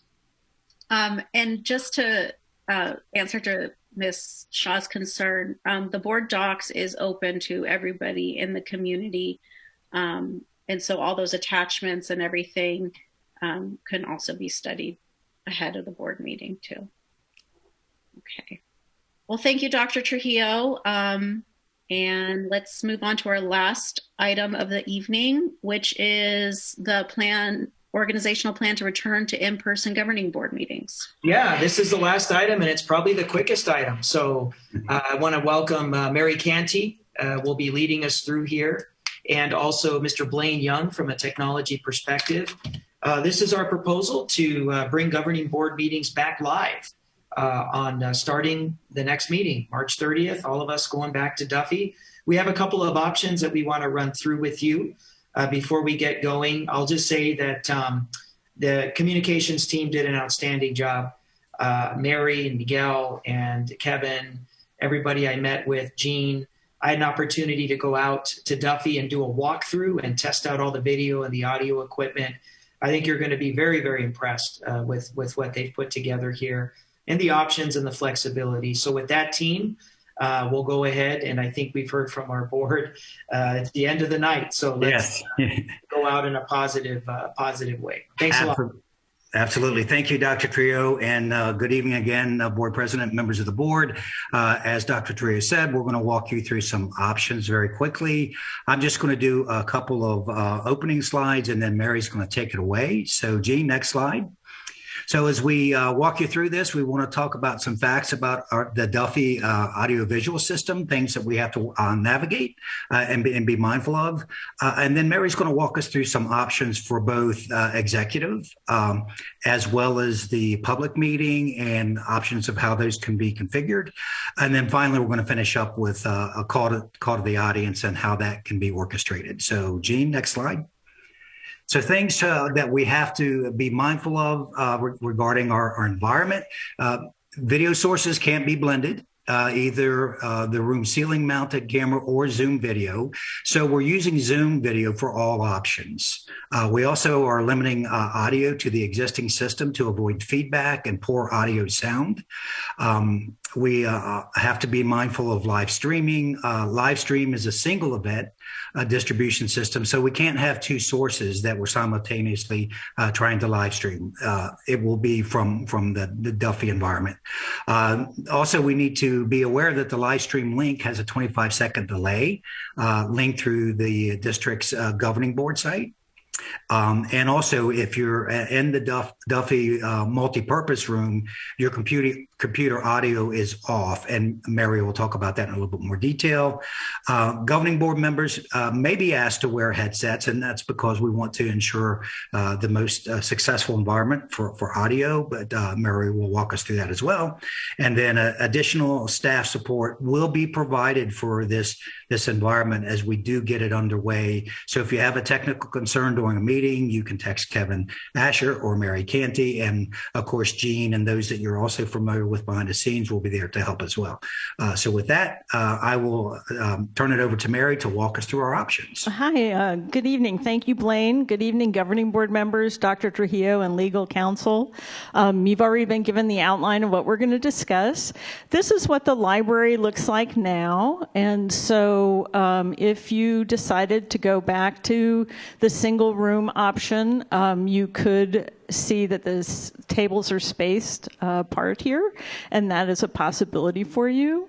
Next slide, please.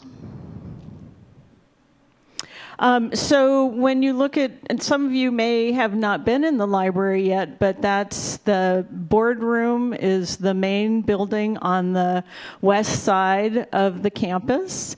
And then the library is just beyond this room, and Yolanda would be there. You all could be there, and the other staff members who need to be there could be there. Now, the point of this is that one of the concerns is we need to use the boardroom to set up for the governing board meeting, so it's better for your privacy concerns that you have a private meeting area. You also would have the option of expanding out from the library to the computer lab. You would need to use headsets because we'd need to keep that pristine audio environment. So the headsets that we would provide for you would have microphones. Your guests would Zoom in from another location. Next slide, please. The other option that we can provide for you is there's a lovely courtyard right outside these doors, and there's a bank of rooms, if you can take a look there on the north side, the ocean, cactus, desert, and garden room. And you are welcome to use those rooms as individual governing board members if you find that a more suitable decision for you. And we can also spread out on the other side of the campus. Next slide, please. So if you're interested in then moving on to the governing board meeting itself, you have the option of being at the dais. There are 9 seats at the dais right now. Every other seat provides about 6 feet of space between them, and the governing board members could attend being at the dais. You would be using a microphone similar to the one that you see me using now, not handheld, but it's based on the actual platform, and you can use that microphone, and the staff members who would be on the floor would be using a microphone that's on a table stand. Yolanda would stay in the library. And then all presenters would continue to be on Zoom from another location. And anyone that is in the NPR speaks into the microphone at the desk and not the computer microphone. That's important because we have so many drop-down speakers in this environment, and we are feeding, not only are we able to hear each other, but we're feeding into both the audio and video recording system and into the live stream system. We're going to talk about call to the audience in just a minute, and that's on the other side of the building. It's more centrally located in the middle of the campus. We would not at this time anticipate any in-person guests, and we would encourage people to continue to participate through Zoom. Next slide, please. This is what that looks like, and what the tables that you see down on the floor are the staff tables, and they would feed to a mixer that would feed to the microphones. And you can see, actually, we get a very good view of the meeting from here, and you will too. There are 3 very large screens in the governing board meeting room, and easy to see, easy to hear. Okay, next slide, please. So that's what this looked like. If you look down at the lower left of this diagram, you are the red dots, and the staff is down on the floor, and Yolanda would be in the library. We do have plexiglass between each of the governing board seats right now, so they are spaced at about 3 feet apart. Next slide, please. So the option 2 is that you would all be in different rooms, as you could see from the diagram. You would continue to have your staff down on the floor, and Yolanda would continue to be in the library, and the call to the audience doesn't change, and we'd prefer, and you would prefer, I'm sure, no in-person guests and all presenters on Zoom. Next slide, please. So the option 2 is the same. It mirrors what you would do with executive session if you selected this option. You would be in individual rooms, and you would have your laptops set up in individual rooms. You'd be on headsets. You'd maintain discrete environments for the meeting. In this case, the boardroom would house some staff members along the floor, and Ms. Counts, Dr. Trujillo, and Jean up in the dais area. Next slide, please. This is what some of those rooms look like. So they all have wireless access points. They're comfortable, they're airy, they have good air circulation, the whole facility does. And we have everyone, as Dr. Trujillo mentioned, we have staff on hand to help you with all sorts of things, and we intend to keep our staff support increased for you through the spring.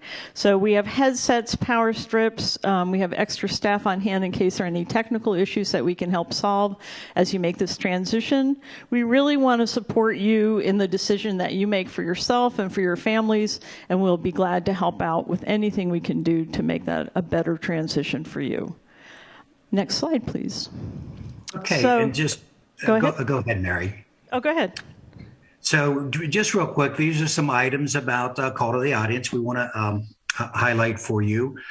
So there would be an option to have comments read by staff, as we're doing today, or to come in person to Duffy to read for themselves, people responding to call to the audience. The in-person public members will be given priority. In other words, they would be done first, just from a safety perspective, so that they can come and then exit. We would also provide an audio to the public comment waiting area via speakers. In other words, when they're waiting to come to the area where they would speak and make public comment, there would be speakers outside where they can hear what's going on for those ahead of them. The speakers also would wait in their car until they're called and enter at the child find area, which Mary will highlight for us. Everyone who's participating must wear a mask. Speakers would wait 6 feet apart on marked locations on sidewalk, and COVID attestation sheets would need to be signed by those coming to speak in person. Our school safety team has been fully engaged in all of this, and they would help manage waiting participants. And then when it's time, speakers walk into a room set up with a computer and a podium to speak. And then once they do that, the computer will show that they are in the Zoom meeting. The 3-minute timer, which is our customary for our public speakers, would be managed by Michelle or Yolanda, letting speakers know when time is complete. And when they're finished, they would return back to their car.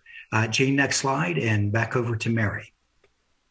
So now you could look into the central campus, and you see that we have, that's the main entrance is what you're looking at, where the office is, where Child Find is. And then just beyond that is a lunchroom, and that's the room that we would retrofit for the call to the audience. And then the NPR is on the other side of the campus, the west side of the campus. Next slide, please. So we're pleased with this. This is the parking and the entrance to that room area where the testimony would take place. And it's very airy. It's got good traffic flow. It's got good parking.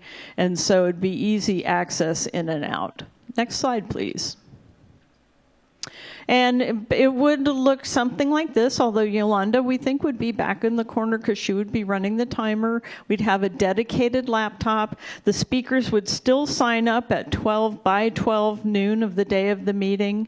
So that procedure part of it would not change. Next slide, please. Happy to answer any of your questions. So the 12 noon still stands. So people aren't just coming and signing those cards as they used to. Correct. Okay, thank you. Okay, Ms. Shaw and then Ms. Grijalva. I don't really have a question. I have more of a comment. I'm sad to see that option one, if we're all at the in the NPR, that there is no audience and the call to audience wouldn't be before us, because I think it's rather performative, both of these options, since we are pretty much able to social distance and limit the amount of people that we're exposed to when you compare that with what the conditions that staff will have to endure. Us going back to in-person board meetings, it's really not truly in person if we can't have an audience. Ms. Grijalva. Yeah, Dr. Trujillo, I know that it's voluntary information, but have you been able to, with confidence, that anyone that's going to be around board members has been able to be fully vaccinated? Yes, I am fully confident, Mrs. Grijalva, and starting with me. So I will sacrifice my own health information related confidentiality. So yes, our team is in a good position to be fully protected coming into contact with governing board members or members of the public. Well, I mean, that was a big priority for me, because one of the things that I know from school staff is everyone has had the opportunity. Not everyone took advantage on the first day that school staff could go and get vaccinated. And I think that there was some confusion about when they said educators, they meant everybody, and I don't think that everyone interpreted that way. So there was some delay there, and I do know that not everyone has had the opportunity to get vaccinated. I'm not sure what the situation is for our board members, but if we're going to go back, obviously, to in-person instruction, I'm supportive of going back to in-person board meetings. I am appreciative of the way that we're trying to keep each other all safe. And I know that there is a limit, and they're trying to discourage groups of 50 or more. So I would like to I think that if we're going to do board meetings, that we should all be in the same room and be on the dais. I appreciate that Dr. Trujillo and legal counsel, they're going to be on the floor, because really, if we were all sitting on the dais together, there isn't a foot between us. I mean, we can literally just barely put our hand out and touch one another. And so I'm appreciative of giving us a little more space. It's still not the 6 feet, but not every classroom is going to have 6 feet either. And I'm not sure about the call to the audience. I don't know if we can safely figure out a way. My concern is if we can figure out a way for people to safely come in to the boardroom, then we would have to limit people coming in. We would have to have a cutoff. And I would rather give people the access that they have now to our full meeting and continue call to the audience in the way it is, mostly because, let's say we're going to have people come in and out and we can only have an audience of 15. Well, then somewhere along the line, we're turning someone away. And I would rather not do that. So. Ms. Count? Yes. Dr. Trujillo, I appreciate the thought, and Mary and Blaine, the thought that went into this. So thank you very much. I do agree with Ms. Grijalva. If we're going to meet in person, then we all have to be in the same room. We're asking our teachers and staff to be back with the kids. So it's just, I think, right for board members. But I think I'm torn with call of the audience, because especially with the fact that if we're keeping them, depending of whether, we're doing a 20-minute session or 45-minute call to the audience, that we're really limiting people if we're going to really keep to that time. We just had a big long discussion about it. So, we need to keep that, I think, in mind. So I don't know if somehow between now and March 30th, we can find a happy more of a happy medium about the call of the audience, and obviously keep the same platform we have right now. People can email into Yolanda and Michelle. I think that for now is what's going to probably work best. But if there is a way to somehow, maybe you guys go down to Duffy and test it out and see how long that takes. I don't know, but that's all I had to add. Thank you. My concern with call to the audience is I want people to be able to be there. I think that is the best way to run call to the audience. But from an equity standpoint, in that we are still in a pandemic and not everybody has had the opportunity to get their vaccine, have pre-existing conditions, I think the way that we're doing call to the audience right now is actually more accessible. And I have a hard time with, if we're going to be giving priority to people that are able to show up at Duffy, one, and to even feel comfortable doing that, then that's putting people that might have more barriers to speak to the board at the back of the line. And that's just, I don't know how to reconcile that issue. But I have a hard time with the prioritization of people that are able to come in and willing to come into Duffy when we have so many people in our community that still are not been able to get their vaccine. And that really, I don't want to prioritize one group of vaccinated versus unvaccinated, or barriers and no barriers. And that's just a challenge. I don't know what the solution is, but it's a concern. Dr. Ravi, did you have a comment? I did. Thank you, Ms. Counts. If we do go back to in-person meetings, I do agree with Mrs. Grijalva and Ms. Luna Rose about being on the dais. I don't see a point of having us in separate rooms any better than us being the way we are now. I may be the only person, but I'm going to vote against going to in-person meetings. And again, I think it's a public health risk benefit analysis. For opening, I think the issues are different. For opening our schools and having students in our schools, there's significant benefit for those students who are struggling academically and for those students who are struggling psychosocially, and all the other benefits that we know these students will have when they come back to in-person education. And that's compared to the pretty nominal risk of COVID, because we understand from public health data that the risk of COVID spread is pretty minimal in our schools. For us going back to in-person meetings, I think the public health calculation is different. I think the benefit is marginal. There's nothing explicit in any benefit of going back to in-person meetings while the risk is still there. So just for a public health standpoint, I don't think we should be doing things that increase risk without benefits while we're in the middle of a pandemic. So I'm going to be voting against us going back to in-person meetings. Ms. Counts?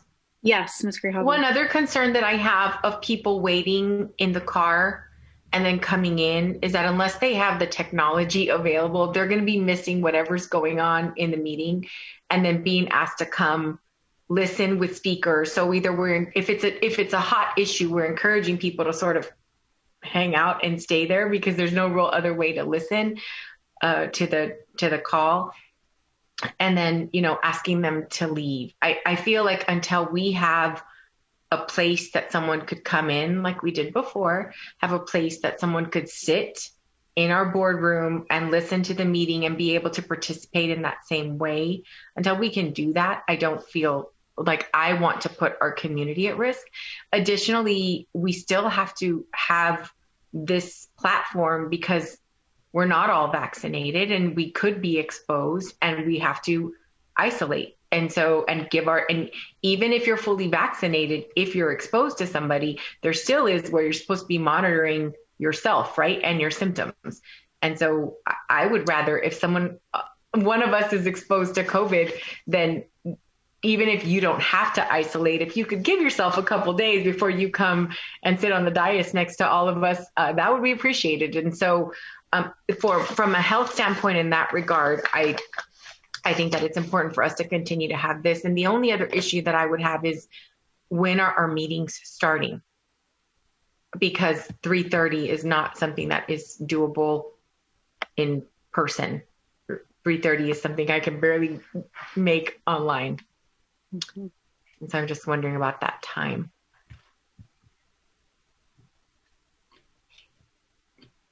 Ms. Shaw, and but before Ms. Shaw speaks, I am concerned about that. And again, it's something I don't have a solution for. So hopefully administration can speak to that.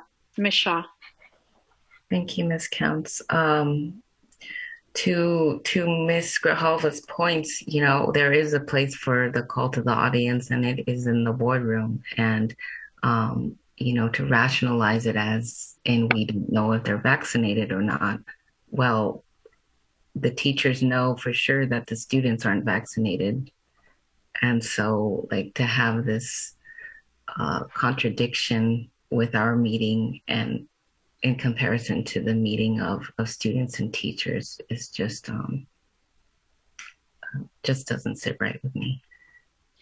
I didn't hear it as a concern about us in vaccination. And my concern is for the people that want to speak to the board and their concerns about not being vaccinated and being out and then being pushed to the back of the line because they're not comfortable, they're not vaccinated, or whatever their circumstances, that they don't have the same access. Well, we don't know potentially if the people who are coming to the call to the audience, if they're vaccinated or not. And so that's sort of an assumption. And I think the people who probably might go are those who, you know, perhaps don't have technology at home to emailing in or what have you. And maybe those old school people who prefer to present their information themselves. I appreciate that. I didn't say whether somebody was, I'm not making assumptions about where anyone is. I am concerned with encouraging gatherings of people that may or may not be vaccinated, if they feel comfortable doing that or not. And that if what we're going to be doing is not setting up a space for people to sit, and if everyone isn't comfortable doing that, and we're going to limit people's participation regardless. So even if we have a boardroom set up, and we just heard from PE classes that they're limiting them to 25 in our schools. So let's say we limit our boardroom to 25 people, then at some point we're going to be turning somebody away. And what they're going to be doing is perhaps standing outside, which is encouraging people to gather in groups and listen on a speaker, which is what we used to do before. I guess we could set up a TV. I think we're just trying to, for me, I'm trying to figure out what it's going to look like for us to get there and have everything set up and make sure everything's working before we invite the public. And that, you know, as the numbers continue to decline, people might feel more comfortable sitting in a room. But I still think that we should follow the same rules that we're asking other people to do, which is 25. And if that's a big point and we have to, you know, that's going to be an issue, then perhaps we open up our boardroom so we have 20. I mean, the limit is 25 people. And I do believe that that's limiting access of the public to be able to come to our meetings.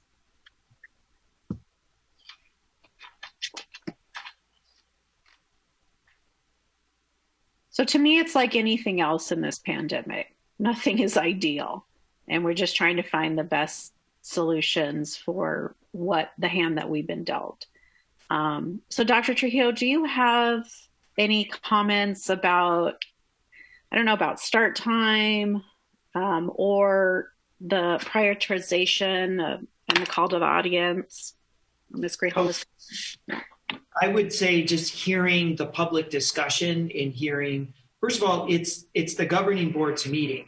So I'm hearing some very, very specific themes here. So I'm hearing several governing board members more comfortable from a public safety and a public health perspective, keeping call to the audience as it is right now, which is basically emailing in. Yolanda will continue.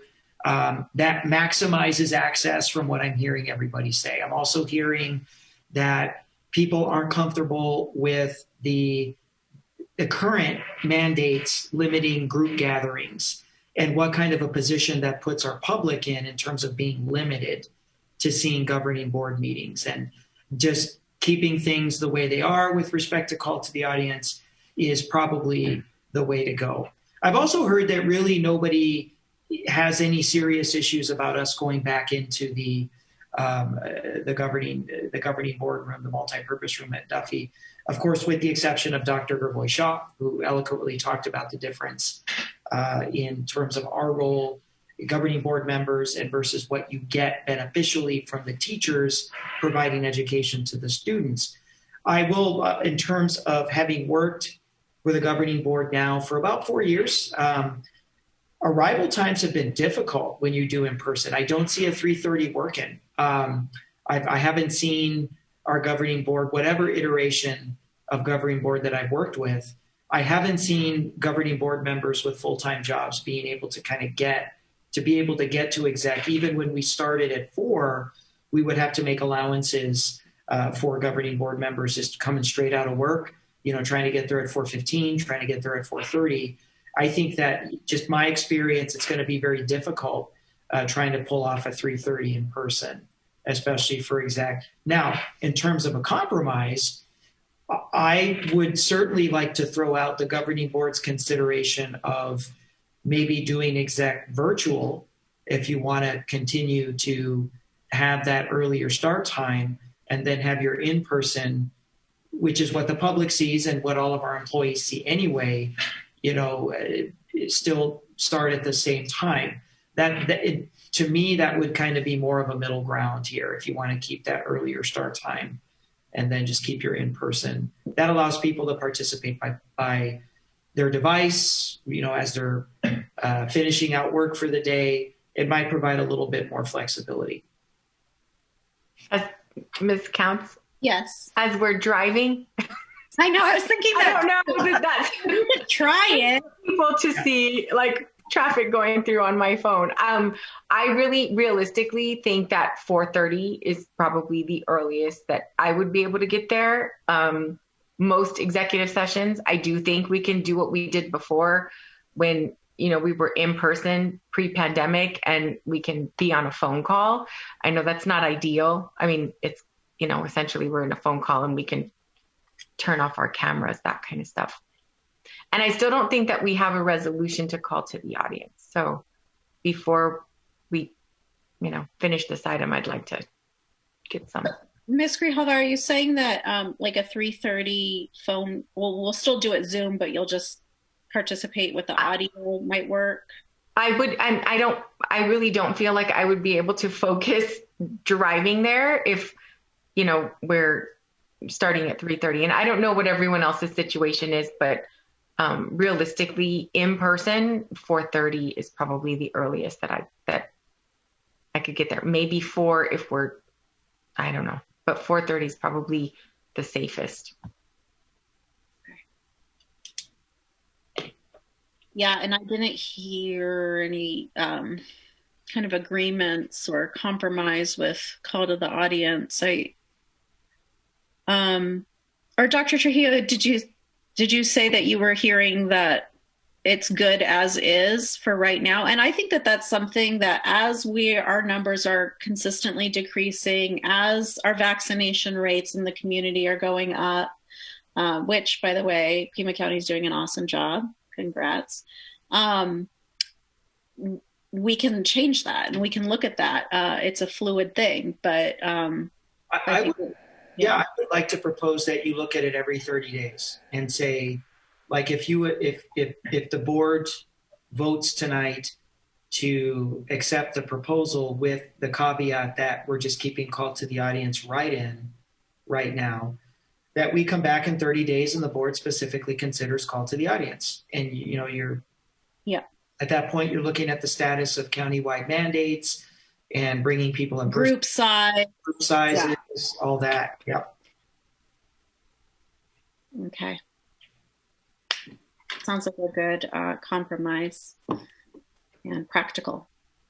So I would like to, okay. And so is your proposal then to start at 4:30 exec? Yeah, I just, like I said, I have not seen board members being able to come out of work. I would propose a 4:30 exec. I think if we have a student hearing, we go at 4 o'clock. I have that, even that's tough, but I think we go to 4:30, and we will adjust and make it work. Okay. So with that, I would like to move the item as Dr. Trujillo has presented. I'll second. Okay, that was moved by myself and seconded by Ms. Luna Rose. Any other final comments before a vote? Dr. Trujillo? Just for clarity, the board is about to vote on this proposal that brings everybody back, and we're all in Duffy multi-purpose room. Rob and I are on the floor. Everybody's up on the dais, but call to the audience remains as it is now, but we're going to do a 30-day check. Every 30 days, we're bringing it back to see if the board wants to move it back live and have people come into the Duffy multi-purpose. So just, that's my understanding. Okay. Yes.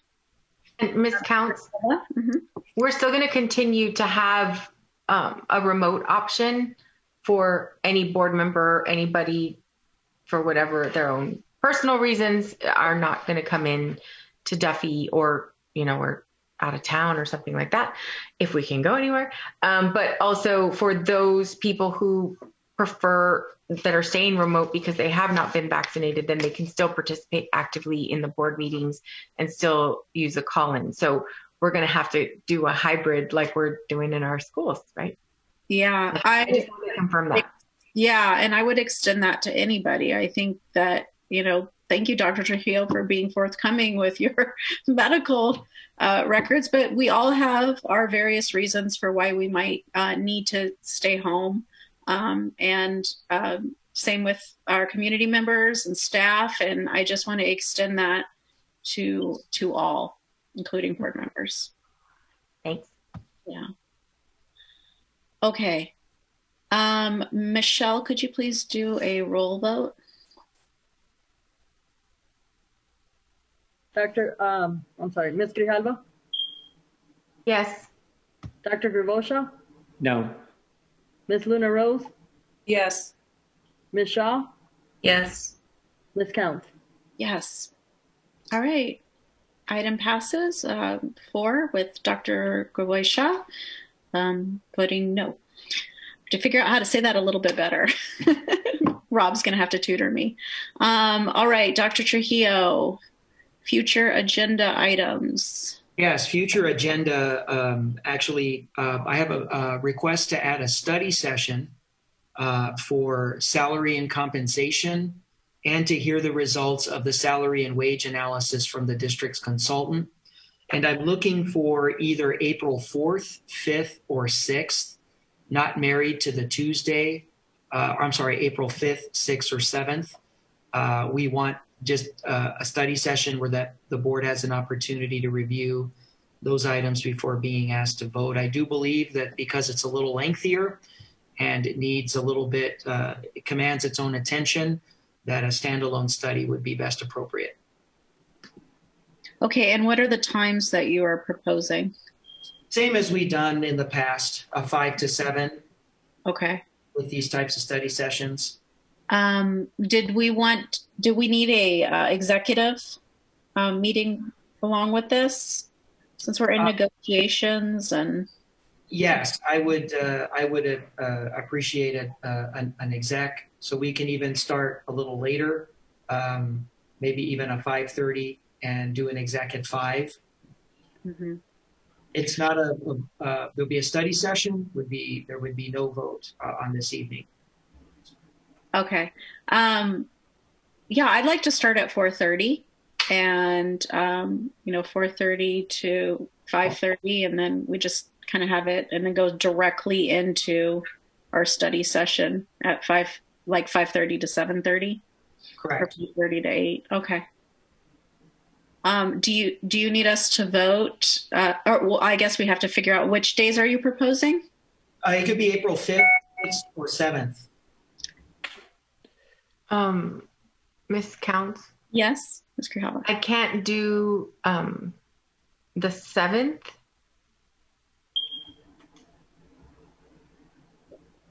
Okay. We can do any of those nights. Does the 6th work for everybody? Robbie's shaking his head no. Yeah, I have work meetings until 6:30 on Monday, until 7:30 on Tuesday, and I can only do before 6 o'clock because of childcare on Wednesday. Okay. What I'm sorry, what was the time on Monday that you'd be available? 6:30.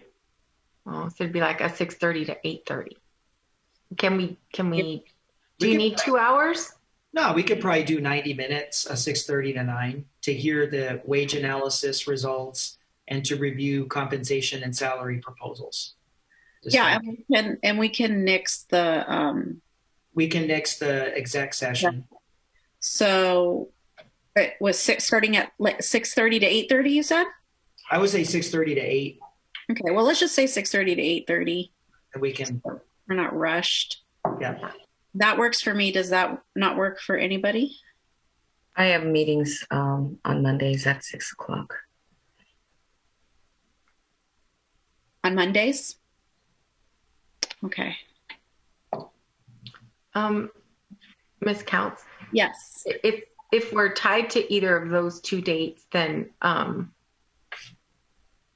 as much as I want all 5 of us to be there, perhaps it's, we're recording it, we're not taking any action, and board members can look at it and check in later. And if everyone can do Wednesdays and I can't do Wednesdays, then I'll be that one that can look at it later. I'm just offering it as an option since it doesn't look like the 4 of us are available any of the dates. Thank you for offering that. And yes, I've done that before when I had to leave for Mexico for a while, and it works. It's just a study session. So Ravi, what were your times on Wednesday? Before 6 p.m. Before 6 p.m. Okay. Does 4 to 6 on that Wednesday work for other folks? Yeah. Yeah. I'm flexible any of those days, actually. It's surprising. Okay. Thank you, Ms. Grijalva, for offering that. All right. And it will just be, it'll be 4 to 6, no exec, and online study session. Yes. You can do from home. So just roll right into it. Okay. Thank you. I appreciate it. The administration will meet whatever time 4 to 6 works for us. We're going to make it. We'll be ready to go. Awesome. It's going to be Wednesday the 7th, correct? Wednesday the 7th. April 7th. Okay. Appreciate it. Thank you. Okay. And Ms. Counts, just to clarify then, so when we do have these sort of special meetings, we're still going to continue with the remote option. Yeah. Right. Because they're short notice and that kind of thing. But otherwise, our 2 meetings are going to be at Duffy.